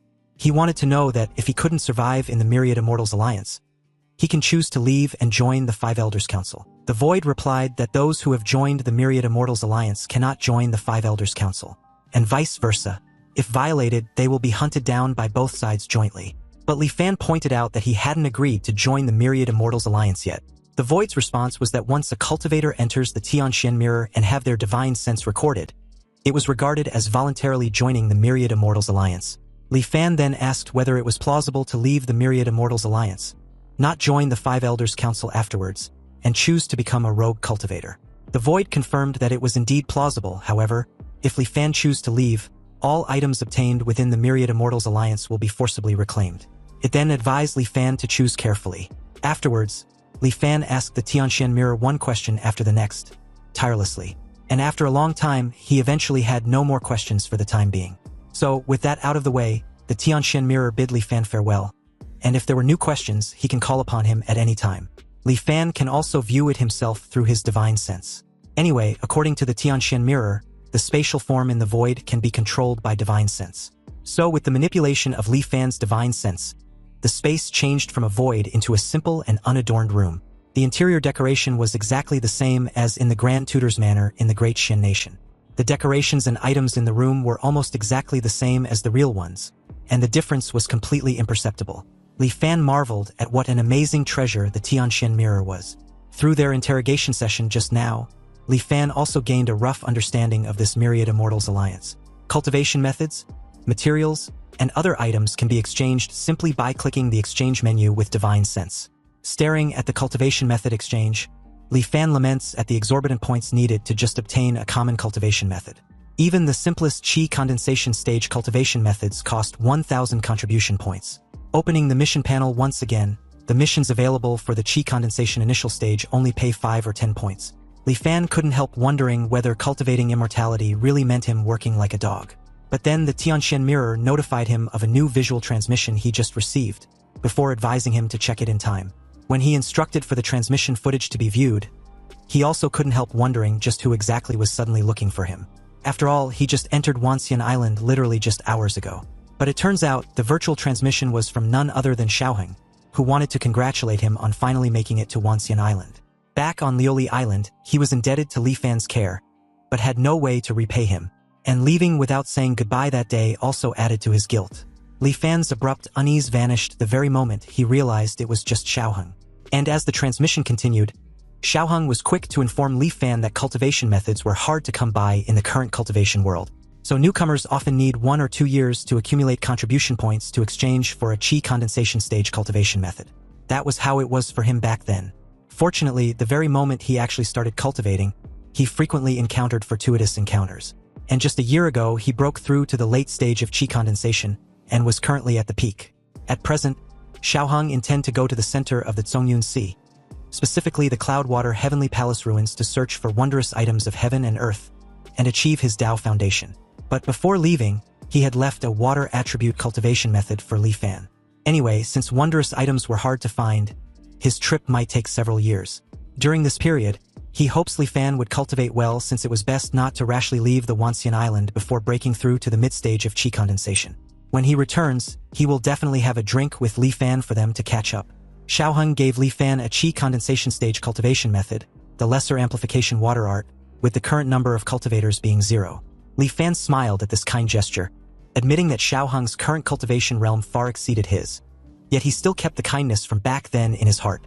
Looking at it that way, Xiaoheng's character was indeed not bad. And besides the lesser amplification water art, Xiaoheng also gave Li Fan a copy of the Supreme Primordial True Scripture. Kohong once said that by cultivating this technique, one can disperse their cultivation at will without much loss of cultivation base. This meant that Li Fan can cultivate the lesser amplification water art first, then find an excuse to leave Wanxian Island before cultivating the Thousand Mysteries Jade Cosmos Golden chapter. And although the Tianxian mirror might not notice a small Qi condensation stage cultivator like him, it was always right to be cautious. Then, taking advantage of the free residence time in the Tianxian mirror, Li Fan started cultivating the lesser amplification water art. Once he started cultivating, he immediately realized the benefits of doing so within the Tianxian mirror. Consuming contribution points can activate the Tianxian mirror's assisted cultivation mode. In this mode, the concentration of spiritual energy inside the Tianxian mirror increases several times than that of the outside world, almost comparable to top-tier grotto heavens. Furthermore, the Tianxian mirror grants the cultivator inside a state of spirit enlightenment. In this state, comprehension was significantly increased, and cultivating methods becomes much easier. This super cultivation state almost gave Li Fan the illusion that he was a peerless genius, and cultivation became akin to enjoyment. Li Fan was immersed in it, unable to extricate himself. When time was up, he abruptly withdrew from that incredibly smooth cultivation state. The cultivation speed under the assisted cultivation mode was more than 30 times that of his self-cultivation. And this deep sense of disparity almost made him unable to resist exchanging for another day. But thinking of how he only had 10 contribution points left, he forcibly held back. In that moment, the greed in Li Fan's heart surfaced, as he nearly convinced himself that a treasure like the Tyen mirror should belong to him. But he soon snapped out of such ridiculous thoughts, not now at least. After all, the Tyen mirror was the supreme treasure of the Myriad Immortals Alliance, its very foundation. And it was definitely not something the current Li Fan can covet in any way. It was more realistic to earn contribution points. Li Fan knew why the Tyen mirror opened this assisted cultivation function. And any cultivator who has experienced that super cultivation mode will find it hard to refuse trying it again. Plus, under the premise of spending the same amount of time, saving contribution points to turn on assisted cultivation was faster than the progress of burying one's head in bitter cultivation alone. This Myriad Immortals Alliance really had the cultivators firmly in the palm of their hands. Contribution points were a must, but compared to doing missions to earn them, exchange was the most time-saving and labor-saving way. If Li Fan takes out the wondrous item of heaven and earth from the Tyen arc, the halting steel fragment, it should exchange for quite a few contribution points. With his Wansen system, the halting steel fragment will return, but the issue was if his cultivation base can also be retained. Anyway, he still needed to take a mission to leave Wansen Island to retrieve the Tyen arc. Since every inch of land on Wansen Island was within the surveillance range of the Tyen mirror, it would be troublesome if he attracts the attention of a mighty figure. And although his truth returning can turn reality into void, it requires his consciousness to control it. But what if a mighty figure takes action and directly freezes his divine sense, making him unable to think? No matter what, caution was Li Fan's first rule of conduct. Just then, amid the tasks list, Li Fan spotted a name that immediately piqued his interest. Liuli Island. A mission regarding Liuli Island. Apparently, the Pill Room had issued a commission of recruiting people to go to Liuli Island to retrieve at least 20 Liuli pearls. And the remuneration was determined by the quality and quantity of the Liuli pearls. Li Fan was delighted with this task because the mission couldn't be more suitable for him. So in order not to expose the Tyen arc, Li Fan spent 5 contribution points to buy the smallest storage ring as a cover. He spent a contribution point to open the teleportation formation and returned to Liuli Island. Upon arrival at the Liuli Manor, he met Steward Tyen, who was in charge of finances. Li Fan demanded he quickly send people to retrieve Liuli pearls for him, the more the better. Steward Tyen did as he was told and reported with only 23 Liuli pearls. He explained they were currently all what's left on the island. And if Li Fan, now an immortal master, needs more, he was afraid he would have to wait another year or so. Li Fan then inquired whether any accident had occurred recently. Steward Tyen dare not deceive an immortal master, so he replied honestly that due to overfishing, schools of Liuli fish had become fewer and fewer as the years go by. Steward Tyen respectfully hinted the very idea of perhaps waiting for a period of time for the Liuli fish to recover naturally before fishing again. But of course, Li Fan was pretty much aware of this matter. Anyway, returning to the Tingyu Tower, Li Fan released the Taihang arc, then quickly completed the transfer of the gold, silver, and the halting steel fragment inside the Taihang arc to his spatial ring. After doing all this, he decided to return directly to Wansen Island. Li Fan made his way to the Liuli Island teleportation formation. But before he could depart, He Jinghao suddenly appeared behind him, telling him to wait. This freaked the living daylight out of Li Fan, who couldn't help widening his eyes in horror. But seeing Li Fan tensed up, He Jinghao tells him that there was no need to be nervous. He just wanted to ask him if he was interested in the position of an island guardian. Of course, it wasn't Liuli Island, but an island called Tyen, which was to the west of Liuli Island. Apparently, the guardian of Tyen Island and He Jinghao have a good relationship. And the guy was currently facing a cultivation bottleneck, so he wants to go out to find opportunities. However, he has duties to fulfill and cannot leave without authorization. So he asked He Jinghao if he had any suitable candidates to recommend.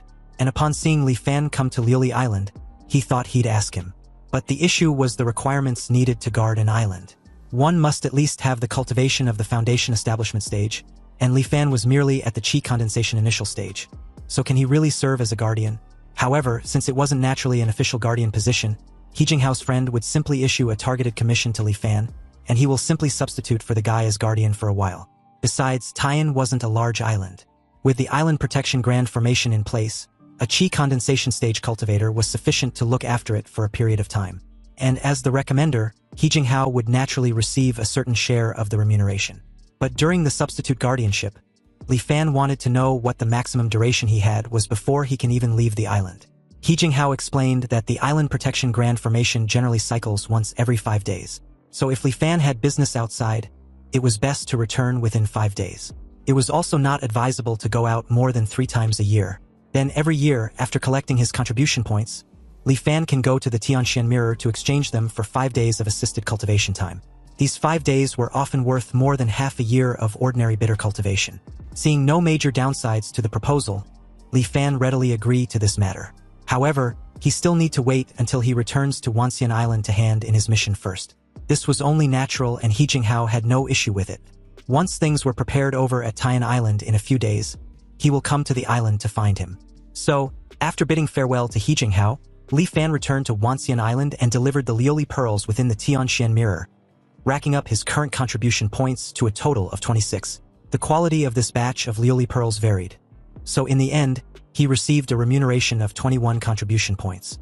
Then taking out the gold, silver, and the halting steel fragment from his storage ring, Li Fan requested to exchange them for contribution points. A moment later, the Tianxian mirror transmitted the results, and the batch of gold and silver was converted to 235 contribution points.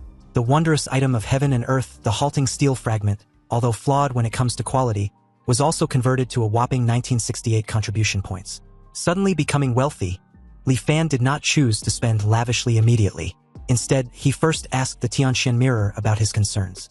He expressed his concern about any possible disaster expected to happen in the Zhongyun Sea region recently.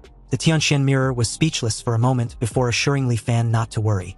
These were all normal movements of heaven and earth. And according to deductions, no major disasters would descend within the next 10 years. Li Fan held his chin and stated that he understands. But he would also like to know information regarding the Liuli pill.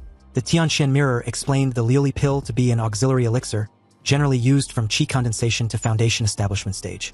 After consumption, the heart becomes like lioli, meaning glazed glass, clear and transparent. It can provide an effect similar to spirit enlightenment, increasing the comprehension of cultivation methods and cultivation speed. Furthermore, the effect can stack with the assisted cultivation of the Tianxian mirror. Liuli pills were very sought after among qi condensation and foundation establishment cultivators. The price of one pill fluctuates between 5 and 6 contribution points. The Liuli fish were now nearly extinct, so the price of Liuli pills was bound to rise with the tide. Therefore, Li Fan spent 2,100 contribution points and bought 350 Liuli pills in one go. He then informed the Tianxian mirror about an intel he suddenly remembered, which was that the schools of Liuli fish at Liuli Island had nearly disappeared due to unknown reasons. After a brief moment of verification, the Tianxian mirror awarded him a contribution point. Li Fan was disappointed with the reward. After all, receiving just a contribution point for an important intel seemed too unfair. He wondered if hoarding goods was seen as somewhat malicious behavior by the Tianxian mirror, hence why it only gave him a remuneration of 1 point. Did the Tianxian mirror truly possess a will of its own? He questioned himself. Anyway, after Li Fan provided the intelligence, the market's reaction was quite rapid. The price of Liuli pills skyrocketed within a short period, surging from 6 points per pill to 9 points per pill. Soon, the cultivators all heard the news that Liuli pearls were about to go extinct. And the sudden change in price also attracted the attention of uninformed people. The price of Liuli pills managed to rise again. It briefly reached the astonishing price of 12 points per pill. Seeing that the timing was about right, in order to sell them as quickly as possible, Li Fan chose to sell directly to the Tianxian mirror. The Tianxian mirror purchased his 350 Liuli pills at a high yet convenient price of 10 points per pill. Li Fan wasn't greedy either. So with 3,500 contribution points credited, his total contribution points at this moment reached as much as 3,629 points. The temporary explosion in the price of Liuli pills was just due to the stimulation of sudden news, causing cultivators to momentarily lose their rationality. And after everyone calmed down, the Liuli pills also returned to a relatively reasonable and stable price, which was 8 contribution points per pill. At this time, Li Fan bought back 100 Liuli pills for his own cultivation use. Through this operation, he increased his contribution points by 600, and on top of that, he got 100 Liuli pills for free. Then he began to splurge, buying an Introduction to Formation Manual, the Elementary Explanation of Alchemy, the Artifact Refinement Basics, the Cultivation World Treasure Compendium, and so on. Regardless of whether they were useful or not, Li Fan just bought them all first. He also bought the Protective Dharma Robes, Hidden Chi Talismans, Elementary Compound Formations, Elementary Alchemy Sets, and other items commonly used by cultivators. He bought them all to his heart's content. And as his storage ring gradually filled up, His contribution points also plummeted rapidly, dropping to 346 points. After he was done spending, he consumed a Lioli pill, turned on the assisted cultivation mode again, and began cultivating the lesser amplification water art. Almost immediately, water attribute spiritual energy surged forth, and Li Fan once again experienced what was called a genius's cultivation speed. In just 5 days' time, he had already broken through to the peak of the chi condensation midstage with no bottlenecks. Success followed naturally, leaving him completely satisfied and not wanting more for now. Afterward, he received a visit request from He Jinghao. Li Fan only let him into his quarters after taking the hidden chi talisman out of his storage ring and wearing it. And apparently, the hidden chi talisman was capable of hiding one's own cultivation base. After the two exchanged pleasantries, He Jinghao informed Li Fan that he had already arranged things with the Tyen guardian. Next, he would have to take him to see him. Li Fan just needed to accept the commission. He Jinghao then handed Li Fan a talisman, emphasizing the need for him to wear this on his body. And about what they discussed earlier, when they meet later on, Li Fan shouldn't talk too much and should leave everything to him. Li Fan was visibly shocked to see just what kind of token He Jinghao gave him. It was a prestige talisman, and if he hadn't just bought an identical one, he really wouldn't have recognized this spirit talisman. The effect of this prestige talisman was the opposite of the hidden chi talisman. It was used to disguise oneself as a cultivator of a higher realm. He Jinghao giving him this prestige talisman was to make him disguise himself as a foundation establishment stage cultivator. Obviously, He Jinghao had lied to him when he told him that a chi condensation stage cultivator was sufficient to guard an island territory, meaning he planned from the start to have Li Fan disguise himself as a foundation establishment cultivator to accept the commission from the Tyen Island Guardian, thereby earning the price difference. One must know that the contribution points spent to hire a foundation establishment stage cultivator versus hiring a chi condensation stage cultivator were worlds apart. In that moment, Li Fan's worry of He Jinghao grew stronger because the seemingly harmless fucker was full of deep schemes, and his cultivation was far higher than his. He cautioned himself not to form a deep friendship with him under any circumstance. Anyway, with no other choice, Li Fan had to put on the prestige talisman and followed He Jinghao's lead. He agreed to the visit request from the Tyen Island Guardian, Zhou Qingong. Fortunately, everything went smoothly. One look from Zhou Qingong showed that he was very satisfied with He Jinghao's recommendation. He then immediately issued a targeted commission to him, which stated that during the period Zhou Qingong was out searching for opportunities, he would replace him in guarding Tyen Island. The remuneration was 800 contribution points per year, and after He Jinghao accepted the commission, he turned around and issued a commission to Li Fan. Fortunately, He Jinghao didn't make the deduction too outrageous, so Li Fan barely accepted this mission. After Zhou Qingong handed a jade token to He Jinghao, he left impatiently. He Jinghao handed it over to Li Fan and explained that it was the Tyen Island Guardian token. With this item, Li Fan can control the Island Protection Grand Formation. He Jinghao warned Li Fan to keep it safe and not lose it no matter what. So just like that, Li Fan accepted the token and went to the Tyen Islands Protection Grand Formation with He Jinghao. The Island Protection Grand Formation was not like the one on Lioli Island with its 1,000 towering peaks. It just looked like a bustling city. But what he saw left him completely stunned and speechless, because all the natives of Tyen Island had a weird zombie-like appearance. Apparently, these natives were the local specialties of Tyen Island named the Tyen fruits. And these fruits were just like real people, inside the city evolved from the island's spell formation. They work, live, marry, have children, and live out their entire lives just like actual people. Consuming a mature Tyen fruit can increase the lifespan of a cultivator at the foundation establishment stage and below by 5 years. But it was only effective the first time each person consumes one, and the required number of Tyen fruits to be handed over annually was 30, so Li Fan can keep any surplus for himself. He should consider it a benefit of the guardian position. On average, he can save 2 Tyen fruits per year, and inside the Tianxian mirror, the price of a Tyen fruit was generally around 90 to 100 contribution points. This led to He Jinghao pointing out the elephant in the deal. Thus, the remuneration for acting as this temporary guardian was truly not low, meaning he wasn't cheating Li Fan out of the deal. This was indeed true, so Li Fan thanked him. However, he was also keenly aware how sky-high He Jinghao skimmed quite a bit off the top. He Jinghao simply gave off his usual forced smile and told Li Fan to ease down on his gratitude. After all, he originated from the island he guarded, so it was only natural for him to guide and support him. And as long as Li Fan's cultivation base improves in the future, his efforts won't be in vain. Then, with a bombastic side-eye, he added that he knew Li Fan had broken through to the mid-stage of chi condensation. Upon hearing this, Li Fan, startled for a moment there, kept his composed demeanor and quickly made a plausible lie on the spot. He did indeed confirm to be at the mid-stage of qi condensation, but also added that he had a close relationship with Xiaoheng. And before he departed, he left behind a water attribute cultivation method for him. This cultivation method suited his affinity quite well, and his progress in cultivating it had been rapid. He just broke through a few days ago. He Jinghao gave a dismissive laugh and pointed out how Li Fan had acted characteristically cautious, and even managed to use a qi concealing talisman. If his cultivation method wasn't special, he nearly wouldn't have noticed, though it was understandable since being careful prevents big mistakes. However, He Jinghao didn't expect Li Fan's relationship with Xiaoheng to be so good that he specifically left a cultivation method for him. It seemed Xiaoheng was truly a heavenly talent. That young man had only been cultivating for a few years, yet he was already about to reach the foundation establishment stage. His future was limitless. It was highly likely he will achieve the golden core, and even the nascent soul in the future. Having such a deep friendship with him also showed that Li Fan truly had deep karmic fortune. Li Fan also points out that being able to meet He Jinghao was a fortunate event. The two then arrived at the entrance of a residence, and upon a sheer coincidence that made He Jinghao laugh, it just so happens that a Tyen fruit had matured in that very moment. He Jinghao decided to use this to demonstrate just how to harvest the Tyen fruit.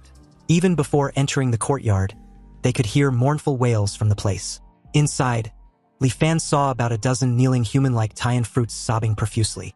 They paid no attention to them, and were completely absorbed in mourning their deceased relative. Anyway, before everyone present was a coffin, and inside was a Tyen fruit bearing a human-like face, appearing as if it was merely sleeping with a faint, eerie smile. Li Fan stared at the grotesque corpse which was emitting a strange fragrance, and couldn't help wondering if it was indeed a mature fruit. He Jinghao stepped closer to the coffin, chanted an incantation, before gently pressing 2 fingers on the corpse's forehead. A sudden glow surrounded the corpse as it rose slowly from the coffin and hovered mid-air. It then began to shrink, transforming into a small crimson fruit. But at the very moment the fruit fully formed, the mourning relatives fell silent abruptly, their pale mourning demeanor slowly vanishing. Then their faces turned to ones of bewilderment, completely clueless to why they were there, kneeling. Li Fan and He Jinghao watched as they slowly got up and quietly left the place. Li Fan couldn't help finding the entire scene very peculiar, and as he stares at the fruit in his hand with an uneasy expression, He Jinghao urged him to have a bite first. At the same time, the fruit seems to be enticing him to eat it, and the fragrance it emitted was also getting richer and richer.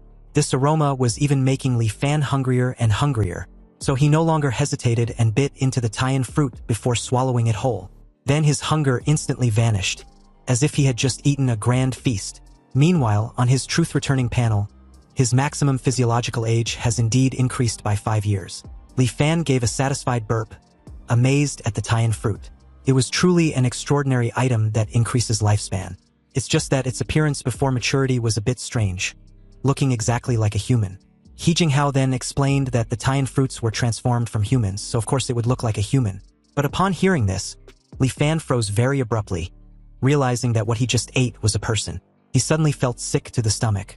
He Jinghao had to clarify that strictly speaking, the Tyen fruit belongs to the fruit category, so it wasn't a human. But this brings them to the origin of this Tyen fruit. Apparently, 500 years ago, Tyen Island was just a very ordinary island. But one day, everything changed. Mortals from the surrounding islands noticed that they hadn't seen residents of Tyen Island for a long time. So, driven by curiosity, someone sailed to Tyen Island, wanting to investigate what happened. But unexpectedly, as several waves of people went, none returned. And upon realizing the situation was wrong, people hurriedly reported this matter to the island guardian at that time. That guardian was already a cultivator at the golden core stage. Even so, after seeing what had happened on Tyen Island, he fell into deep terror. All the mortals on the island had vanished, and the city where mortals originally gathered had, at some point, grown tree after tree with lush branches and leaves, just like a primeval forest. Hanging from the branches of those trees were human-faced fruits. When the breeze blew, the human faces on the fruits would reveal a chilling smile. That golden core guardian, recovering from his shock, went down into the city to investigate. Not a single mortal on the whole island survived. They had all turned into human-faced fruits.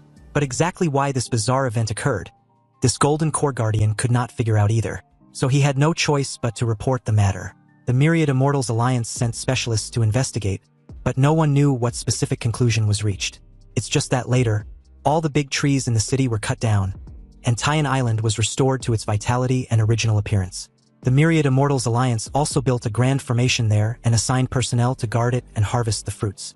And those human-faced fruits lived within the formation as if nothing had happened. With a hint of disgust, Li Fan wiped his mouth with the back of his hand before commenting that regardless from how anyone looks at it, the Tyen fruits were people, weren't they? But He Jinghao simply scoffed at the simple-minded perspective, then questioned Li Fan how the Tyen fruits were people. They had absolutely no intellect of their own and act entirely on instinct. If one must say, they at most only retain some lingering obsessions of humanity. But regardless, Li Fan felt this matter was too mysterious. Whether those Tyen fruits were people or not became unimportant after their lifespan-increasing effects were discovered by cultivators. Also, even if they were real people and eating them could increase lifespan, they still wouldn't be able to escape their fate of being eaten. Anyway, since then, Li Fan had been stationed on Tyen Island. And if he was being honest, the position of Island Guardian was actually quite relaxing. So he devoted almost all his time in painstaking cultivation. After mastering some simple small spells, he also decided to start cultivating the Thousand Mysteries Jade Cosmos Golden Chapter. This cultivation method from the ancient Heavenly Mystery sect was truly obscure and difficult to understand. It was vastly different from the lesser amplification water art he cultivated before, as if they were products of completely different systems. So, just like that, a year passed, and Li Fan's comprehension of the Thousand Mysteries Jade Cosmos Golden Chapter was barely at the entry level. He returned to Wansen Island and collected his remuneration for being the temporary guardian, gaining 800 contribution points. Then he exchanged them for the late-stage portion of the lesser amplification water art. After another 5 days of cultivation under the Tianxian Mirror's assisted cultivation mode, Li Fan faintly felt that he was not far from the late stage of qi condensation. While his duty as the temporary guardian remained, he reluctantly returned to Tyen Island. And as he read through the cultivation miscellaneous records, he was surprised to find out that he was only one step away from the late stage of qi condensation, but was at a bottleneck. That's when he got to know of the Heaven's Bane. According to the cultivation miscellaneous records, this kind of bottleneck cannot be broken through by bitter cultivation alone. So one must find the opportunity within one's own unseen intuition to dissolve it and successfully break through. Apparently, the existence of this bottleneck was like a calamity sent down by the heavens to obstruct cultivators in their practice. Thus, cultivators also call it Heaven's Bane. Knowing that a breakthrough could not be forced in a short time, Li Fan temporarily put aside the practice of the lesser amplification water art and switched to cultivating the Thousand Mysteries Jade Cosmos Golden Chapter. Now that he had entered the gateway of the Thousand Mysteries Jade Cosmos Golden Chapter, he can begin cultivating the second layer. And according to the description, after successfully cultivating the second layer of the technique, one can master the divine ability of discern mechanism. Amidst his painstaking cultivation, another year passed, and the cultivation of the Thousand Mysteries Jade Cosmos Golden Chapter made almost no progress. This technique was intermingled with insights into the heavenly Tao and allusions to anecdotes from the ancient cultivation world, making it truly obscure and difficult to understand. Li Fan went to Wansen Island to collect his proxy payment and exchanged for cultivation insights on ancient techniques which would assist him in understanding the technique. Subsequently, he turned on the assisted cultivation mode in the Tianxian Mirror. And just by reading these insights, verifying and cross-referencing them with the experience he'd summarized over the past year, it was like enlightenment. All the difficulties he couldn't figure out before were now answered. Li Fan immediately rushed back to Tyen Island to begin a closed-door cultivation. And just as he expected, cultivating it this time around was indeed incomparable to before. The obscure and difficult parts of the technique had all been clarified, so naturally, there were no obstacles in cultivation. His mind was immediately immersed in it. After all, cultivation knew no passage of time. And on the day, a golden mist-like spiritual energy suddenly appeared in his dantian. The second layer of the Thousand Mysteries Jade Cosmos Golden Chapter was finally mastered. Li Fan was ecstatic because he had now comprehended the fundamental divine ability of the technique. Discern mechanism. Li Fan decided to try it out to see just what exactly the so-called heaven and earth chi mechanism looks like. He directed his gaze above and the scene before him gave him a chill. Li Fan wondered what was going on. Tyen Island, which was currently in daytime, was actually shrouded in black chi like the underworld. Alarmed, Li Fan tried once more, but the results were still the same. The dense and ominous death chi above still remained.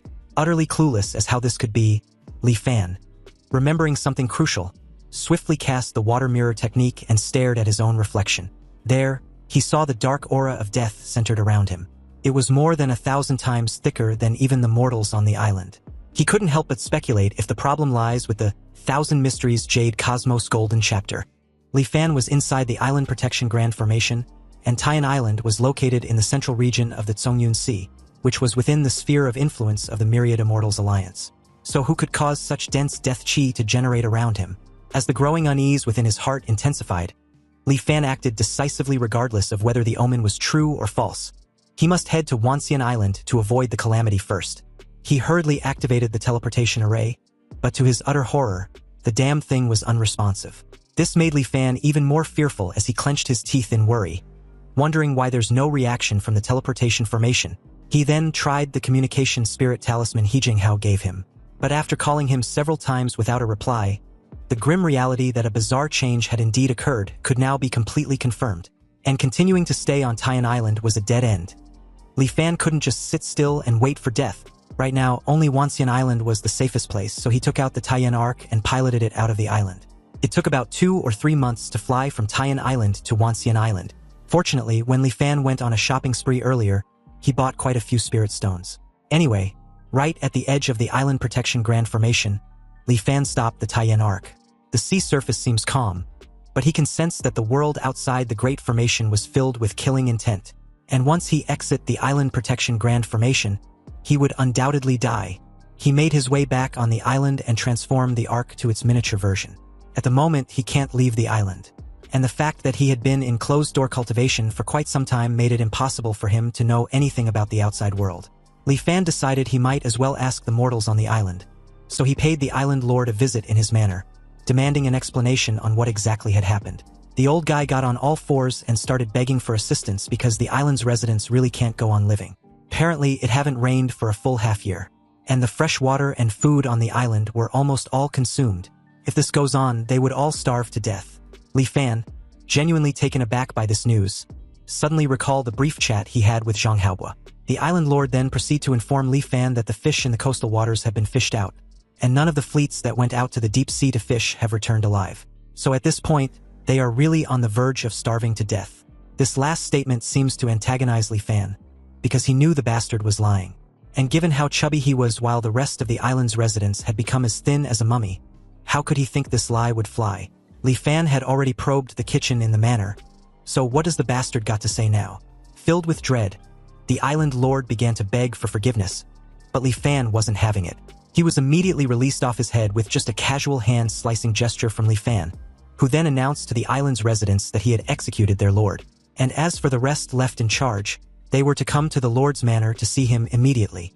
A moment later, several stewards came before Li Fan trembling with fear, and amidst the tearful complaints of these people, Li Fan finally understood what had happened during his year of closed-door cultivation. The drought began half a year ago, and the fresh water sources on the island dried up after many days without rain. For food, they could initially rely on catching fish in the coastal waters, but as the weather got hotter and hotter, no fish could be caught around the island anymore. Also, all the fleets that went out never returned, so Tyen Island fell into famine. And in just 1 month, 1/3 of the island's population died. But who knows how many tragedies occurred. If Li Fan hadn't come out of seclusion anytime soon, then he wouldn't have even seen a few living people. Since the situation had reached this stage, he cannot stand by and do nothing. Fortunately, when leaving the Great Shen Nation back then, the Tyen Arc was filled with grain. There was a dust-cleansing formation inside the ark, so the grain naturally wouldn't spoil. Thus, Li Fan took out the grain from the ark to give to the mortals for emergency use. When the people on the island saw that the immortal master had brought life-saving grain, they all excitedly knelt on the ground, kowtowing incessantly. At this time, there were not many mortals left on the island, so the grain inside the Tyen Arc, if eaten sparingly, should be enough to support these people on the island for a few months. Half a month later, using basic formation knowledge, Li Fan built a crude seawater desalination formation. The mortals regained sufficient drinking water and food, gradually recovering their vitality.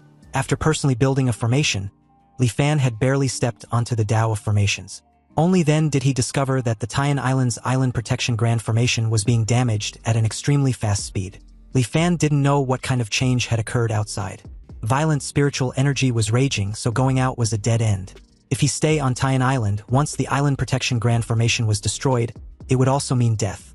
Staring once more at the overwhelming death chi above, Li Fan couldn't help but wonder if this was the heavens releasing killing intent. The Island Protection Grand Formation was in imminent danger, and he had nowhere to hide. However, the mortals on Tyen Island had recovered their vitality, so he can be considered to have fulfilled his duty as guardian. And although he's unwilling, he has no other choice. However, in that moment, a sudden thought struck him. The violent spiritual energy outside seems not to be targeted at mortals. And the fishermen who left the island were proof of that. They didn't die because of the violent spiritual energy, but because of the lack of fresh water, food, and the scorching weather. So if Li Fan were to use the supreme primordial true scripture to dissolve his entire cultivation base and temporarily become immortal once more, he can then pilot the Tyen arc to reach Wansen Island, finding life in the face of death. Li Fan was currently cultivating 2 cultivation methods. One was the lesser amplification water art, a new method, and the other was the Thousand Mysteries Jade Cosmos Golden chapter of the ancient Heavenly Mystery Sect, an old method. The cultivation style of the new method was to plunder heaven and earth. It was precisely because of this that it incites the malice of heaven and earth. Nowadays, heaven and earth have laid down layer upon layer of killing intent, targeting the cultivators who practice the new method. Li Fan began cultivating the supreme primordial true scripture, silently speculating what would happen if he only dispersed the new method, but retained the realm of the old method. Would the killing intent between heaven and earth be a little less? So as the cultivation method circulated, the water attribute spiritual energy gained from cultivating the lesser amplification water art slowly dissipated, transforming into a stream of pure energy, settling in his dantian. The lesser amplification water art was completely dispersed, yet Li Fan did not feel any discomfort. He was marveled at how miraculous the supreme primordial true scripture truly was, and the killing intent of heaven and earth permeating the outside world also suddenly weakened. Unfortunately, the Thousand Mysteries Jade Cosmos Golden chapter was still cultivated according to the current method of plundering heaven and earth. So the malice of heaven and earth had not completely dissipated. Therefore, going out now would still be life-threatening. Li Fan hardened his heart and continued to disperse his cultivation. Soon, another stream of pure energy appeared within his dantian. The 2 streams of energy were originally formed from different cultivation methods. Yet at this moment, they merged together without any conflict. Pleased to have succeeded, Li Fan cultivation realm at that moment had truly reverted to that of a mortal. And according to the description in the true scriptures, the pure energy obtained from dispersing cultivation can be maintained in the dantian for about 100 years. But it doesn't matter, because as long as he returns to Wansen Island, he can quickly recultivate it back.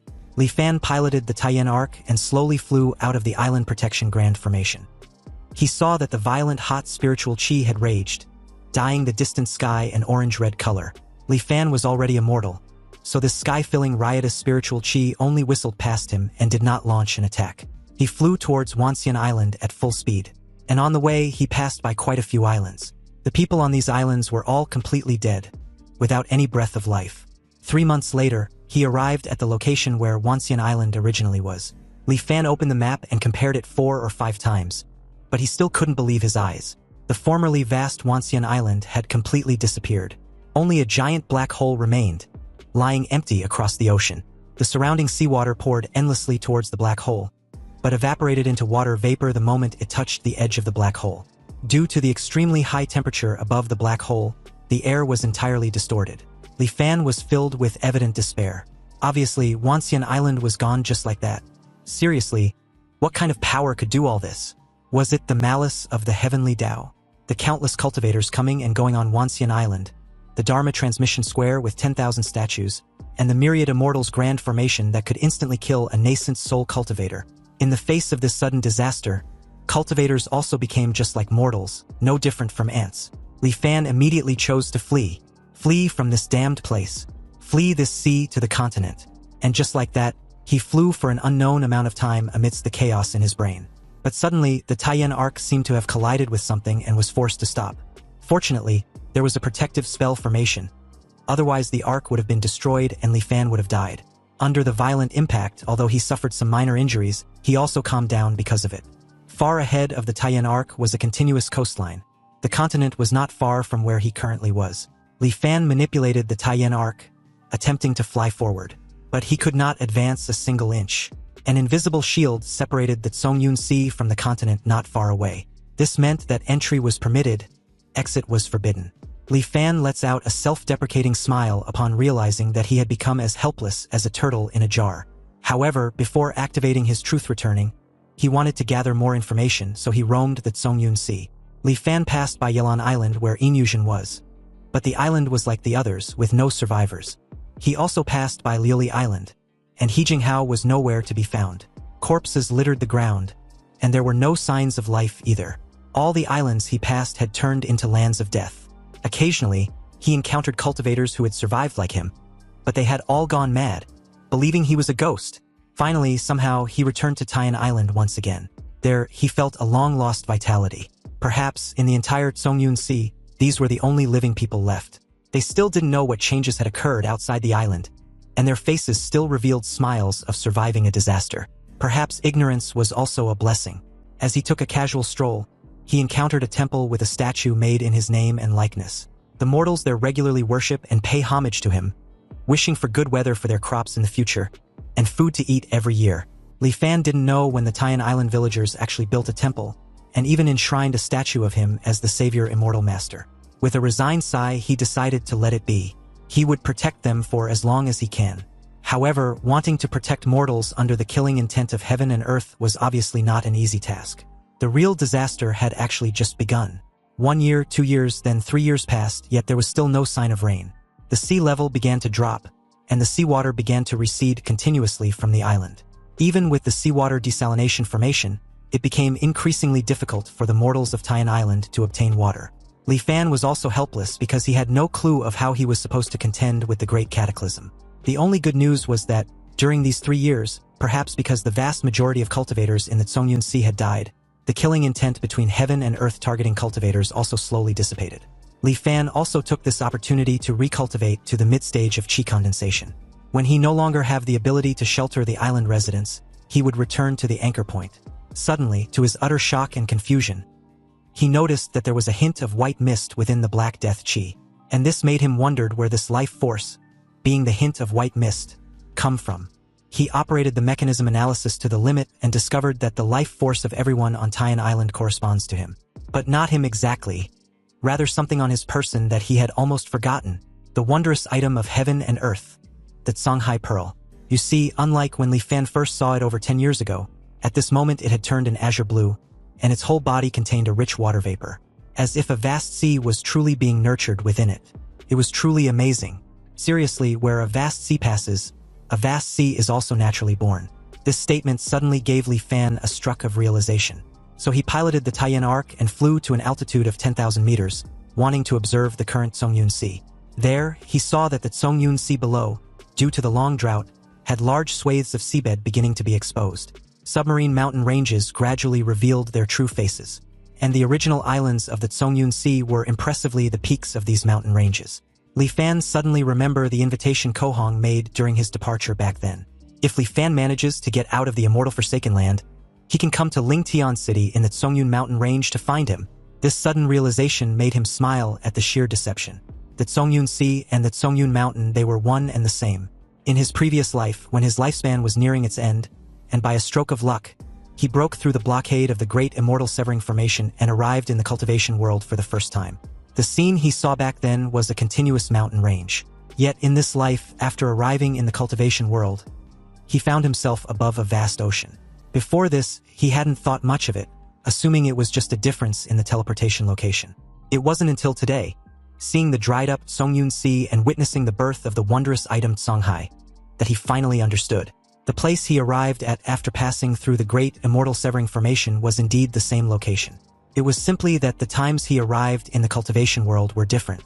In his previous life, when he came to the Cultivation world, it was his 65th anchor year. But in this life, he entered the Cultivation world in his 20th anchor year. A gap of 45 years, encountering a group of mountains on one hand, and encountering a vast sea on the other. If Li Fan could have connected the various anomalies Zhang Haobo mentioned earlier with the differences seen between the two times, perhaps he could have detected this great cataclysm in advance. Now that he knows that Tsongyun Sea was the Tsongyun mountain range, he finally sees hope for this disaster to recede.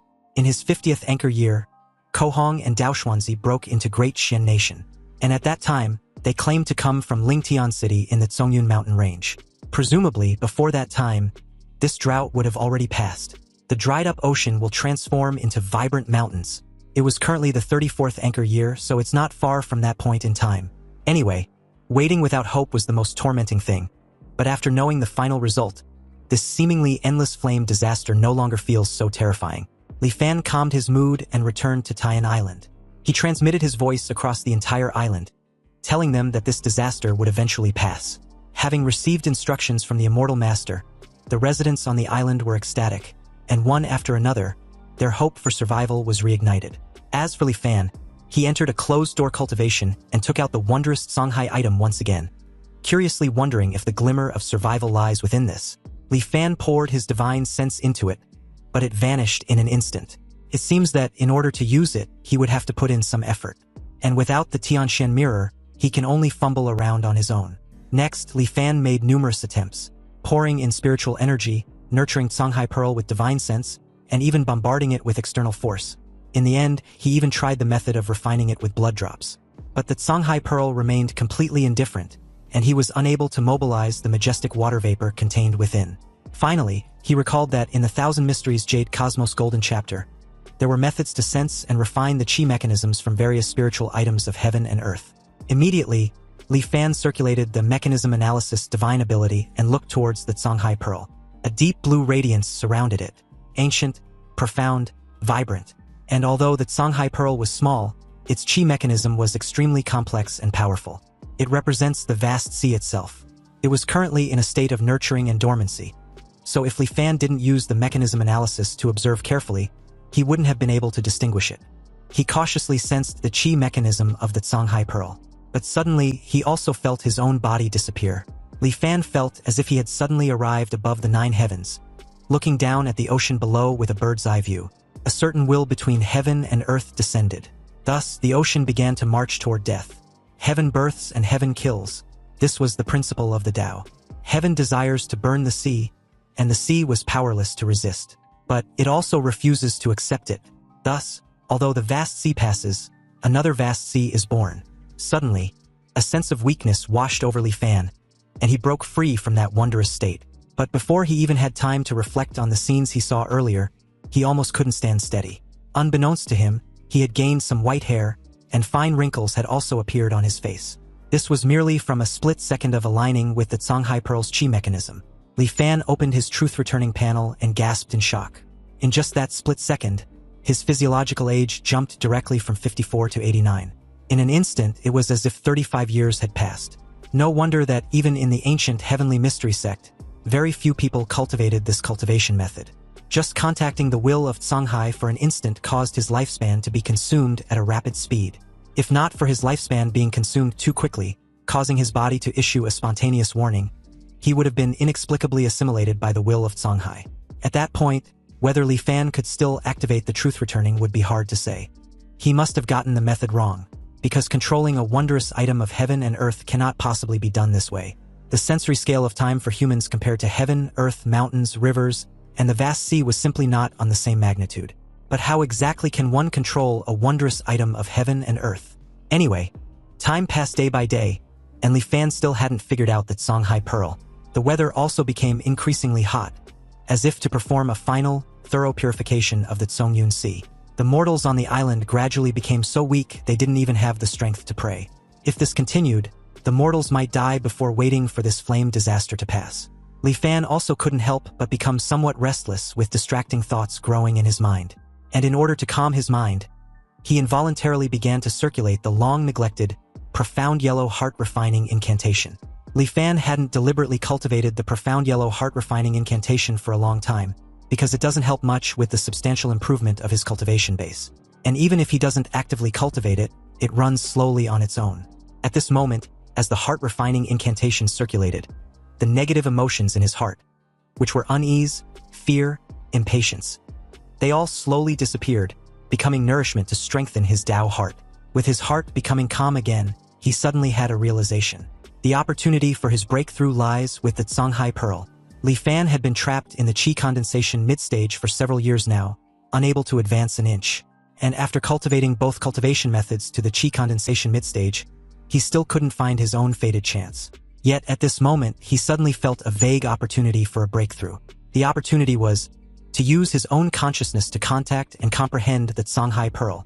Obviously, he naturally knew how dangerous this was, but it absolutely coexists with opportunity.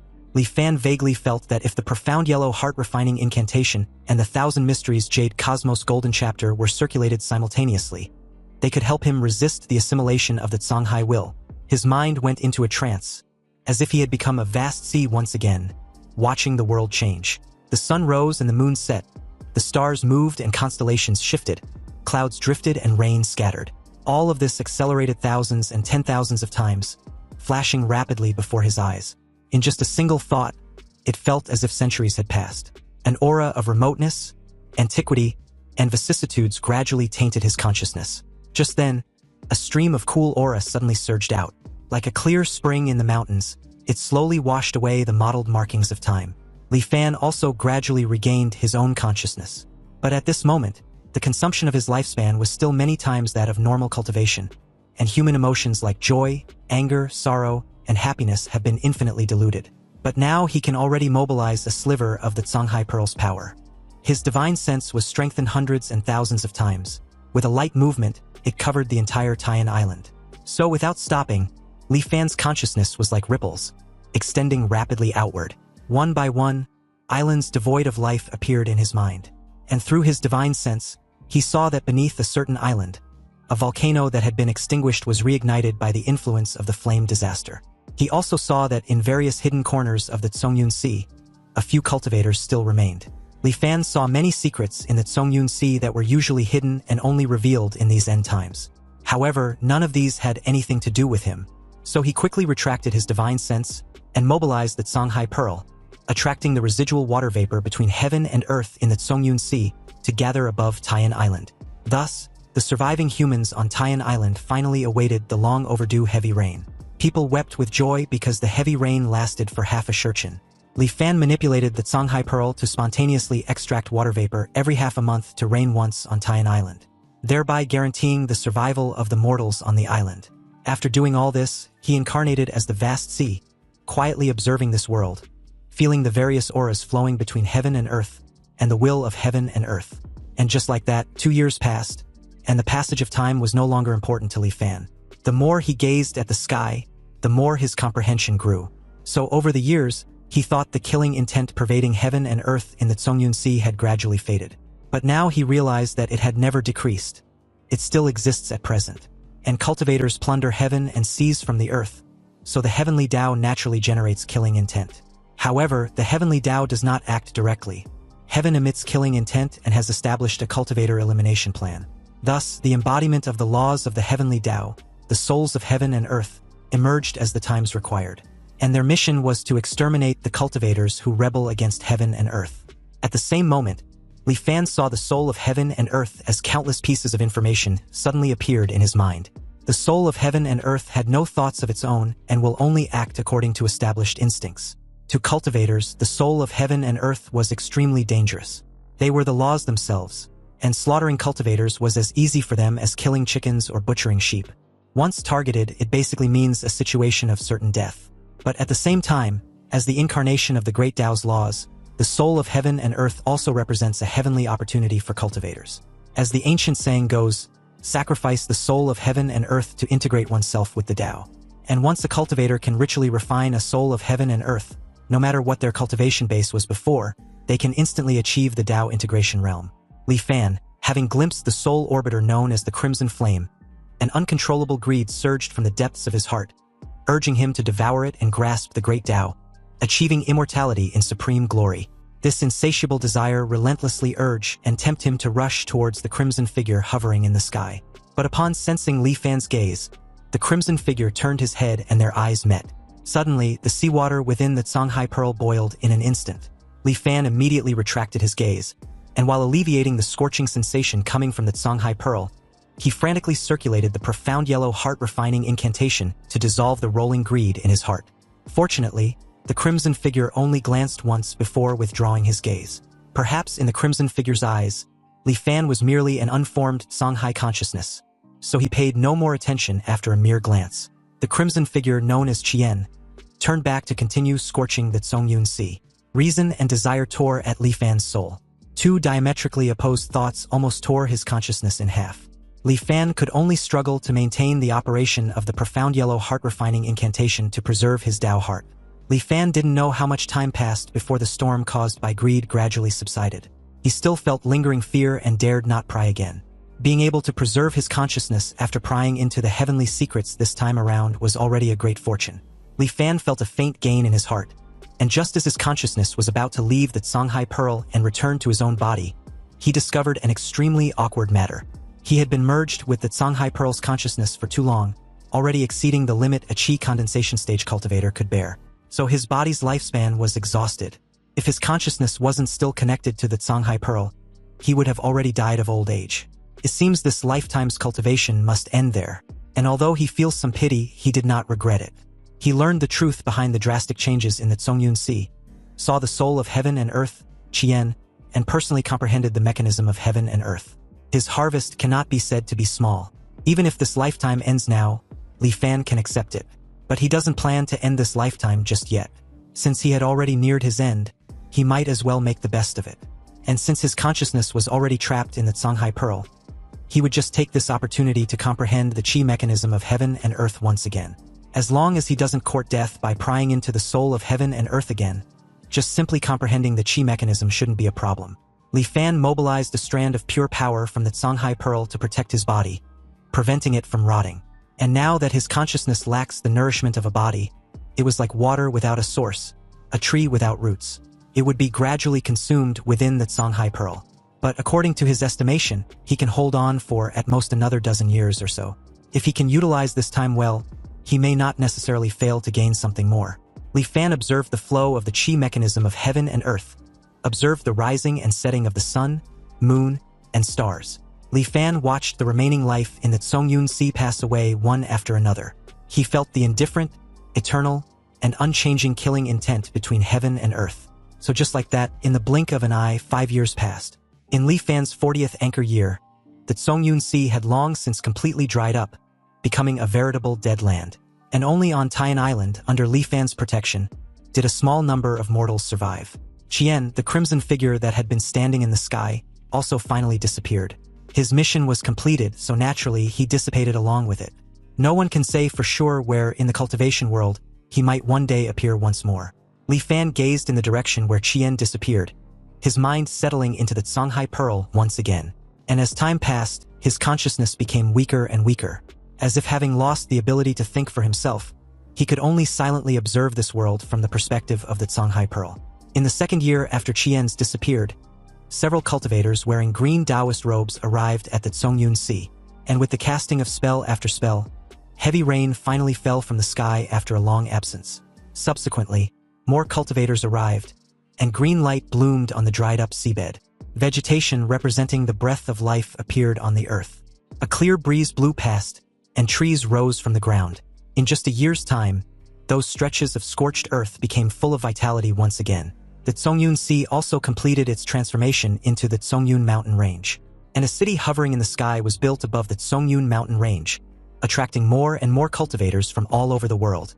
In Li Fan's 48th anchor year, a foundation establishment stage cultivator returned to the Songyun Sea, now the Songyun mountain range. He came to the former Lioli Island, now the Lioli mountain range, with a sorrowful expression. Li Fan's divine sense swept over, and upon seeing this person, he felt a burst of emotion.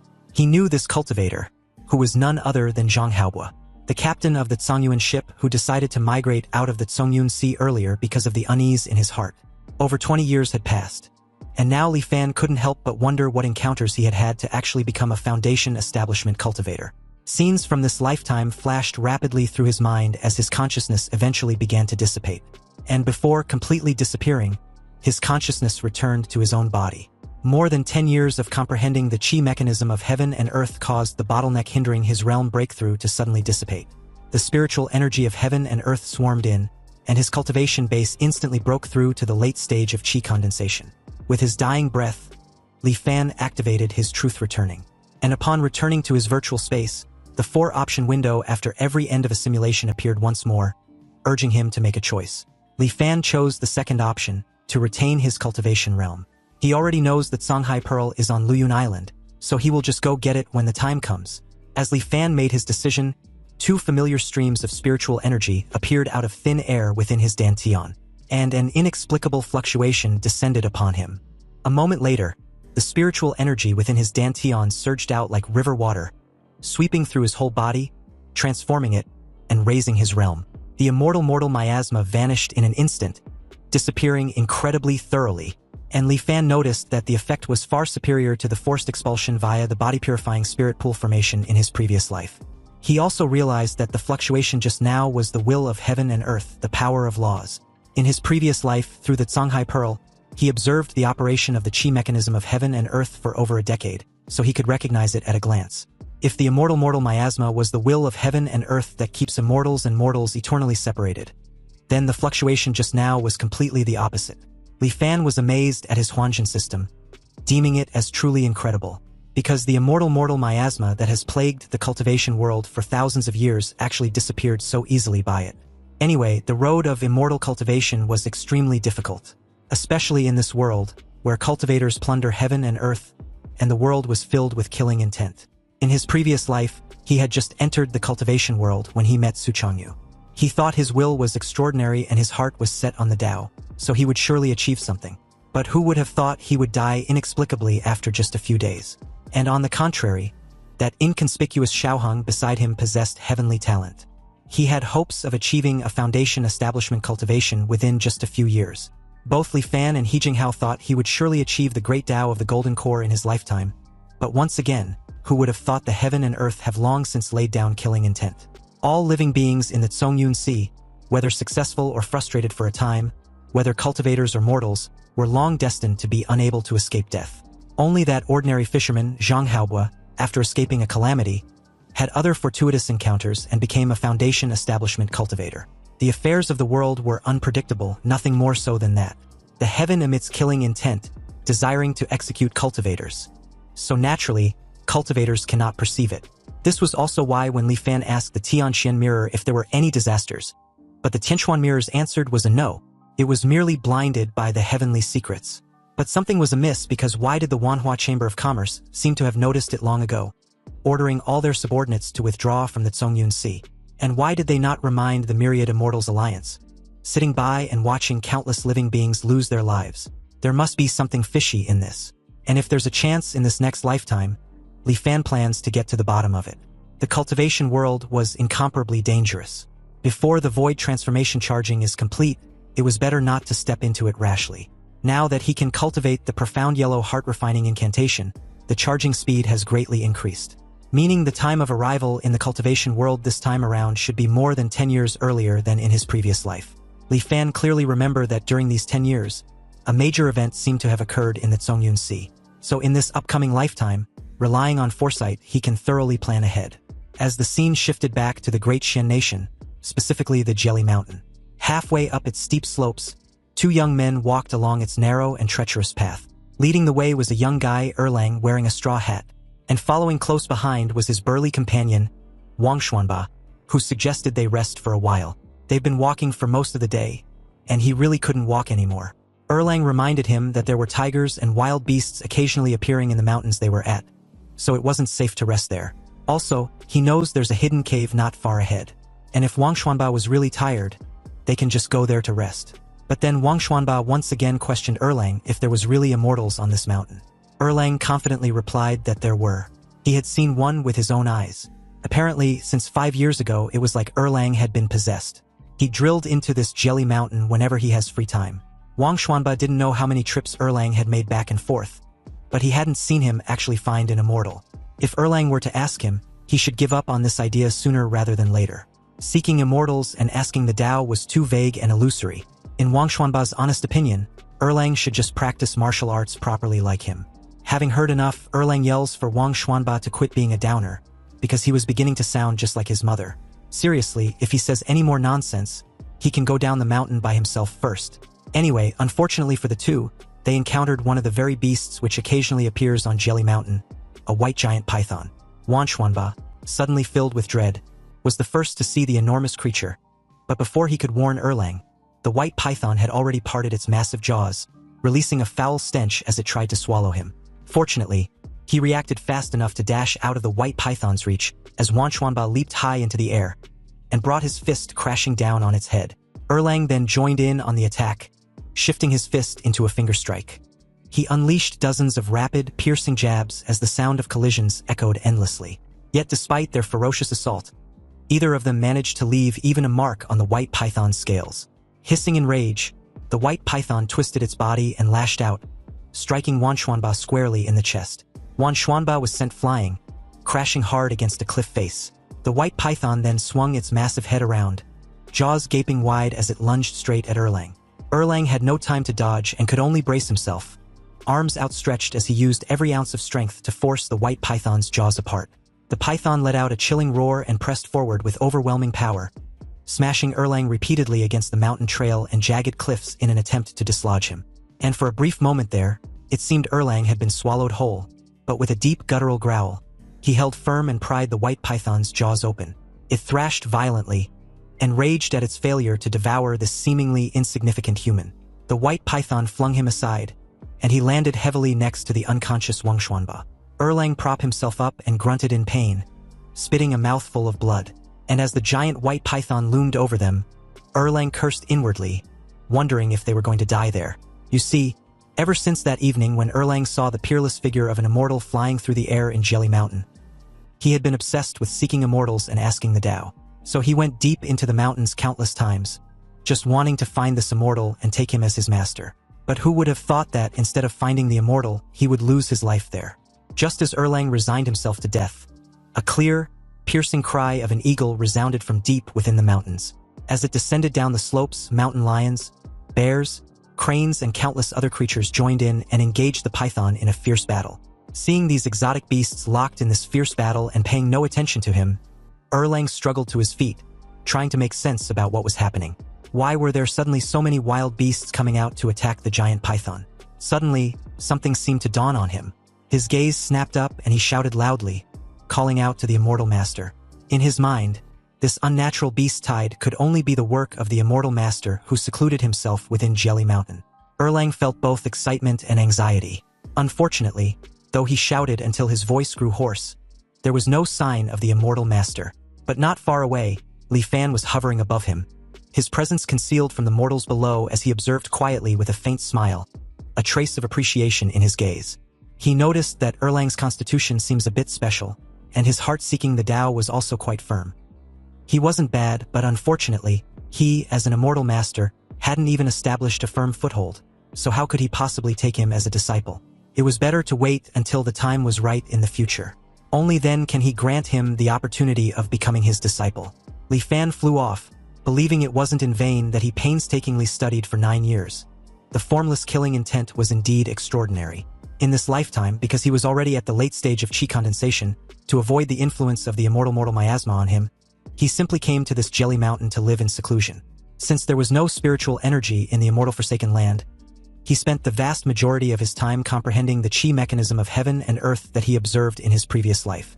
Working day and night for 9 years with painstaking effort, Li Fan finally gained something and comprehended the formless killing intent from it.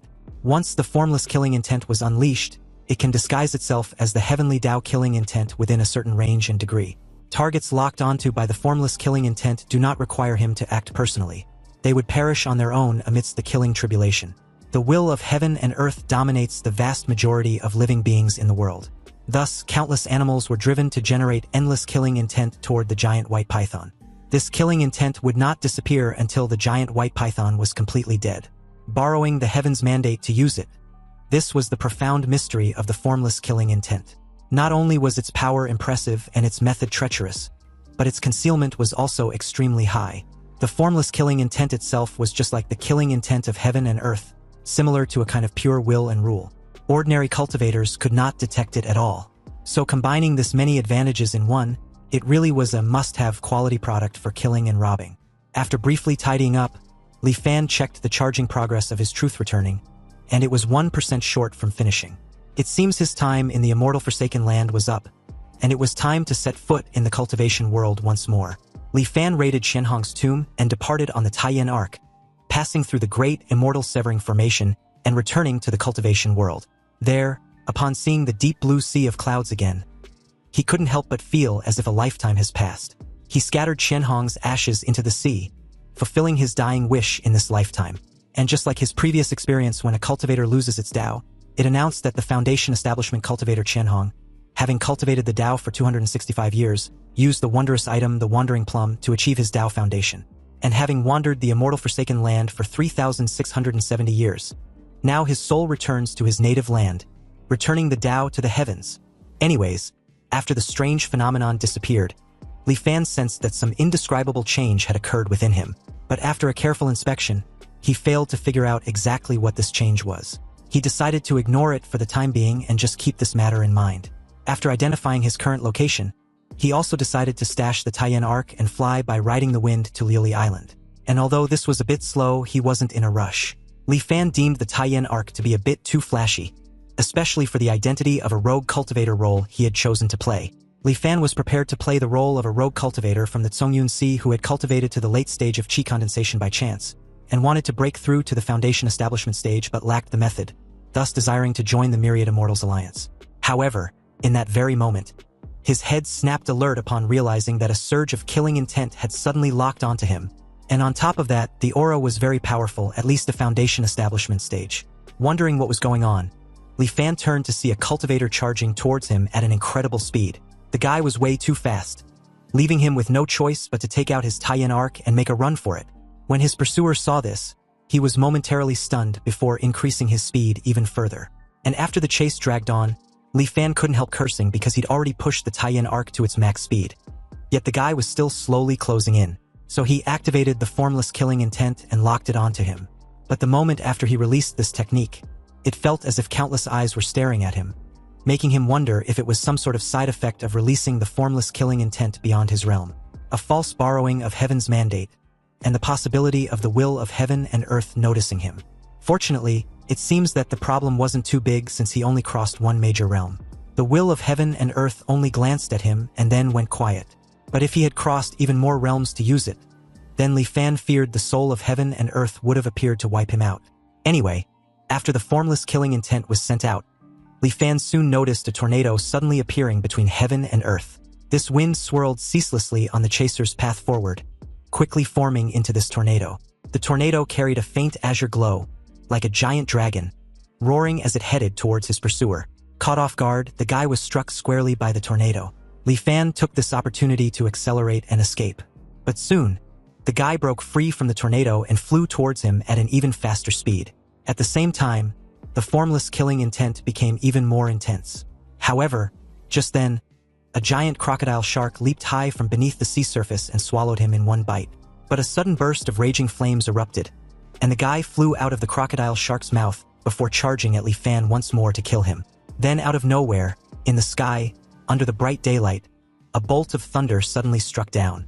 Finally, Lili Island was in sight, and Li Fan hurriedly flew towards the Central Island Protection Grand Formation of Lili Island. Li Fan made a foolish mistake believing that if he could get He Jinghao's assistance, he would be saved. But when his pursuer suddenly called He Jinghao for assistance in eliminating him, and also branding him as a little thief, Li Fan immediately got startled, already realizing too late that the two seemed to know each other quite well. And hearing He Jinghao's voice, questioning the guy who goes by the name Protector Wan just how he ended up looking charred, Li Fan no longer hesitated and activated his Wansen system, ending his simulation and returning to his virtual space. There, he breathlessly admits that that was the shortest life he'd experienced since activating his truth returning.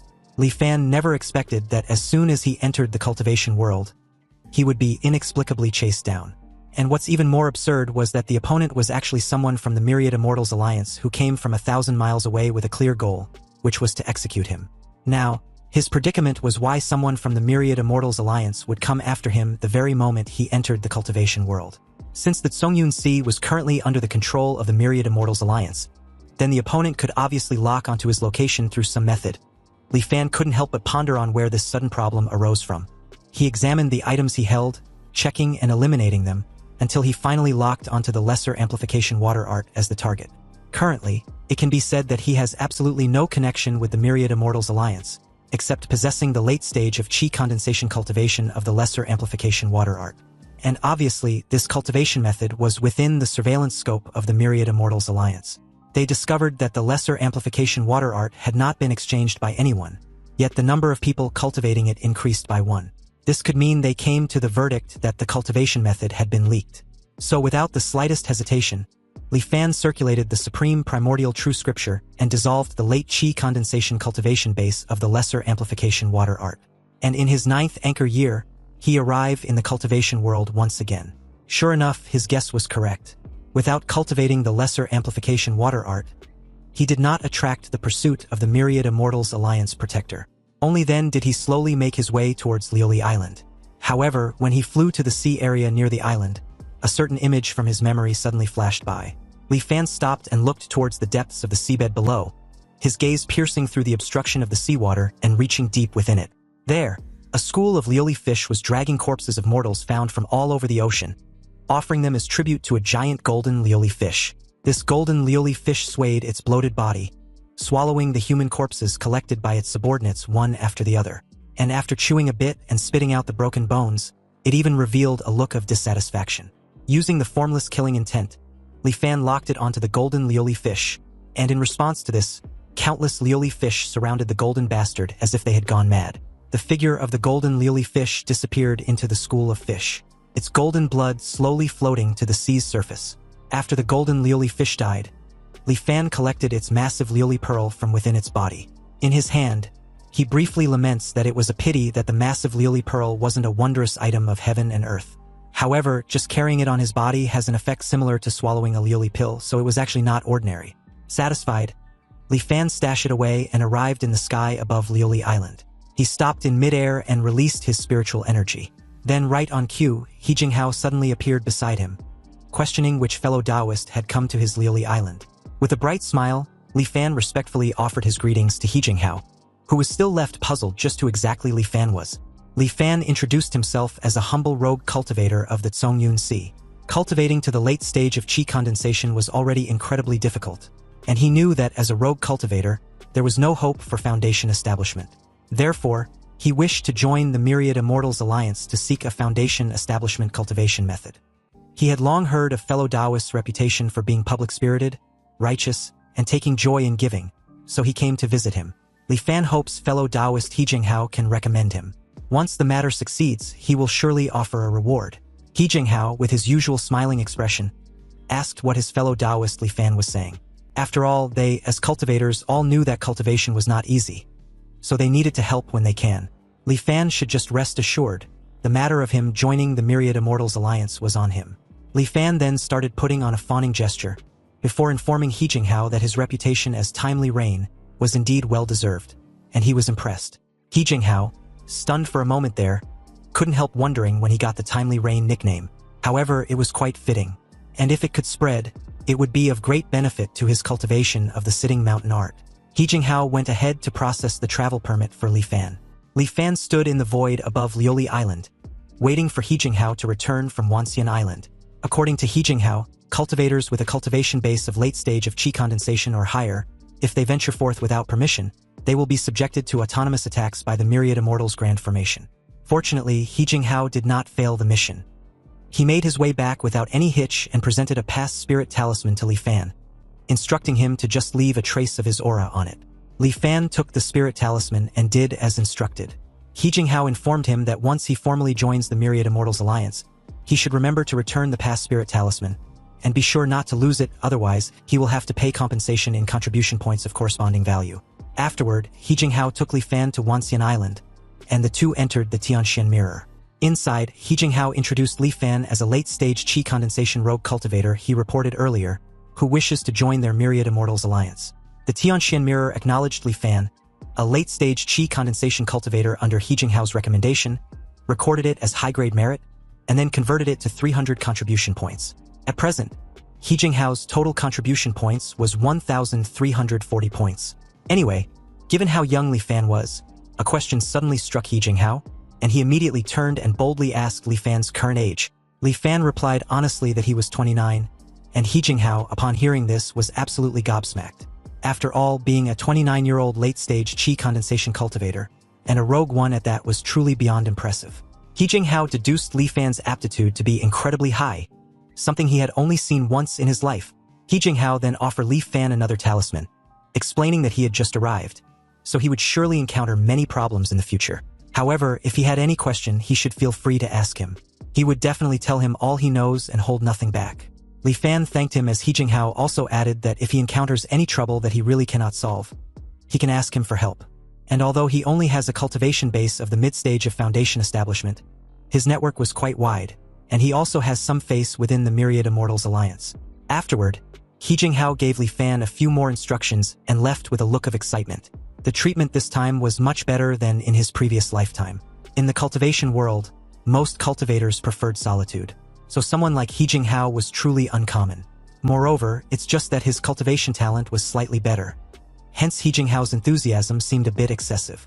Li Fan's divine sense fluctuation was then recorded, and an independent space was generated. The Tianxian Mirror officially welcomed Li Fan to the Myriad Immortals Alliance, and as a benefit, he would be gifted 100 contribution points for free. He can use contribution points to exchange for spirit stones, cultivation methods, magical treasures, and a whole bunch of shit. The Tianxian Mirror began the introduction of relevant items. And although Li Fan was already very familiar with it, he still listened seriously, comparing it with the scenario from his previous lifetime. He discovered that after advancing to the late stage of qi condensation, the contribution points required to turn on the assisted cultivation mode increased from 10 points a day to 30 points a day. Li Fan went through the same operations as his previous lifetime. Bought a storage ring, went out to transfer the gold, silver, jewelry, and the halting steel fragment, and returned to the mirror to exchange them, gaining 2,831 contribution points. The batch of gold and silver was converted to 863 contribution points. The wondrous item of heaven and earth, the halting steel fragment with a flawed quality, was converted to 1968 contribution points. Afterward, Li Fan then took out the massive Liuli pearl obtained from inside the giant golden Liuli fish. The Tianxian Mirror identified it as an exquisite Liuli pearl, and can be converted to 850 contribution points. The exquisite Liuli pearl was equivalent to a weakened version of the Liuli pill, and although the effect was a bit worse, the advantage was that it won't be consumed.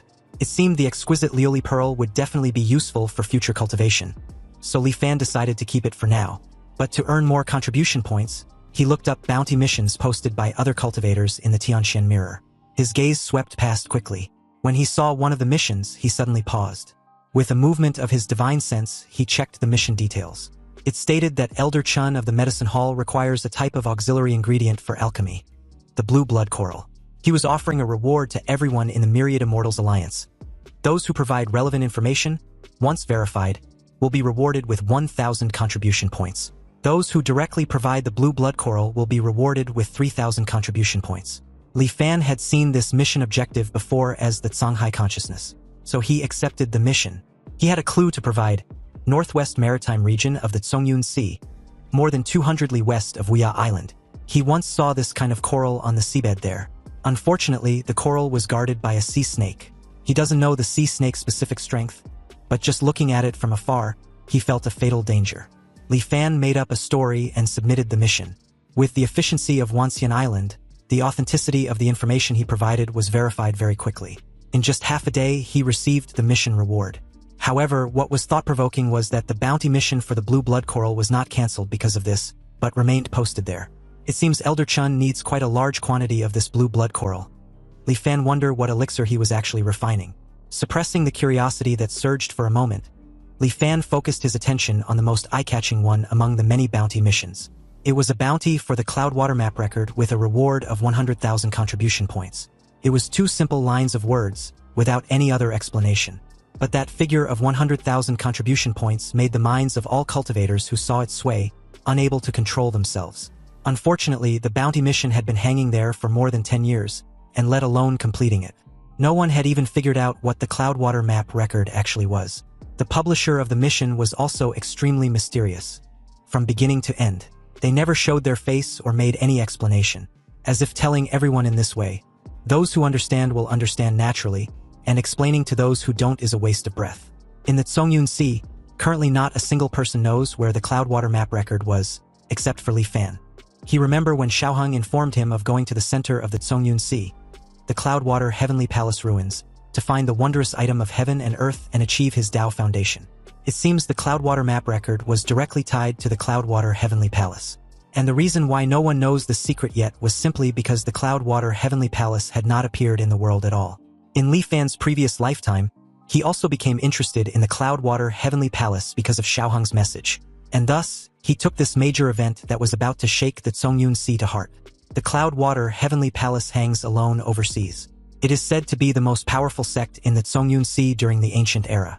When the great calamity of heaven and earth descended, the disciples of the Cloudwater Heavenly Palace slaughtered each other, and not 1 in 10 survived.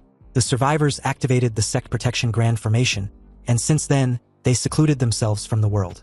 The Cloudwater Heavenly Palace was thus continuously obscured by the formation, hidden in the maritime region in the center of the Tsogyun Sea. It wasn't until the 11th anchor year that the formation was destroyed, and the Cloudwater Heavenly Palace, hidden for 10,000 years, finally reappeared in the world. However, the Cloudwater Heavenly Palace, which chose to seclude itself, also could not escape the fate of destruction. When the crowd of cultivators from the Tsogyun Sea entered it, they discovered that the Cloudwater Heavenly Palace had long since become ruin filled with anomalies. At that time, there were over 100 cultivators in the first batch to enter the Cloudwater Heavenly Palace ruins.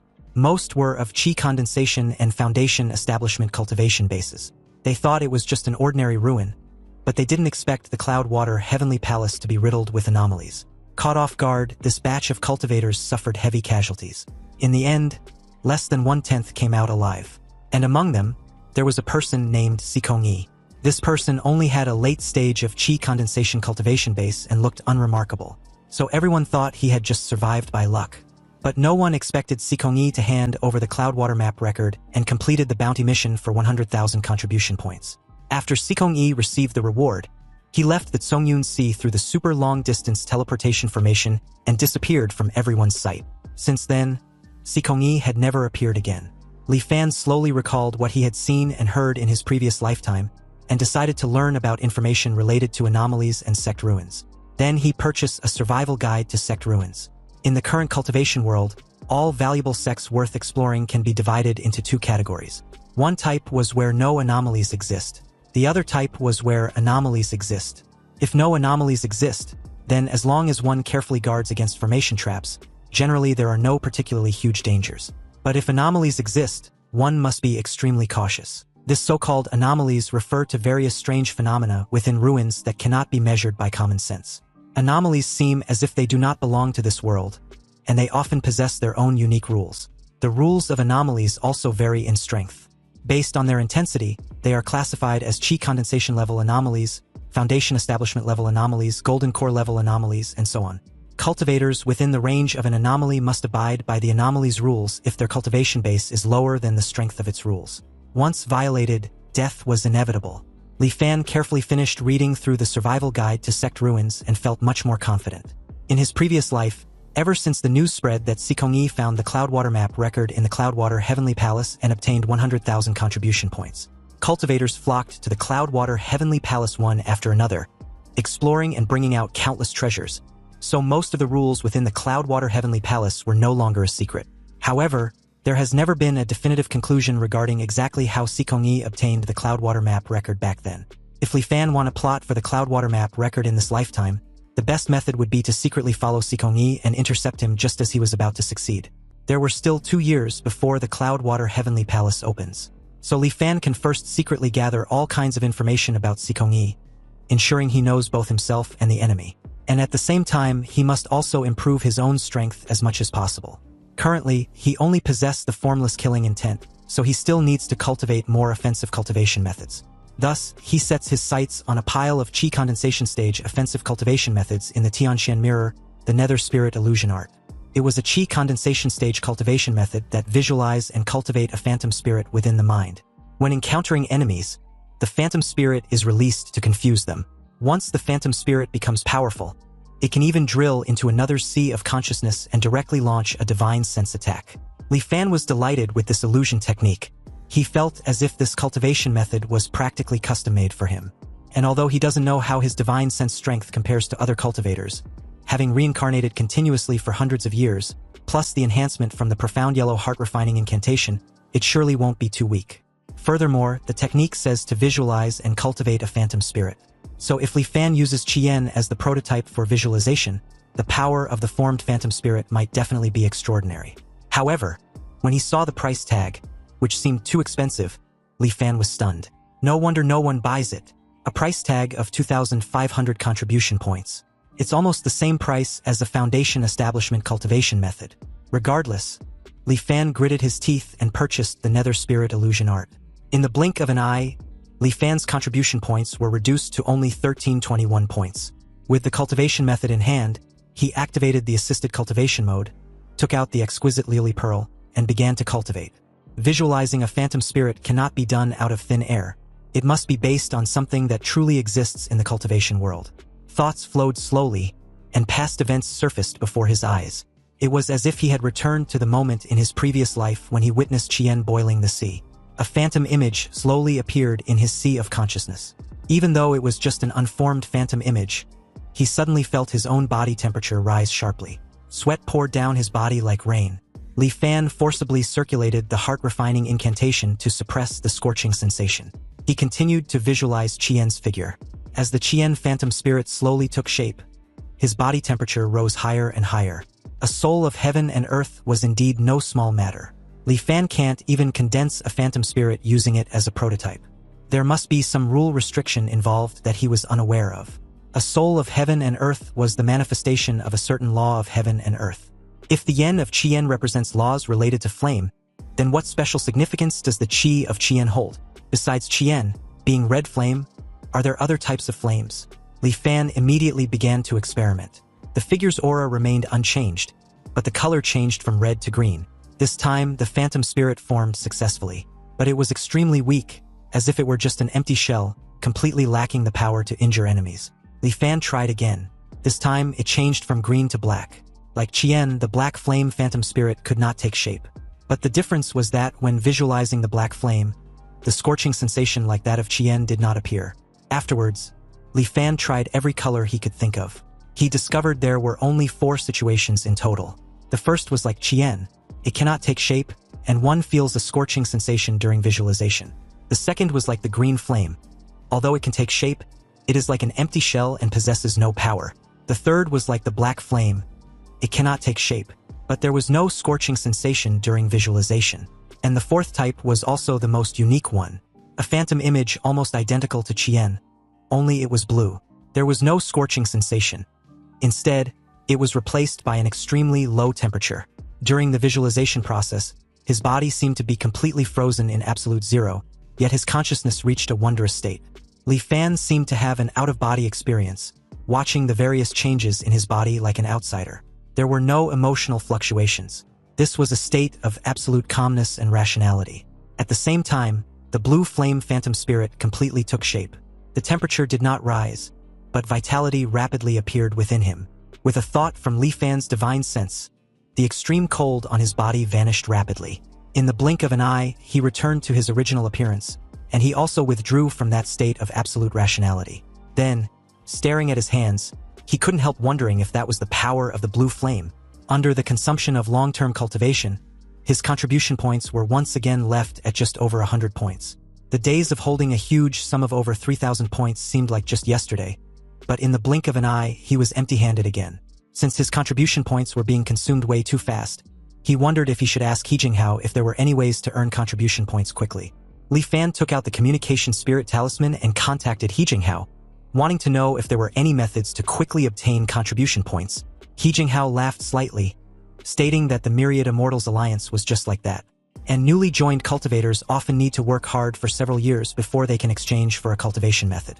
However, since Li Fan was introduced to the Myriad Immortals Alliance by him, he naturally would give him a hand. But it's inconvenient to discuss this matter via the communication spirit talisman. If Li Fan was willing, he could come to Liuli Island so they could discuss it in detail face-to-face. Li Fan was visibly pleased. Truly a timely rain, he thought. However, everything happens for a reason. Li Fan immediately made his way to Liuli Island, and under the Island Protection Grand Formation, he appeared at He Jinghao's pavilion. Li Fan offered his greetings to He Jinghao, who had made his way directly in front of him, and was laughing at how impatient Li Fan already was. Then, in an unexpected manner, he clapped his hands, and the mountain the two were currently on started sinking rapidly, almost as if it was shrinking. Li Fan was utterly gobsmacked by this, and he made no move in hiding it. The continuous mountain range within the Island Protection Grand Formation now seemed like individual stars, floating above their heads. He Jinghao asked Li Fan what he thought of his mountain and river star formation. Li Fan gave his honest opinion, saying that the formation was truly extraordinary.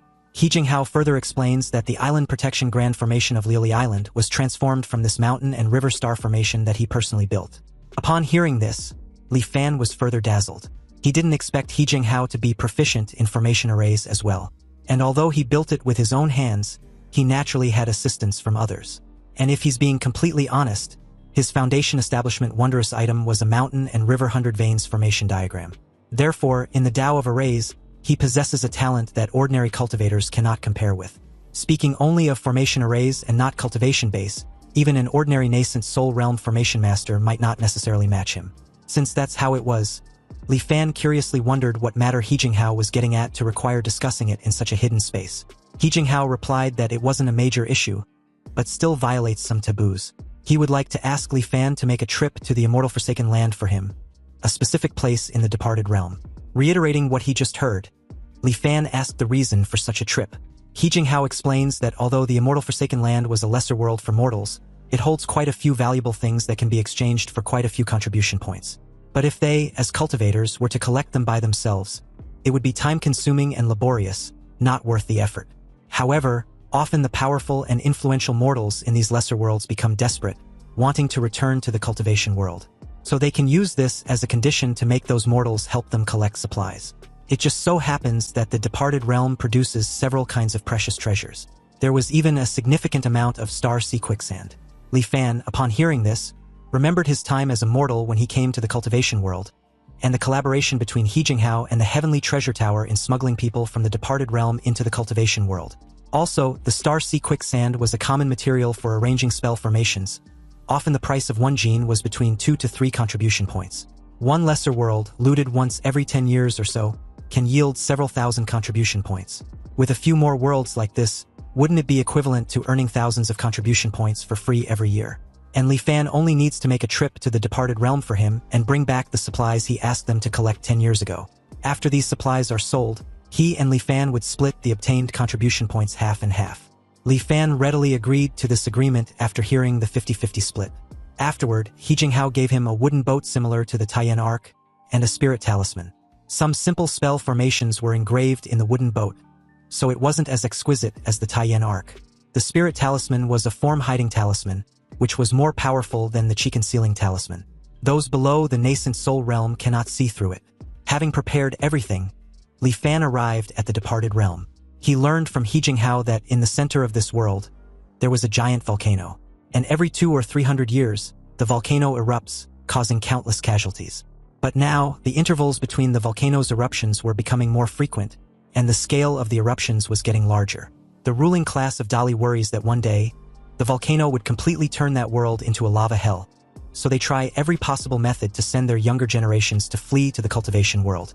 Li Fan was respectfully welcomed by the ruling class of Dali, and with the aid of the form-hiding talisman, his face was distorted and his voice had changed. Li Fan announced that he was there to collect the supplies they agreed upon. The Emperor of Dali gave a report that the items on the list had all been prepared properly. Hearing this, Li Fan instructed him to lead the way. Thus, under the personal guidance of the Emperor of Dali, Li Fan inspected all the supplies, and after confirming there were no errors, he stored them into his storage ring.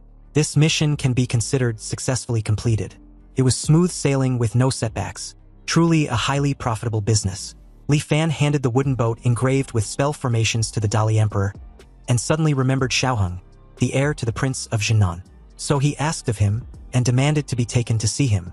Through the Emperor, Li Fan learned that Xiaoheng was currently being fostered at Scholar Su's home. So, under the Emperor's lead, he arrived at Scholar Su's residence. And after another respectful greetings to the immortal master, Li Fan told everyone to rise, before asking of Xiaoheng once more. Xiaoheng, currently a child not more than 15 years old, was presented to him. Looking at the current Xiaoheng, Li Fan saw the cunning resemblance to the future Xiaoheng 10 years from now. Li Fan closed the distance between them, said nothing for a while before placing 2 fingers on Xiaoheng's forehead. He poured a side character's medicine into Xiaoheng to ensure his safety, then declared that he'd observed Xiaoheng's talent to be extraordinary, so in the future, he would definitely not be a creature of the pond. Li Fan also added that 10 years from now, he would come personally to take Xiaoheng away. The entire ruling class of Dali, including the Emperor, assured Li Fan that they would definitely take good care of Xiaoheng till the agreed date. But then a young child, right about Xiaoheng's age, suddenly knelt and desperately begged the immortal master to save his sister. He even slapped his forehead on the floor to show his sincerity and willingness to do anything. An old guy, probably his father, reprimanded him for spouting nonsense in front of an immortal master, then begged Li Fan for forgiveness for the child's ignorant behavior. Of course, this child was none other than Su Changyu. Everyone followed suit, kneeling and begging Li Fan for forgiveness. Li Fan gave a slight nod because in his previous life, he remembered Xiaoheng mentioning that Su Changyu had a sister suffering from a terminal illness, and since he already intended to check on the situation anyway, he told them to take him to see her just this once. After a brief moment, he saw Su Changyu's younger sister in a basement. Her body seemed to be extremely scorching hot, and was lying on a jade bed, surrounded by many blocks of ice. Li Fan placed 2 fingers on the little infant's forehead, and was completely stunned into speechlessness. Though completely unexpected and shocking, there seemed to be no mortal miasma in this little infant's body. After a bit of probing, Li Fan was left wondering just what kind of physique this was. The wisp of spiritual energy he just sent into her body was actually amplified after circulating once. And this stream of spiritual energy was completely different from the spiritual energy originally in Li Fan's body. Instead, it carries a scorching sensation. This wasn't the scorching heat of fire, but violent spiritual energy transformed from rage. Anyway, after a bit of deduction, Li Fan couldn't help wondering if this was a natural immortal physique. A person envied by heavens. You see, the natural immortal physique, born without immortal miasma in the body, possesses unparalleled affinity for various cultivation methods and Dao techniques. Not only was the cultivation speed terrifyingly fast, but executing techniques also grants a natural strength bonus. This was a person envied by the heavens, born endowed with innate divine powers.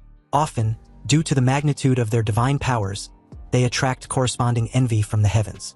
And from birth, they would be accompanied by all sorts of tribulations. If they can dissolve these tribulations, they will become even stronger through the hardships. Their cultivation speed isn't necessarily fast, but in magical combat, they are often invincible among the same rank. They even have the strength to fight across a major realm. Both physiques are 1 in 10,000, extremely rare. Yet, these 2 physiques actually appeared in one infant at the same time. This little infant, Su Xiaomei, has no immortal miasma in her body. It was undoubtedly the natural immortal physique, and that angry force inside her that constantly burns her. That must be her innate divine power, with the internal fire constantly burning away her vitality. Even if she hid in an ice cellar all day, Su Xiaomei would absolutely not live to adulthood. No wonder in his previous life Su Changyu was so anxious, not hesitating to become a test subject for the immortal miasma himself, just to become a cultivator as soon as possible. In his view, perhaps becoming a legendary immortal master would save his sister's life. Though it was a pity, if Su Xiaomei hadn't met him, even if a golden core cultivator came, they wouldn't necessarily be able to save her life. Li Fan created a miniature version of the blue flame phantom spirit, which made its way towards her, placed a hand on her forehead, and in less than no time, Su Xiaomei was stabilized, the scorching sensation now non-existent. But this would only last for 10 years, keeping her safe and sound. If Li Fan can retreat unscathed from the cloudwater heavenly palace in this life, he will naturally come to find her ahead of time. He walked out of the basement and asked Scholar Su about Su Xiaomei's situation. Scholar Su hesitated for a long while before stuttering out the sequence of events. And as it turns out, Su Xiaomei was not Scholar Su's daughter, but his sister's, Su Yuqing. Su Yuqing was much younger than Scholar Su. Last year, when she became pregnant with Su Xiaomei, she was only 16. And at the time, her inexplicable pregnancy caused a huge uproar in the Su residence. Because at that time, she hadn't even been married yet, and unmarried pregnancy was already an absolute scandal. But what made Old Master Su even angrier was that Su Yuqing couldn't say who the child's father was. The Su family wanted to abort the child, but Su Yuqing refused to agree to the abortion no matter what. And so Su Xiaomei was born. Su Yuqing's body was already frail. Her body couldn't withstand it, and a few days after giving birth to Su Xiaomei, she passed away with regret. Who could have thought that not long after, Su Xiaomei would contract a strange illness, her whole body burning hot like a furnace, reaching a point where ice had to be applied constantly to alleviate it. The Su family invited all the famous doctors in the capital, but none could treat it until Li Fan's arrival. A born sensing heaven's mandate. Perhaps only this can explain why Su Xiaomei's talent was so high. However, according to the original historical trajectory, even with her heaven-gifted talent, in the face of tribulations, she could not escape death. In the entire cultivation world, how many people were like Su Xiaomei, possessing immense natural talent, yet die in obscurity like common people? Anyways, once matters there were settled, Li Fan returned to Lioli Island. Inside the mountain and river star formation, he handed the storage ring to He Jinghao. But the guy was somewhat absent-minded. only glancing casually before putting the storage ring away. His attention was focused on an ancient mirror surface in front of him, and from its appearance it looked somewhat similar to the Tyen mirror. Li Fan followed He Jinghao's gaze and saw a line of small text displayed on the mirror surface. It was the current price of the spirit mistgrass at 15 contribution points per stock. He Jinghao, in that moment, was almost at the point of begging desperately for the price to rise. Li Fan curiously questioned what the hell he was doing, and He Jinghao, without taking his eyes off the mirror surface, explained that some days ago, he received reliable news that the island cultivating spirit mistgrass was attacked by exotic beasts from the sea, and most of the spirit mistgrass on the island was destroyed.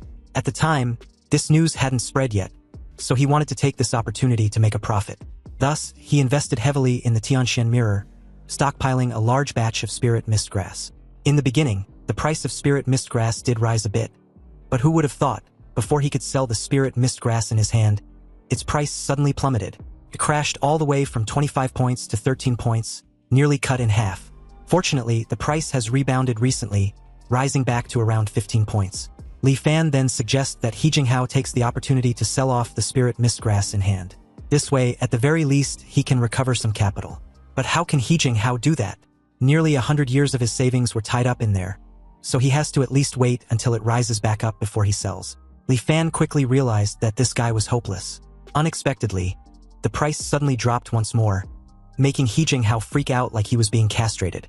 And to make matters even worse, it kept dropping, from 13 to 12, then 11 all the way to 8. He Jinghao yelled like a pig being skewered alive, begging for the price to stop dropping. Li Fan tried reassuring him that the price would rise once again, but it was obviously false. Back at Wansen Island, the abnormal fluctuation in spirit mistgrass prices caused a huge uproar. After the matter came to a close, he asked around a bit and understood the whole story. It was true Lord Qingmu Huaxing who set up a trap to ruthlessly harvest the cultivators who wanted to take advantage of the situation for profit. The destruction of the spirit mistgrass island was true, so after the news was confirmed, many people decisively entered the market, wanting to earn a profit. But what they didn't know was that the Myriad Immortals Alliance recently discovered a grotto heaven that had been closed for 1,000 years. It was said that would attribute spiritual energy was abundant inside, and it was full of various rare spiritual plants. Stuff like spirit mistgrass was growing everywhere. It seems impossible for He Jinghao to recover his capital. However, this big shot's way of doing things wasn't very kind either. The market was truly treacherous. For this trip to the departed realm, He Jinghao gave Li Fan 1171 contribution points, barely enough to last him a while. Li Fan didn't choose to go into closed-door cultivation immediately, but instead searched for information on Jiao Shuwen. He heard this person can obtain large batches of form-hiding talismans from the Myriad Immortals Alliance's Talisman Hall. So obviously, this person has good connections. And Li Fan wants to use the opportunity of buying spirit talismans to see if he can find out information about Sikongyi from him. Li Fan made his way to the 1,000-mile hall at Wansen Island Commercial District. When he entered the establishment, the old guy in there was in communication with someone with an aid of a talisman. He was yelling to the person at the other end that he didn't care how much the price had crashed at present. For 10 form-hiding talismans, they still have to trade at the price they agreed upon. But then the person at the other end decided to cancel the trade, even refusing the deposit. Furious, Jiao Shuwen lashed out by slamming the talisman on his desk, cursing and yelling that he wasn't a pushover. Regardless, he was done for, really done for. Him, Jiao Shuwen of all people who'd never done a losing business, was at his wit's end. He didn't expect to be stuck with such a large batch of form-hiding talismans at the moment. Then, Li Fan suddenly asked for the price of a form-hiding talisman, which sent Jiao Shuwen beaming with joy as he replied that it was 10 contribution points each. He asked Li Fan how many he wanted, adding that if it's over 10, he would give him a 20% discount. If it's over 100, he would give Li Fan a 50% discount. Li Fan was obviously in a state of disguise, making bystanders incapable of seeing his true appearance. He feigned being in contemplation as he questions Jiao Shuyen why he would need so many. He added that 5 or 6 were enough. Besides, Jiao Shuyuan's price wasn't right, was it? Before he came in, he bought a top-quality form-hiding talisman in the Tianxian mirror, and the current price was no more than 20 points. But Jiao Shuyuan want to charge so much for these defective goods of his. Jiao Shuyuan reduced the price to 8 points each, claiming that was as low as he can go. After all, Li Fan has to understand that refining talismans costs money too. Li Fan agreed to the trade for 6 form-hiding talisman, settling with medium-grade spirit stones. He told Jiao Shuyuan to keep the change, but asked if he accepts business for inquiring about cultivator intelligence. Jiao Shuyuan replied that he does. His business was losing terribly, and if he doesn't take some side jobs, he won't be able to survive. Zhao Shiyuan asked of the name of the cultivator and the level. Li Fan calmly replied with the name Sikongyi, a mid-stage qi condensation cultivator. Zhao Shiyuan told Li Fan to rest assured. This Sikongyi was merely a measly qi condensation cultivator, and he guarantees he would investigate his background thoroughly for him. Zhao Shiyuan then hinted at a steep price, but Li Fan calmly interrupted him, stating that since Sikongyi was just a measly qi condensation cultivator, surely it shouldn't be too expensive. In this line of work, there was always some risk, so how about he gives him 80 contribution points? Li Fan bargains at a cap price of 40 contribution points, not a bit more. He was bargaining way too ruthlessly, and Zhao Shiyuan gave him a nervous smile. Surely 60 points was sufficient, otherwise, it's already another losing deal. Li Fan moves it to 50, and if Zhao Shiyuan doesn't take it, then he can forget it. Zhao Shiyuan reluctantly agrees to the deal and nervously requests for a deposit of 10 contribution points first. When he has results, he will notify Li Fan through the spirit talisman. Coming out of the 1,000-mile hall, Li Fan returned to the Tianxian mirror, activated the assisted cultivation mode, and entered a closed-door cultivation. Li Fan decided to cultivate the nether spirit illusion art to the late stage of qi condensation. 1 month later, at the east of the Tsongyun Sea, specifically the Flame Crystal Island maritime region. To test the power of the nether spirit illusion art, Li Fan took a mission to hunt a scarlet flame shark and retrieve its inner core. In the deep sea, he restrained his aura and followed behind a group of scarlet flame sharks. There were over a dozen sharks in this group, and they were hunting a solitary scarlet sea whale. Li Fan immediately activated the nether spirit illusion art, the blue flame phantom spirit. Suddenly, the visualization of Tyen as a blue flame phantom spirit surged forth, its absolute zero power completely freezing both the solitary scarlet sea whale and the scarlet flame sharks in an instant. Most of these sea beasts possess a cultivation base equivalent to the qi condensation stage, and after launching a divine sense attack with the blue flame phantom spirit, they were like lambs waiting to be slaughtered, without a shred of power to resist. Anyway, Li Fan can now confidently confirm that the power of the blue flame phantom spirit was indeed impressive. But out of nowhere, a terrifying behemoth, comparable to the rift-splitting whale, suddenly opened its freakishly huge mouth and swallowed the solitary scarlet sea whale and the scarlet flame sharks with a single gulp, leaving Li Fan stunned with wide eyes. He remembered a bounty to hunt this creature, known as the dragon whale, with reward of 2,000 contribution points. The bounty details mentioned that this dragon whale was the exotic beast that destroyed the island planting spirit Mistgrass. At the time, even the Foundation Establishment Stage Island Guardian could do nothing against it. Afterward, a golden core cultivator from the Myriad Immortals Alliance arrived late. This dragon whale, after taking a hit from the golden core stage cultivator, actually didn't die, but only fled into the deep sea with heavy injuries. A sly smile tugged on Li Fan's lips as he gave a slight laugh. Though a Foundation Establishment cultivator couldn't handle the dragon whale, that doesn't mean he cannot kill it.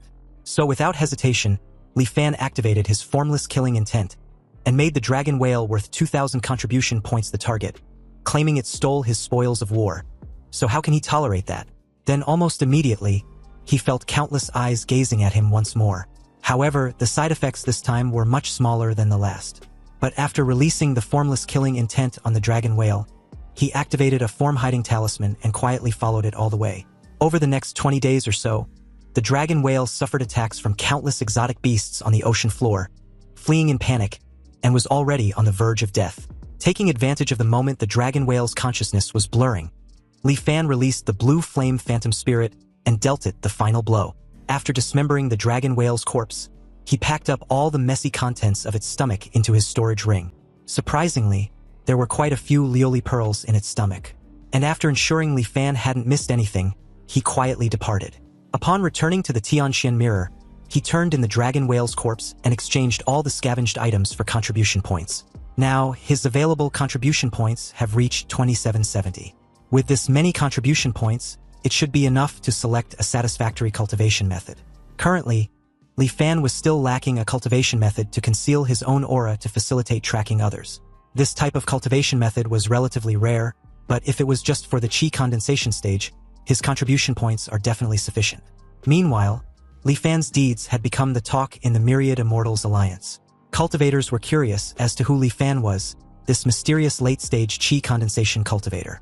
And besides, didn't the Myriad Immortals Alliance say that the dragon whale could withstand the attack of a golden core cultivator? So how did Li Fan manage to hunt and kill it? Could it be that he concealed his cultivation base? At this point, no one could explain how exactly Li Fan achieved this miraculous feat. He was undoubtedly at the late stage of qi condensation, and this had been confirmed. It was public knowledge that Li Fan was introduced to join the Myriad Immortals alliance by He Jinghao not long ago. Some even curiously wondered if he possesses a rare treasure. But in that moment, a cultivator, Zhou Peng, interrupted the curious and envious crowd, telling them to stop guessing because the latest inside news was that Li Fan just got lucky. Now, as they wondered how being lucky was even possible, they asked what Zhou Peng meant by his comment. And although he also couldn't believe it either, Zhou Peng added that the news were facts at this point. Apparently, the corpse of that exotic beast, the dragon whale, was sent to Elder Gongsun at the Heavenly Mystery Hall for analysis. The conclusion reached was that before it died, this dragon whale had fought with at least 3 other giant undersea beasts of the same level. The vast majority of the wounds on its body were left by those giant beasts. And prior to this, the dragon whale's life was already nearing its end. Even without Li Fan making a move, the dragon whale wouldn't have lived much longer. Hearing that this qi condensation cultivator actually has such good luck, they have no choice but to trust Elder Gongsun's analysis. Though it really makes one envious since the contribution points was 2,000. After a period of searching and comparing, Li Fan determined his target cultivation method, the shadow following art. This cultivation method excels in tracking and concealment. Once it was locked onto an opponent, cultivators can follow their target closely like their shadow, making it difficult for them to shake them off. It also allows the cultivator to hide in the shadows, shadowing oneself, and making the cultivator undetectable. The price was 1,800 contribution points. For such miraculous effects, Li Fan wasn't stingy and bought it immediately. But just as he was preparing to enter closed-door cultivation, he suddenly received a communication from He Jinghao. He Jinghao didn't expect that the person who hunted the dragon whale was really Li Fan. He initially thought it was just another cultivator with the same name and same realm as Li Fan. It wasn't until someone asked him about Li Fan's situation that he confirmed it really was him who killed that dragon whale. Li Fan laughed slightly as He Jinghao continued, claiming Li Fan had finally vented his anger for him. Li Fan might not know, but these days, as soon as he closes his eyes, he sees the image of that spirit mist grass price plummeting. Li Fan replied that it was just good luck, and he happened to encounter the dragon whale fighting with other giant beasts while doing a mission, so he picked up a bargain. He Jinghao insists that luck was also part of one's strength. Li Fan's talent and fortune were both so extraordinary. His future on the Great Dao was surely promising. It just so happens he has a matter he needs Li Fan's help with, and he wonders if Li Fan was willing. Li Fan inquired what the matter was. He Jinghao wished to ask Li Fan to serve as the acting guardian of Lily Island for him. And as Li Fan reiterated what he just heard, He Jinghao continued that because of the spirit mist grass incident, he previously lost more than half of his savings. And seeing that the nascent soul cultivation method he wanted to exchange for was getting further and further away, he was truly unwilling to accept it. Coincidentally, a few friends recently discovered an ancient cave abode and invited him to explore it together. And according to them, this cave abode must have been sealed before the great calamity descended. So there must be many rare treasures inside, and perhaps even quite a few cultivation methods. If he can gain something from it, he can more or less make up for his losses. Hence he decided to take a gamble. Li Fan asked how long He Jinghao needed him to serve as acting guardian. He Jinghao replied that it won't take long. At minimum a year or two, at most just 3 or 4 years. Li Fan apologized, saying he was truly powerless in this matter. He had a premonition that a breakthrough was imminent, and must go out to seek opportunities within 2 years, so he cannot guard Liuli Island for much longer. Though disappointed, He Jinghao was cool with it, and it seems he can only look for someone else. He then wished Li Fan an early Foundation establishment breakthrough and disconnected the call. There was no further messages that came through the communication spirit talisman after that. So Li Fan turned on the assisted cultivation mode and began cultivating the shadow following art. Under the dual boost of spirit enlightenment and the exquisite Liuli pearl, it took him less than 10 days to cultivate the shadow following art to the late stage of qi condensation. Li Fan spent 100 contribution points to simulate a chase battle with a late stage of qi condensation cultivator inside the Tianshan mirror. With the blessing of the shadow following art, his speed increased drastically, and he formed some kind of connection with the locked-on target being chased. The opponent's speed increase also caused his speed to quicken to a certain extent. Li Fan could even continuously use the shadows on the ground to shuttle and jump, so it didn't take long at all for him to catch up to the figure ahead. The chase battle ended, and he was quite satisfied with the shadow following art. Now everything was ready, and he was only waiting for the intel from Jiao Shuwen and for the Cloudwater Heavenly Palace to officially open. 2 months later, at the 1,000-mile hall at Wansen Island Commercial District, Li Fan met up with Zhao Shiyuan once again. He was not pleased with the long wait, so he asked Zhao Shiyuan if this was how his 1,000-mile hall conduct business. Sikongyi was just a mere qi condensation cultivator, yet it took so long just to scout some intelligence. Zhao Shiyuan immediately told Li Fan to keep his voice down. There was truly a reason for the delay. To be honest, the difficulty of this mission was unexpected. And the 50 contribution points they agreed upon last time was really too small. Li Fan must know that in order to get this done, he had to ask a senior at the late stage of Foundation establishment for help. Li Fan feigned being disheartened and disappointed, questioning Zhao Shiyuan if he wants to break the contract. Zhao Shiyuan panicked and pleaded for Li Fan to just add a little bit more. But to his bewilderment, Li Fan decisively chose to leave. Zhao Shiyuan immediately conceded, begging Li Fan to wait. They would do as agreed, 50 contribution points and nothing more. Li Fan took out the remaining fee and handed it over to Zhao Shiyuan. When added to the previous deposit, it tallies to exactly 50 contribution points. Zhao Shiyuan, with a dispirited look, stated that it's not easy for him to earn this little bit of money from Li Fan. The intelligence was in the jade slip in his hand, and as they did the exchange, he told Li Fan to verify it. Li Fan did as asked of, opening the jade slip with an expressionless face. Then his expression soon turned to that of being startled and puzzled. Two people? You see, according to the intelligence collected by Zhao Shiyuan, Sikongyi usually lives in seclusion and rarely shows his face. He also had a close friend named Bailey Chun who was at the mid-stage of qi condensation. Sikongyi and Bailey Chun seem to have an excellent relationship.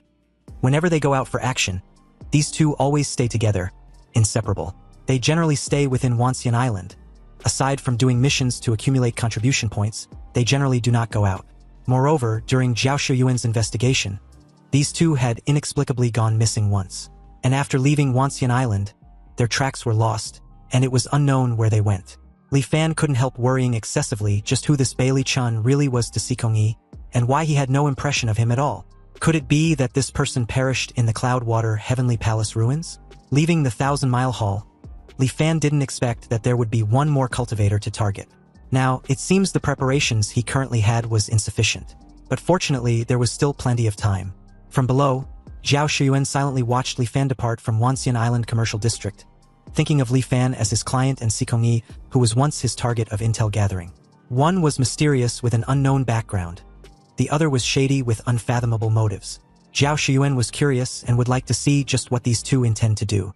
A year later, on Li Fan's 11th anchor year, in the central region of the Zhongyun Sea, the Cloudwater Heavenly Palace ruins was about to appear, and more cultivators gathered at that location. Evidently, Sikongyi and his shadow, Bailey Chun, were naturally among them. Zhao Shiyuan was also in the crowd, looking quite excited. Above them, the swirling vortex of clouds seemed to be spinning relentlessly, and at its center, an ominous suction force was created. Its scale grew until it covered the entire horizon. Suddenly, around the center, a faint shimmering azure light took shape. Then when everything reached a critical point, an immense and dazzling white light at the center engulfed everything, sweeping across every cultivator present. In the end, those touched by the light, Li Fan being one of them, vanished one after another. Finally, the Cloudwater Palace, sealed away for over countless years, appeared in front of them. But out of nowhere, a voice echoed in everyone's ears, informing that the war situation on the front lines was tight, and the major sects have suffered heavy losses. As the leader of the various sects in the Zhongyun Sea, his Cloudwater Heavenly Palace was even more so, and the leader didn't know how many fellow disciples had died on the battlefield. So before leaving, the sect leader Marshal Uncle ordered him to go out and accept disciples. This entrustment was something he could not fail. Fortunately, the harvest this time around was not small. The gathered cultivators began to question what was going on, and where exactly was all this. The last thing they remember was being next to the vortex cloud layer. Also, what was up with the clothes they were suddenly wearing? One cultivator of the lot yells at the mysterious cultivator in front of them, dressed in white clothes. He questioned this person if he was the one responsible for bringing them there. Who was he and what exactly was his objective? This mysterious cultivator, Qin Tang, didn't even regard the rude questions and welcomed the crowd. They've finally woken up. Next, they need to stay quiet while he explains some important points to them. But before Qin Tang could continue, the same idiot cultivator yelled for him to cut the crap and speak quickly. Where were they at? Qin Tang fixed him with a cold stare and stated that the newcomers this time around didn't seem very obedient. Then very abruptly, The guy's head and neck were sliced into mangled bits. This scared the majority of the crowd into a state of panic. Qin Tang remarked that it was finally quiet. He would now continue speaking. Qin Tang introduced himself, then added that he was the chief of the Cloudwater Heavenly Palace Dharma Transmission Hall. They must call him Senior Brother Qin, and they were all outer disciples he had accepted during this outing. In the coming months, as long as they can pass his layers of tests, they can formally join his Cloudwater Heavenly Palace. Next, there were a few points they must keep firmly in mind. The first rule was that they must maintain sufficient respect for him as Senior Brother Qin. Whatever he says, they must do. As Qin Tang went on about the second rule, a divine sense voice transmission echoed in the ears of every cultivator in there, questioning if any of them knew what the situation was. After all, this was an anomaly, and the Cloudwater Heavenly Palace was likely a sect ruin shrouded by an anomaly. So was this Qin Tang fellow actually alive or dead? The voice transmission then assured everyone not to panic. Anomalies had their own rules, and as long as they follow what Qin Tang says, there shouldn't be any danger for the time being. From behind, Li Fan kept a close eye on Sikong-yi and Bailey Chun, noticing that they look as usual, as if they already knew they would encounter an anomaly. Or perhaps, even in the face of an anomaly, they had a well-thought-out plan. Anyway, when Qin Tang was done, he clasped his hands to get everyone's attention, then informed them that it was getting late, so he would take them to rest first. Tomorrow morning, they would formally begin the test. Qin Tang told the group to follow him, but the very second he turned to lead the way, for cultivators immediately chose to flee, believing they shouldn't stay there for a long period, because it was a dead end if they do. So they might as well explore other parts of this ruin to see if there were any treasures.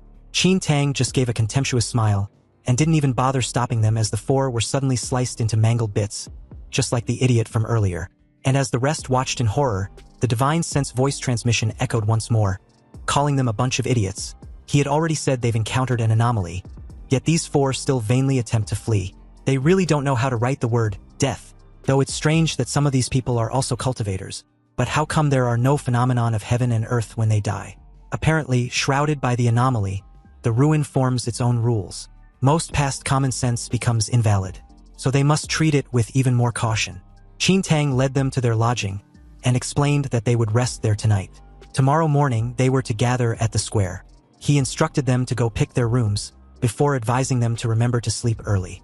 Anyway, after Qin Tang left, Li Fan chose a room relatively close to Sikong-yi and his companion to stay in. He laid straight on his bed, circulated the profound yellow heart-refining incantation, and all distracting thoughts in his mind vanished. Seeing Li Fan fall asleep immediately, the other cultivators in the room also forced themselves to sleep. But not everyone could keenly perceive what was about to happen. There were still quite a few people whispering to their companions, looking agitated and finding it difficult to sleep. Time passed bit by bit just like that. Then suddenly, the lights in all the rooms got extinguished, plunging the entire area into darkness.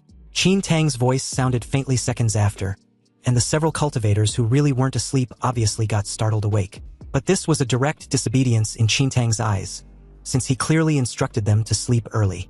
Otherwise, it wouldn't be good if they delayed tomorrow morning's test. Well, since they can't sleep, he will give them a hand. Qin Tang brutally sliced his first 3 victims into mangled pieces before they could even make a sound, then went on a killing spree. Soon, hair-raising sounds rang out continuously, and it's unknown just how many cultivators lost their lives without even being able to let out a scream. Only then did everyone present realize that Qin Tang's phrase "remember to sleep early" was not just a casual remark. Many cultivators wanted to resist, yet without stirring up even the slightest ripple, they perished silently just like that. Qin Tang lets out a helpless sigh, saying this errand was truly tiring. And if not for the sect leader Marshal Uncle, and the senior brothers and sisters all going missing, he wouldn't have to be the one to go out. It was boring, truly boring, so he might as well go get a drink. Sleeping was something that people with frequent insomnia surely understand deeply. If there was no mental burden, one could fall asleep just like that. Conversely, it becomes very difficult to fall asleep, and one was easily awakened. Moreover, cultivators were used to using closed-door cultivation to replace sleep. Falling asleep had become a rather difficult matter. Thus, even knowing they would die if they didn't sleep, there were still many cultivators who couldn't fall asleep. In the latter half of the night, Qin Tang visited again, bringing another reign of terror. The next morning, when Li Fan woke up and walked out of his room, like the rest of the surviving cultivators, what they saw was the ground covered in corpses. Zhao Shiyuan didn't pass this trial. His head was separated from his body, lying there quietly. Li Fan didn't delay and went straight to yesterday's square. Having learned yesterday's lesson, the cultivators didn't run around wildly to other places and obediently gathered at the square. The crowd was sparse. The surviving cultivators were less than 2/3 of yesterday's number. The trial hadn't even formally started, yet there were already so many casualties.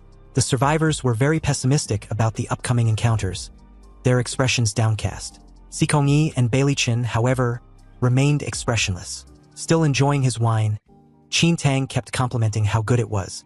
He then expressed his satisfaction that everyone could make it. Now, they can formally begin the first layer of the test. Qin Tang's master once said, in seeking immortality and asking of the Tao, 3 things were most critical: natural talent, temperament, and luck.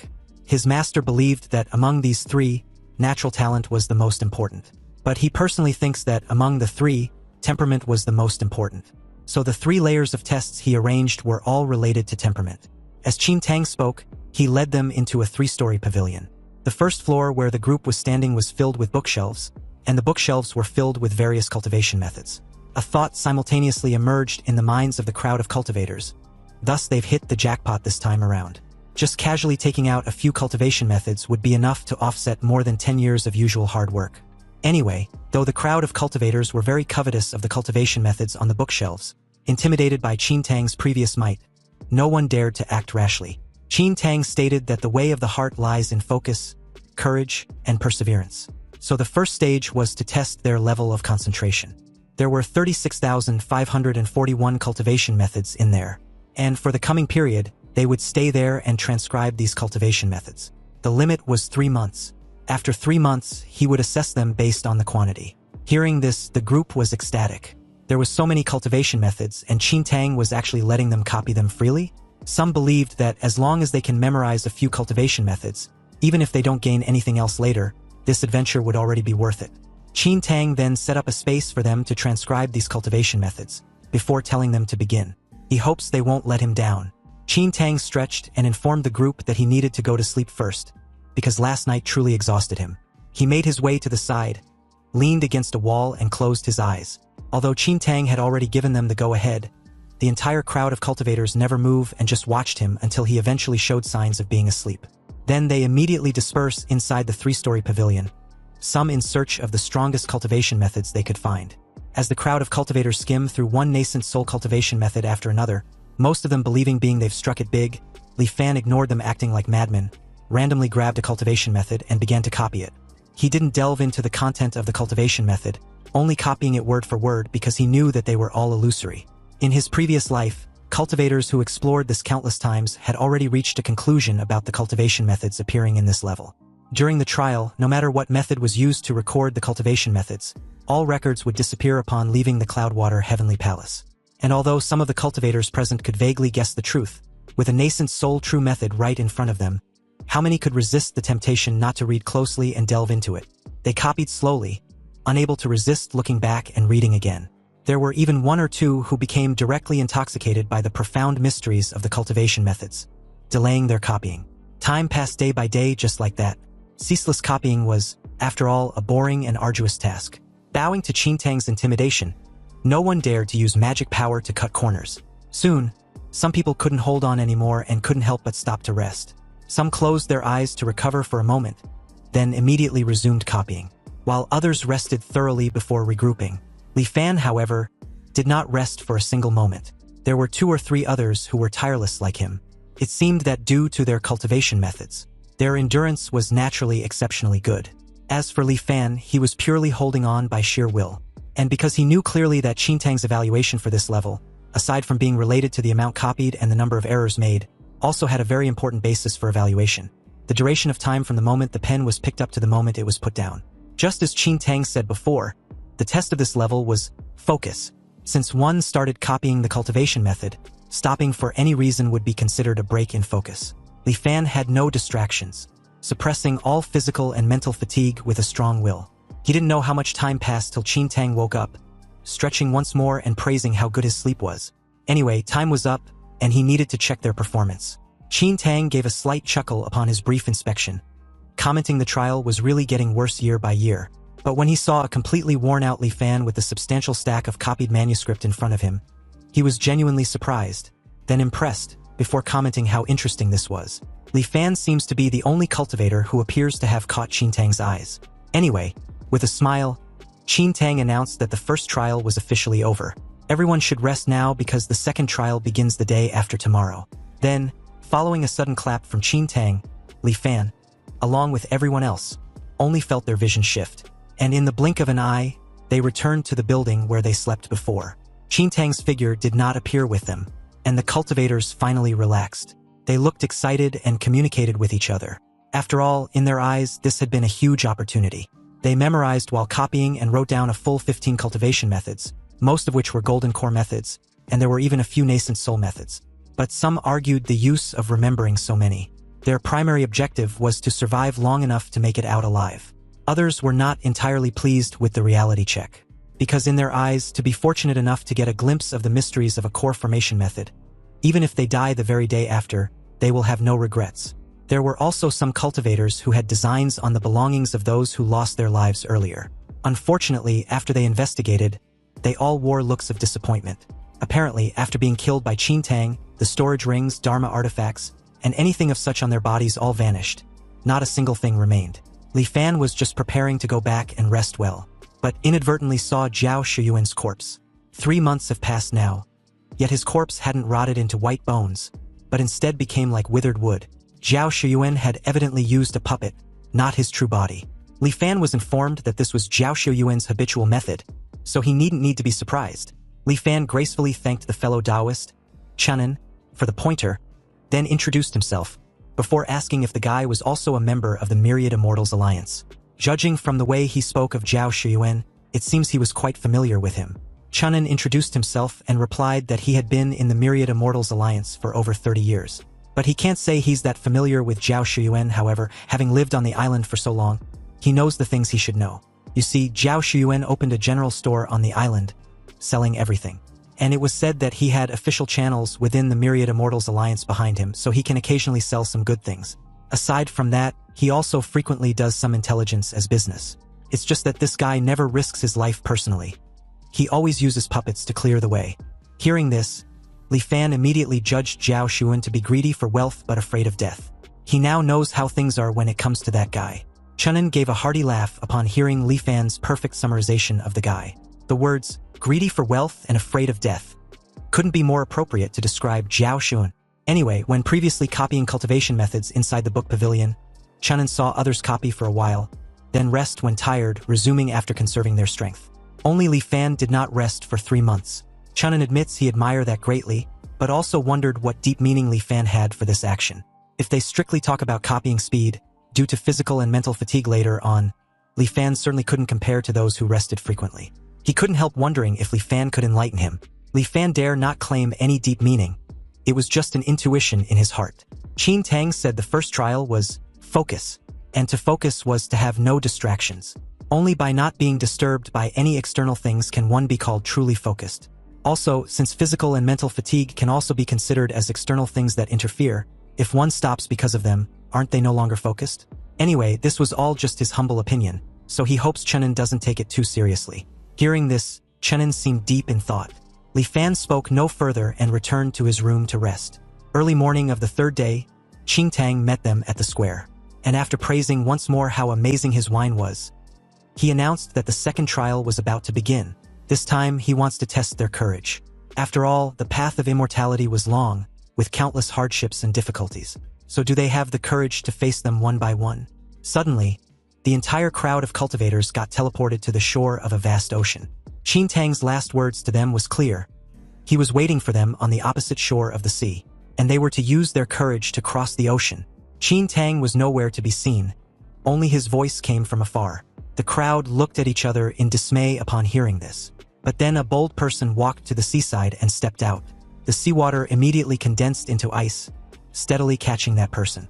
Seeing someone had taken the lead, the rest of the crowd also stepped into the sea impatiently. Bailichin did the same, following into the sea.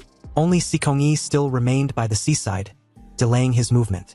Li Fan composed his mind and slowly stepped onto the sea surface. Water condensed into ice beneath his feet, and the figures of the others in his vision gradually disappeared. On the vast ocean, in an instant only he remained, all alone. Li Fan walked forward step by step. The sun rose and the moon set overhead, and he didn't know how much time passed.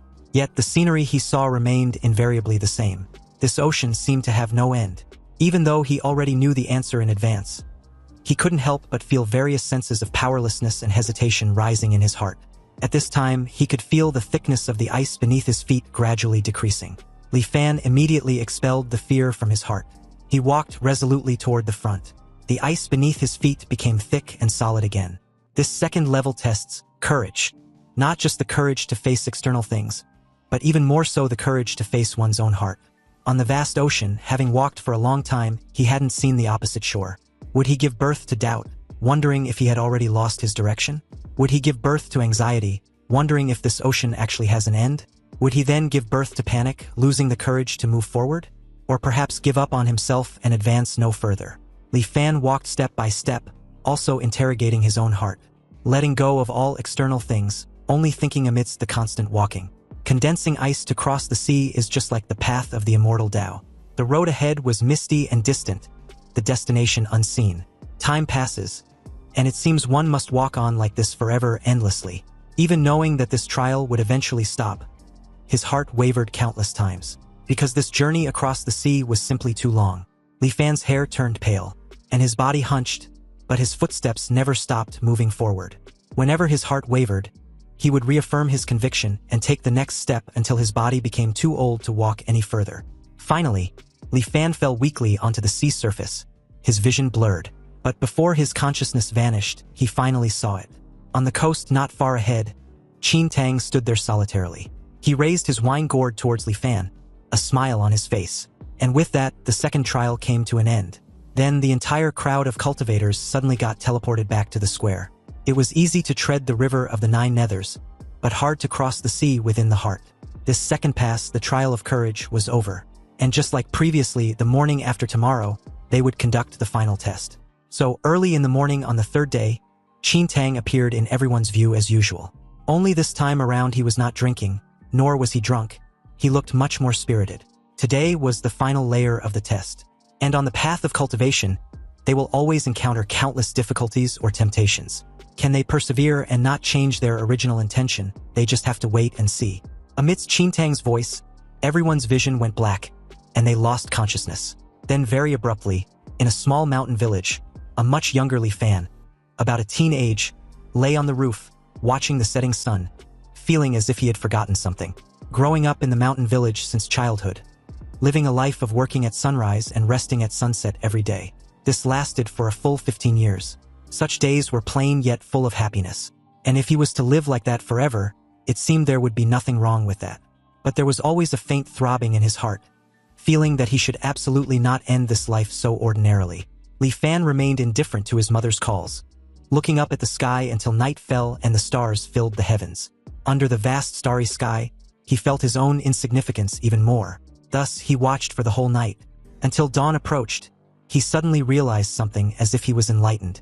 Li Fan rushed inside and urgently tells his mom to cancel his marriage with Ernyo from next door. He was not getting married. He was going to cultivate immortality.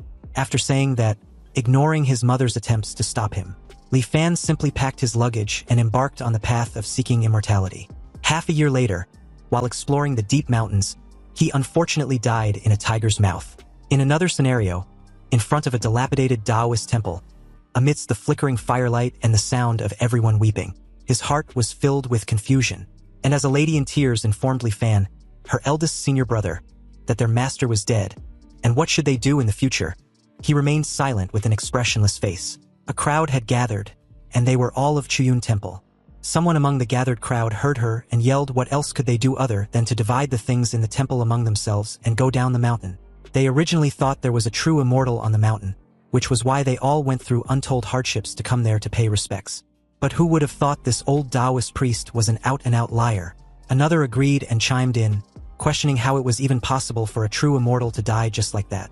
Li Fan still remained silent.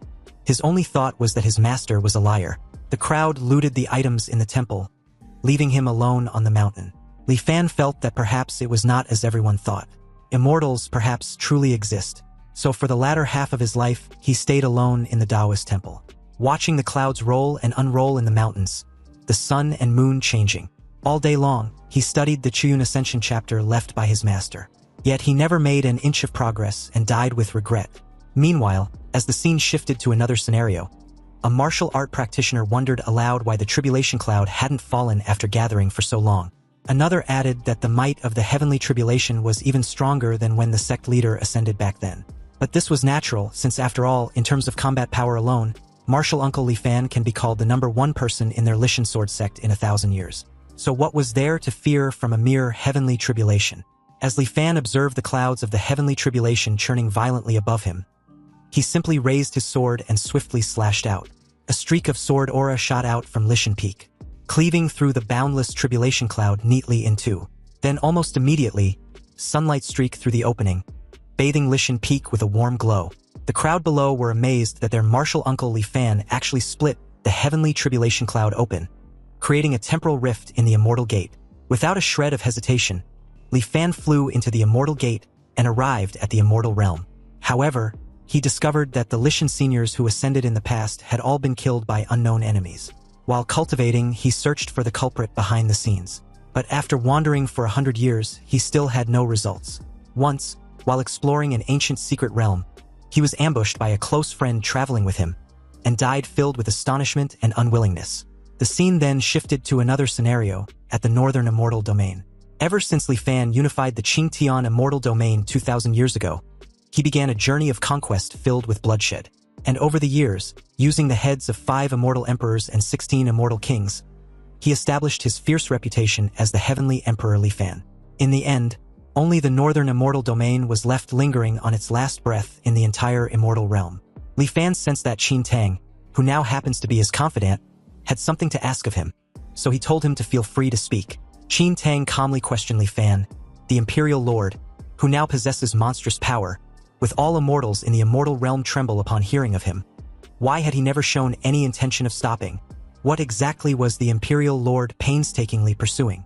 After thoroughly unifying the immortal realm, what plans will the imperial lord have? Li Fan gave a self-deprecating laugh and answered honestly. What he seek was nothing but longevity. Qin Tang reiterated what he just heard and questioned Li Fan. With his current cultivation base, can it not yet be called longevity? If there are no accidents, it wouldn't be difficult for him to live for another few million years. Although a lifespan of 1,000,000 years can presumptuously be called longevity, what Li Fan wants is to step above the immortals and live as long as heaven and earth. For a moment there, Qin Tang was genuinely caught off guard by this response, before a knowing smile slowly tugged at the corner of his lips. And in that moment, he declared that there was no need to continue testing. The trial of perseverance had ended. Qin Tang soon judged Li Fan to be an anomaly in this trial. And no matter the infinite layers of worlds he constructs, he fears he cannot wear down Li Fan's indomitable determination. Qin Tang thought it was a pity, because if his master was there to see such a rare talent, he would likely be very happy. Qin Tang officially declared that the 3 trials had all concluded, and among them, some had performed beyond his expectations, while others were truly unbearable. He added that his sect leader martial uncle once told him that when his cloudwater heavenly palace accepts disciples, they value quality over quantity. And since that was the case, only half of the lot shall remain. Most of the crowd of cultivators panicked, and they questioned what he meant by that. In the first trial, some had been focused only on memorizing cultivation methods back then, and didn't even copy many books at all.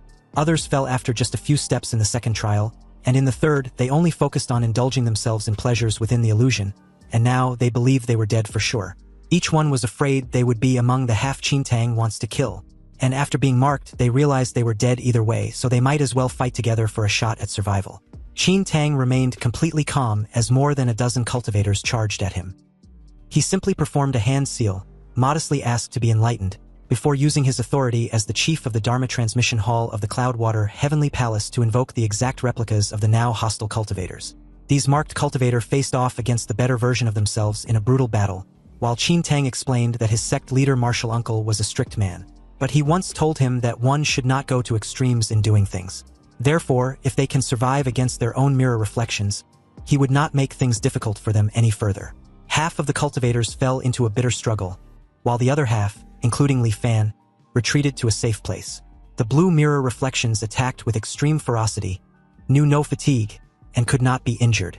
Quite a few cultivators died miserably under their own mirror reflections. And as cultivators continued to die, It was obvious the remaining ones struggling bitterly could not hold on for much longer. Driven to desperation like cornered dogs, they shouted abuses at Qin Tang before yelling for him to wake up to reality. What disciples was he accepting because the Cloudwater Heavenly Palace had been destroyed who knows how many years ago? What bullshit master and martial uncle? When the great calamity arrived, didn't they just slaughter each other? Qin Tang, upon hearing this, found it absurd because his Cloudwater Heavenly Palace was united from top to bottom. They respect and love one another, even if it means sacrificing oneself for a fellow disciple, they would not hesitate. So how could they possibly slaughter each other? That's when shit began to derail off course.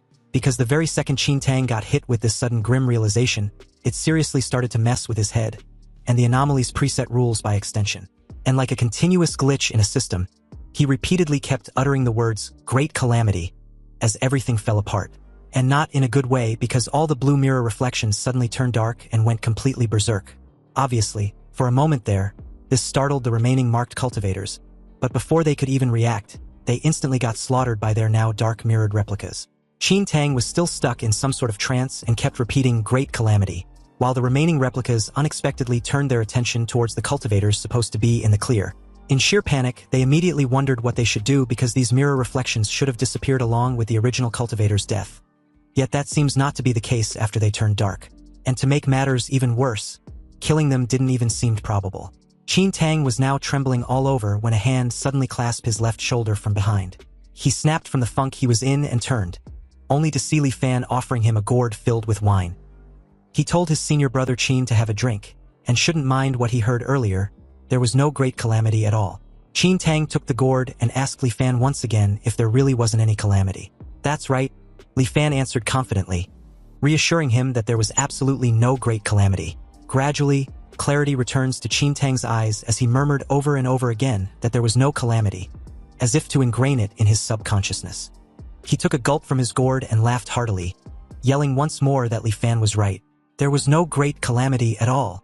Then in that moment, all the mirrored replicas turned back to their default color and slowly dematerialized into thin air.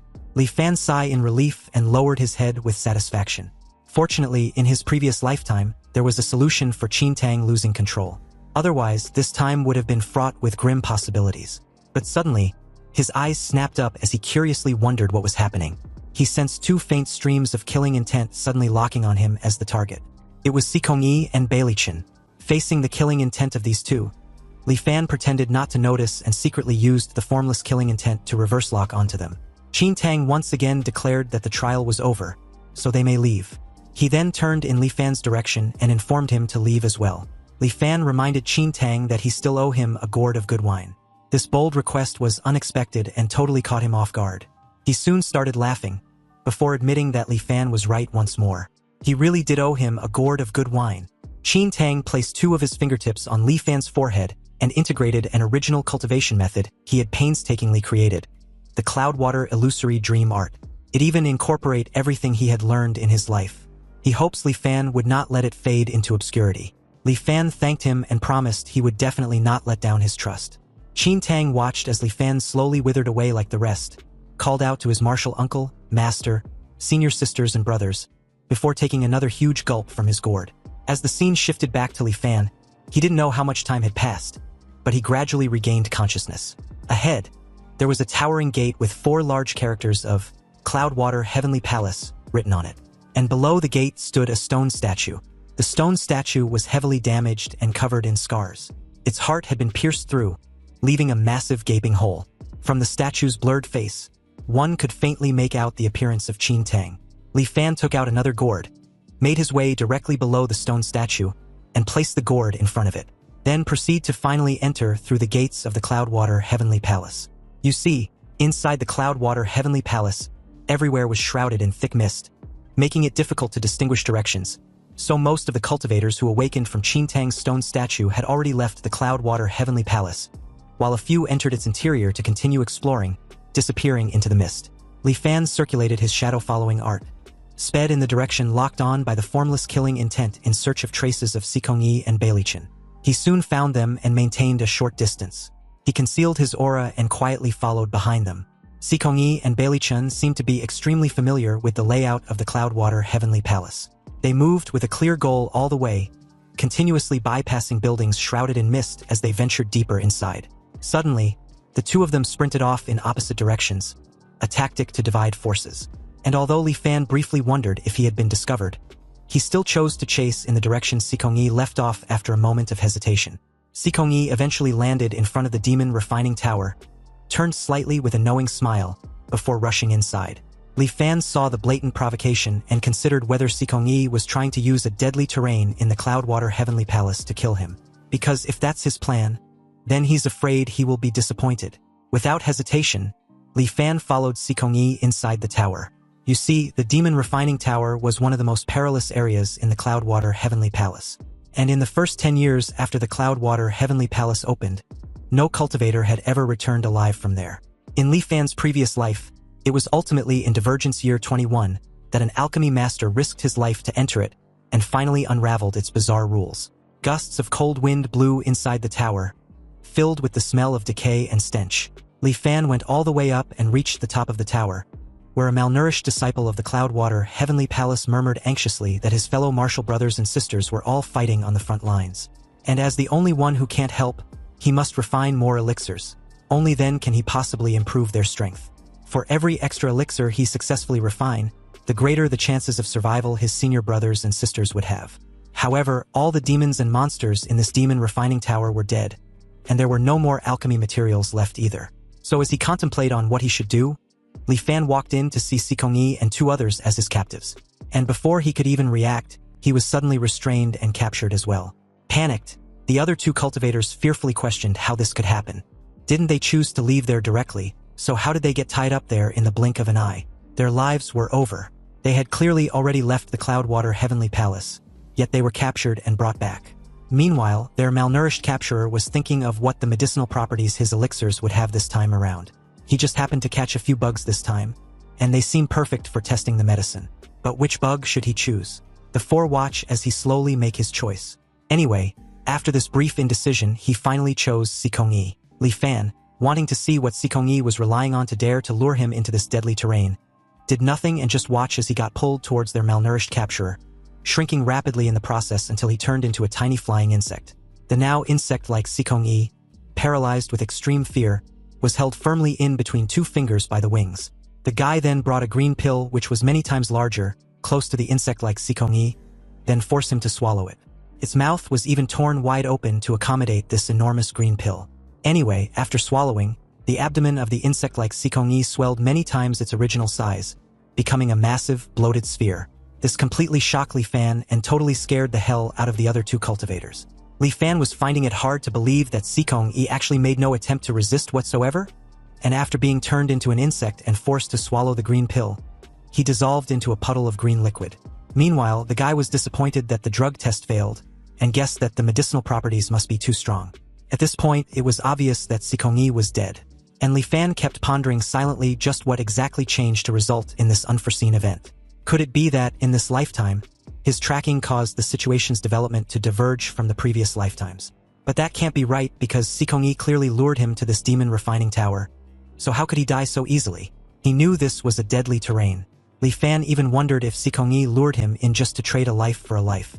Just as Li Fan was sinking into endless confusion, he suddenly sensed something and lifted his head.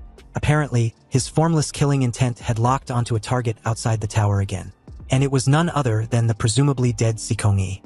It seems the guy had resurrected outside the demon refining tower, which means what he witnessed was the death of a puppet. An external avatar. Neither seems quite right. It seems the secrets Sikongyi holds were even greater than he imagined. However, once he, Li Fan, had set his sights on him and Bailichin, their secrets were no longer secrets. With the formless killing intent locked on them, Li Fan wasn't afraid of them running away. He just needed to escape from this demon refining tower as soon as possible. With the exception of Li Fan, the other two cultivators freaked the hell out when their malnourished capturer decided to try the process once more.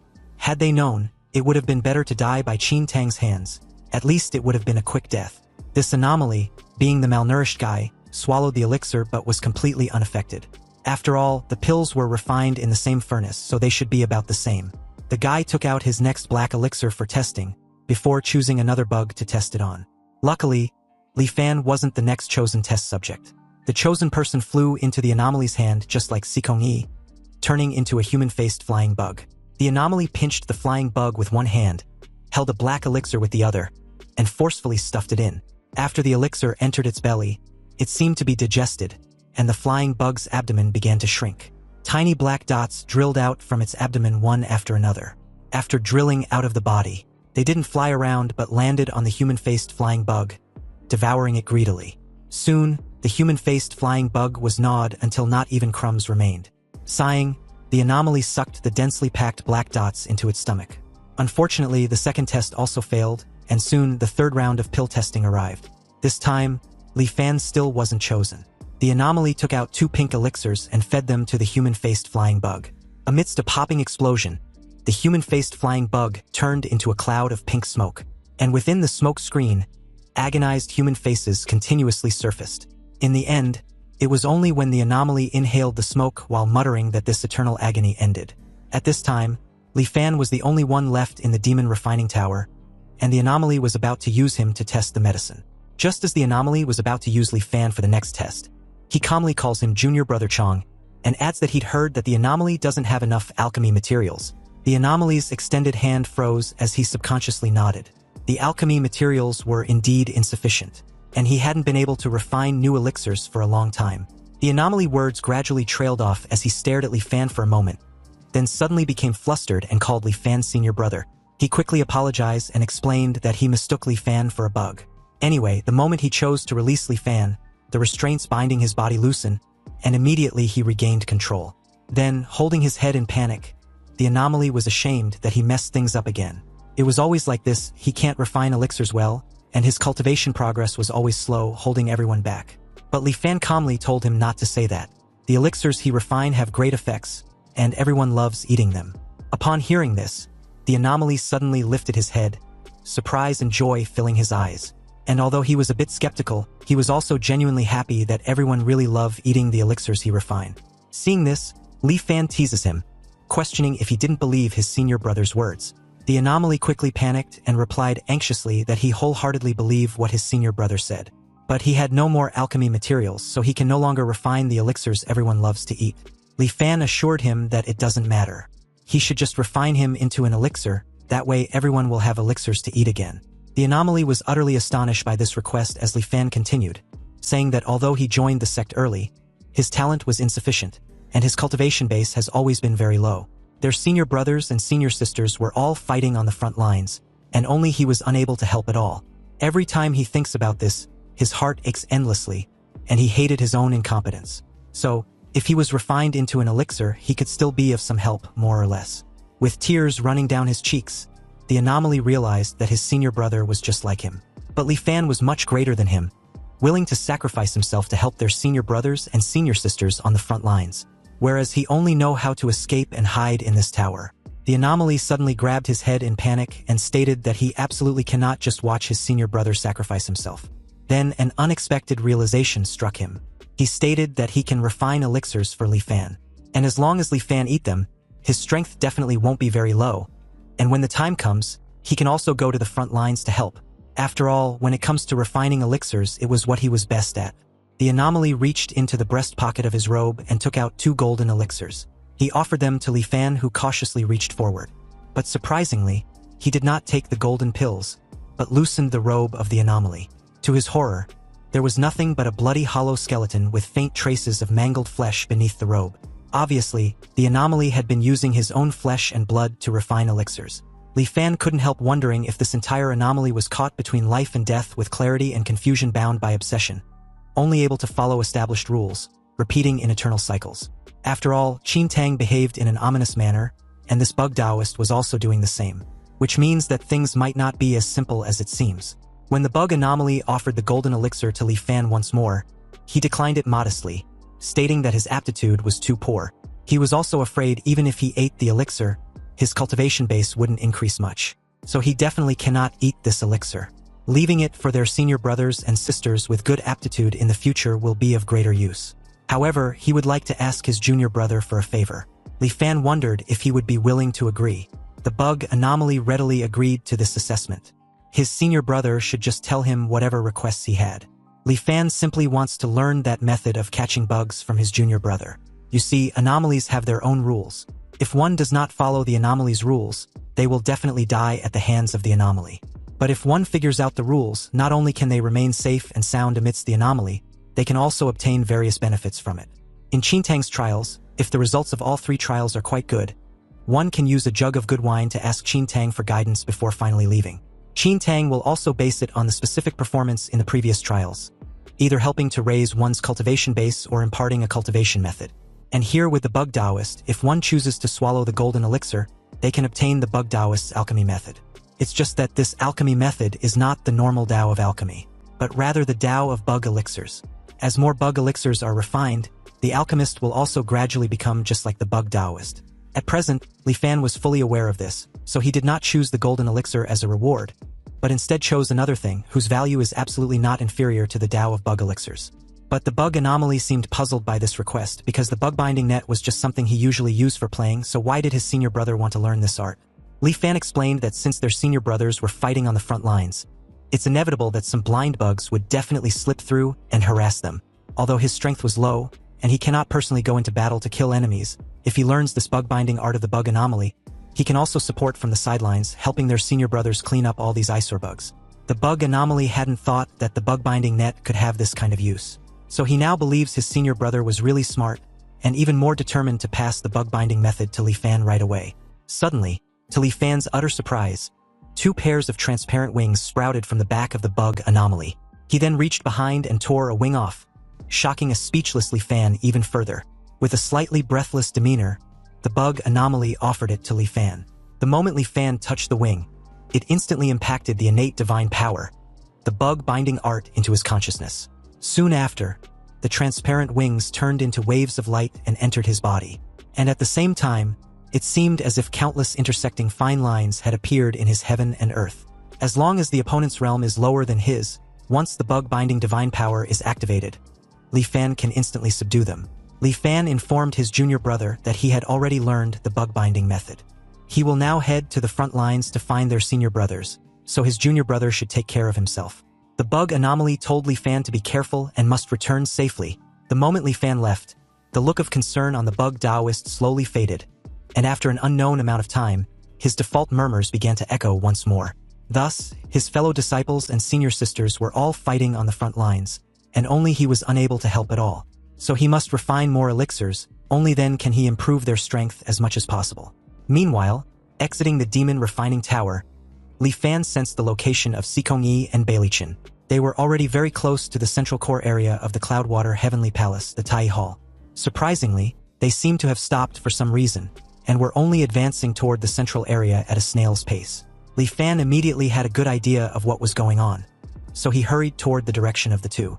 As the scene shifted to the front view of the Tai Hall, Sikongyi and Beilichin were breathlessly advancing towards the palace of the Tai Hall, moving on top of huge long swords embedded on the ground which formed a dense forest of blades overlapping and interlocking, one foot after the next in an extremely slow pace. In actuality, every sword they step on, a phantom of it will materialize and plunge straight into their hearts. Only by crossing this sword mound can they reach the Tai Hall. Anyway, as explained earlier, the two felt the pain with every step forward, and the phantom shadow corresponding to the broken sword beneath their feet would pierce through them. And although it doesn't cause actual physical damage, the pain was no different from having their heart pierced. With every step they take, they need to rest for a long time before they can continue moving forward. When it comes to Sikongyi, since the thing he had painstakingly sought was right in front of him, within an easy reach, he vowed to persevere no matter how painful it was. When Li Fan showed up at the edge of the sword shadow's trail of the Tai Hall, both Sikongyi and Beilichin were genuinely stunned, unable to comprehend just how Li Fan had managed to escape. In their eyes, it should be impossible because no one had been able to come out of that hellhole alive. Li Fan, with his arms leisurely folded, relished in their discomfort for a moment before confidently taking a step forward. And right on cue, a phantom blade pierced him through his heart. It was just as the rumors in his previous life stated. The sword shadows piercing the heart won't cause injury, but the pain was no different from having their heart actually pierced. If one cannot withstand the pain and falls off the sword hilt, they won't die, but will simply be teleported back to the starting point to begin again. But if one tries to fly over the sword forest, then they will get to experience exactly what it feels like to have their heart pierced by 10,000 swords. Li Fan immediately activated his blue flame phantom spirit, and with the blessing of this art, His body temperature was extremely low. Although he still felt the pain, he could maintain absolute calmness, and no external objects could interfere with him. As Li Fan quickly took a couple steps forward without showing any trace of discomfort, Si Kongyi and Bai Lichin couldn't help yelling in shock, questioning if Li Fan was even human. They immediately pick up the pace, forgoing the pain in their hearts. They needed to hurry and couldn't let Li Fan catch up. It took less than no time for them to be pierced with numerous phantom swords like a pincushion. Yet as they began screaming and cursing with every step, they were also anxious because Li Fan was right on their tail and closing in like fast. Fortunately, they both made it to the other side first and immediately tumbled over in utter exhaustion. Yet with Li Fan still relentlessly closing in from behind, they had no chance to rest. In haste, Bai Lichin took out a blue token from his robe and shouted toward Tai Hall that he was the 165th generation personal disciple of the Cloudwater Heavenly Palace, Bai Lichin, and was requesting an audience with ancestor Tyen. Hearing this, Li Fan suddenly stopped advancing, his eyes fixed sharply ahead. He curiously questioned how it was even possible, because not far ahead, the magnificent Tai Hall seemed to awaken. Trembling violently as it slowly lifted into the air, the ground beneath began to quake. For pillar-like legs extended from beneath the Tai Hall and slammed heavily into the earth.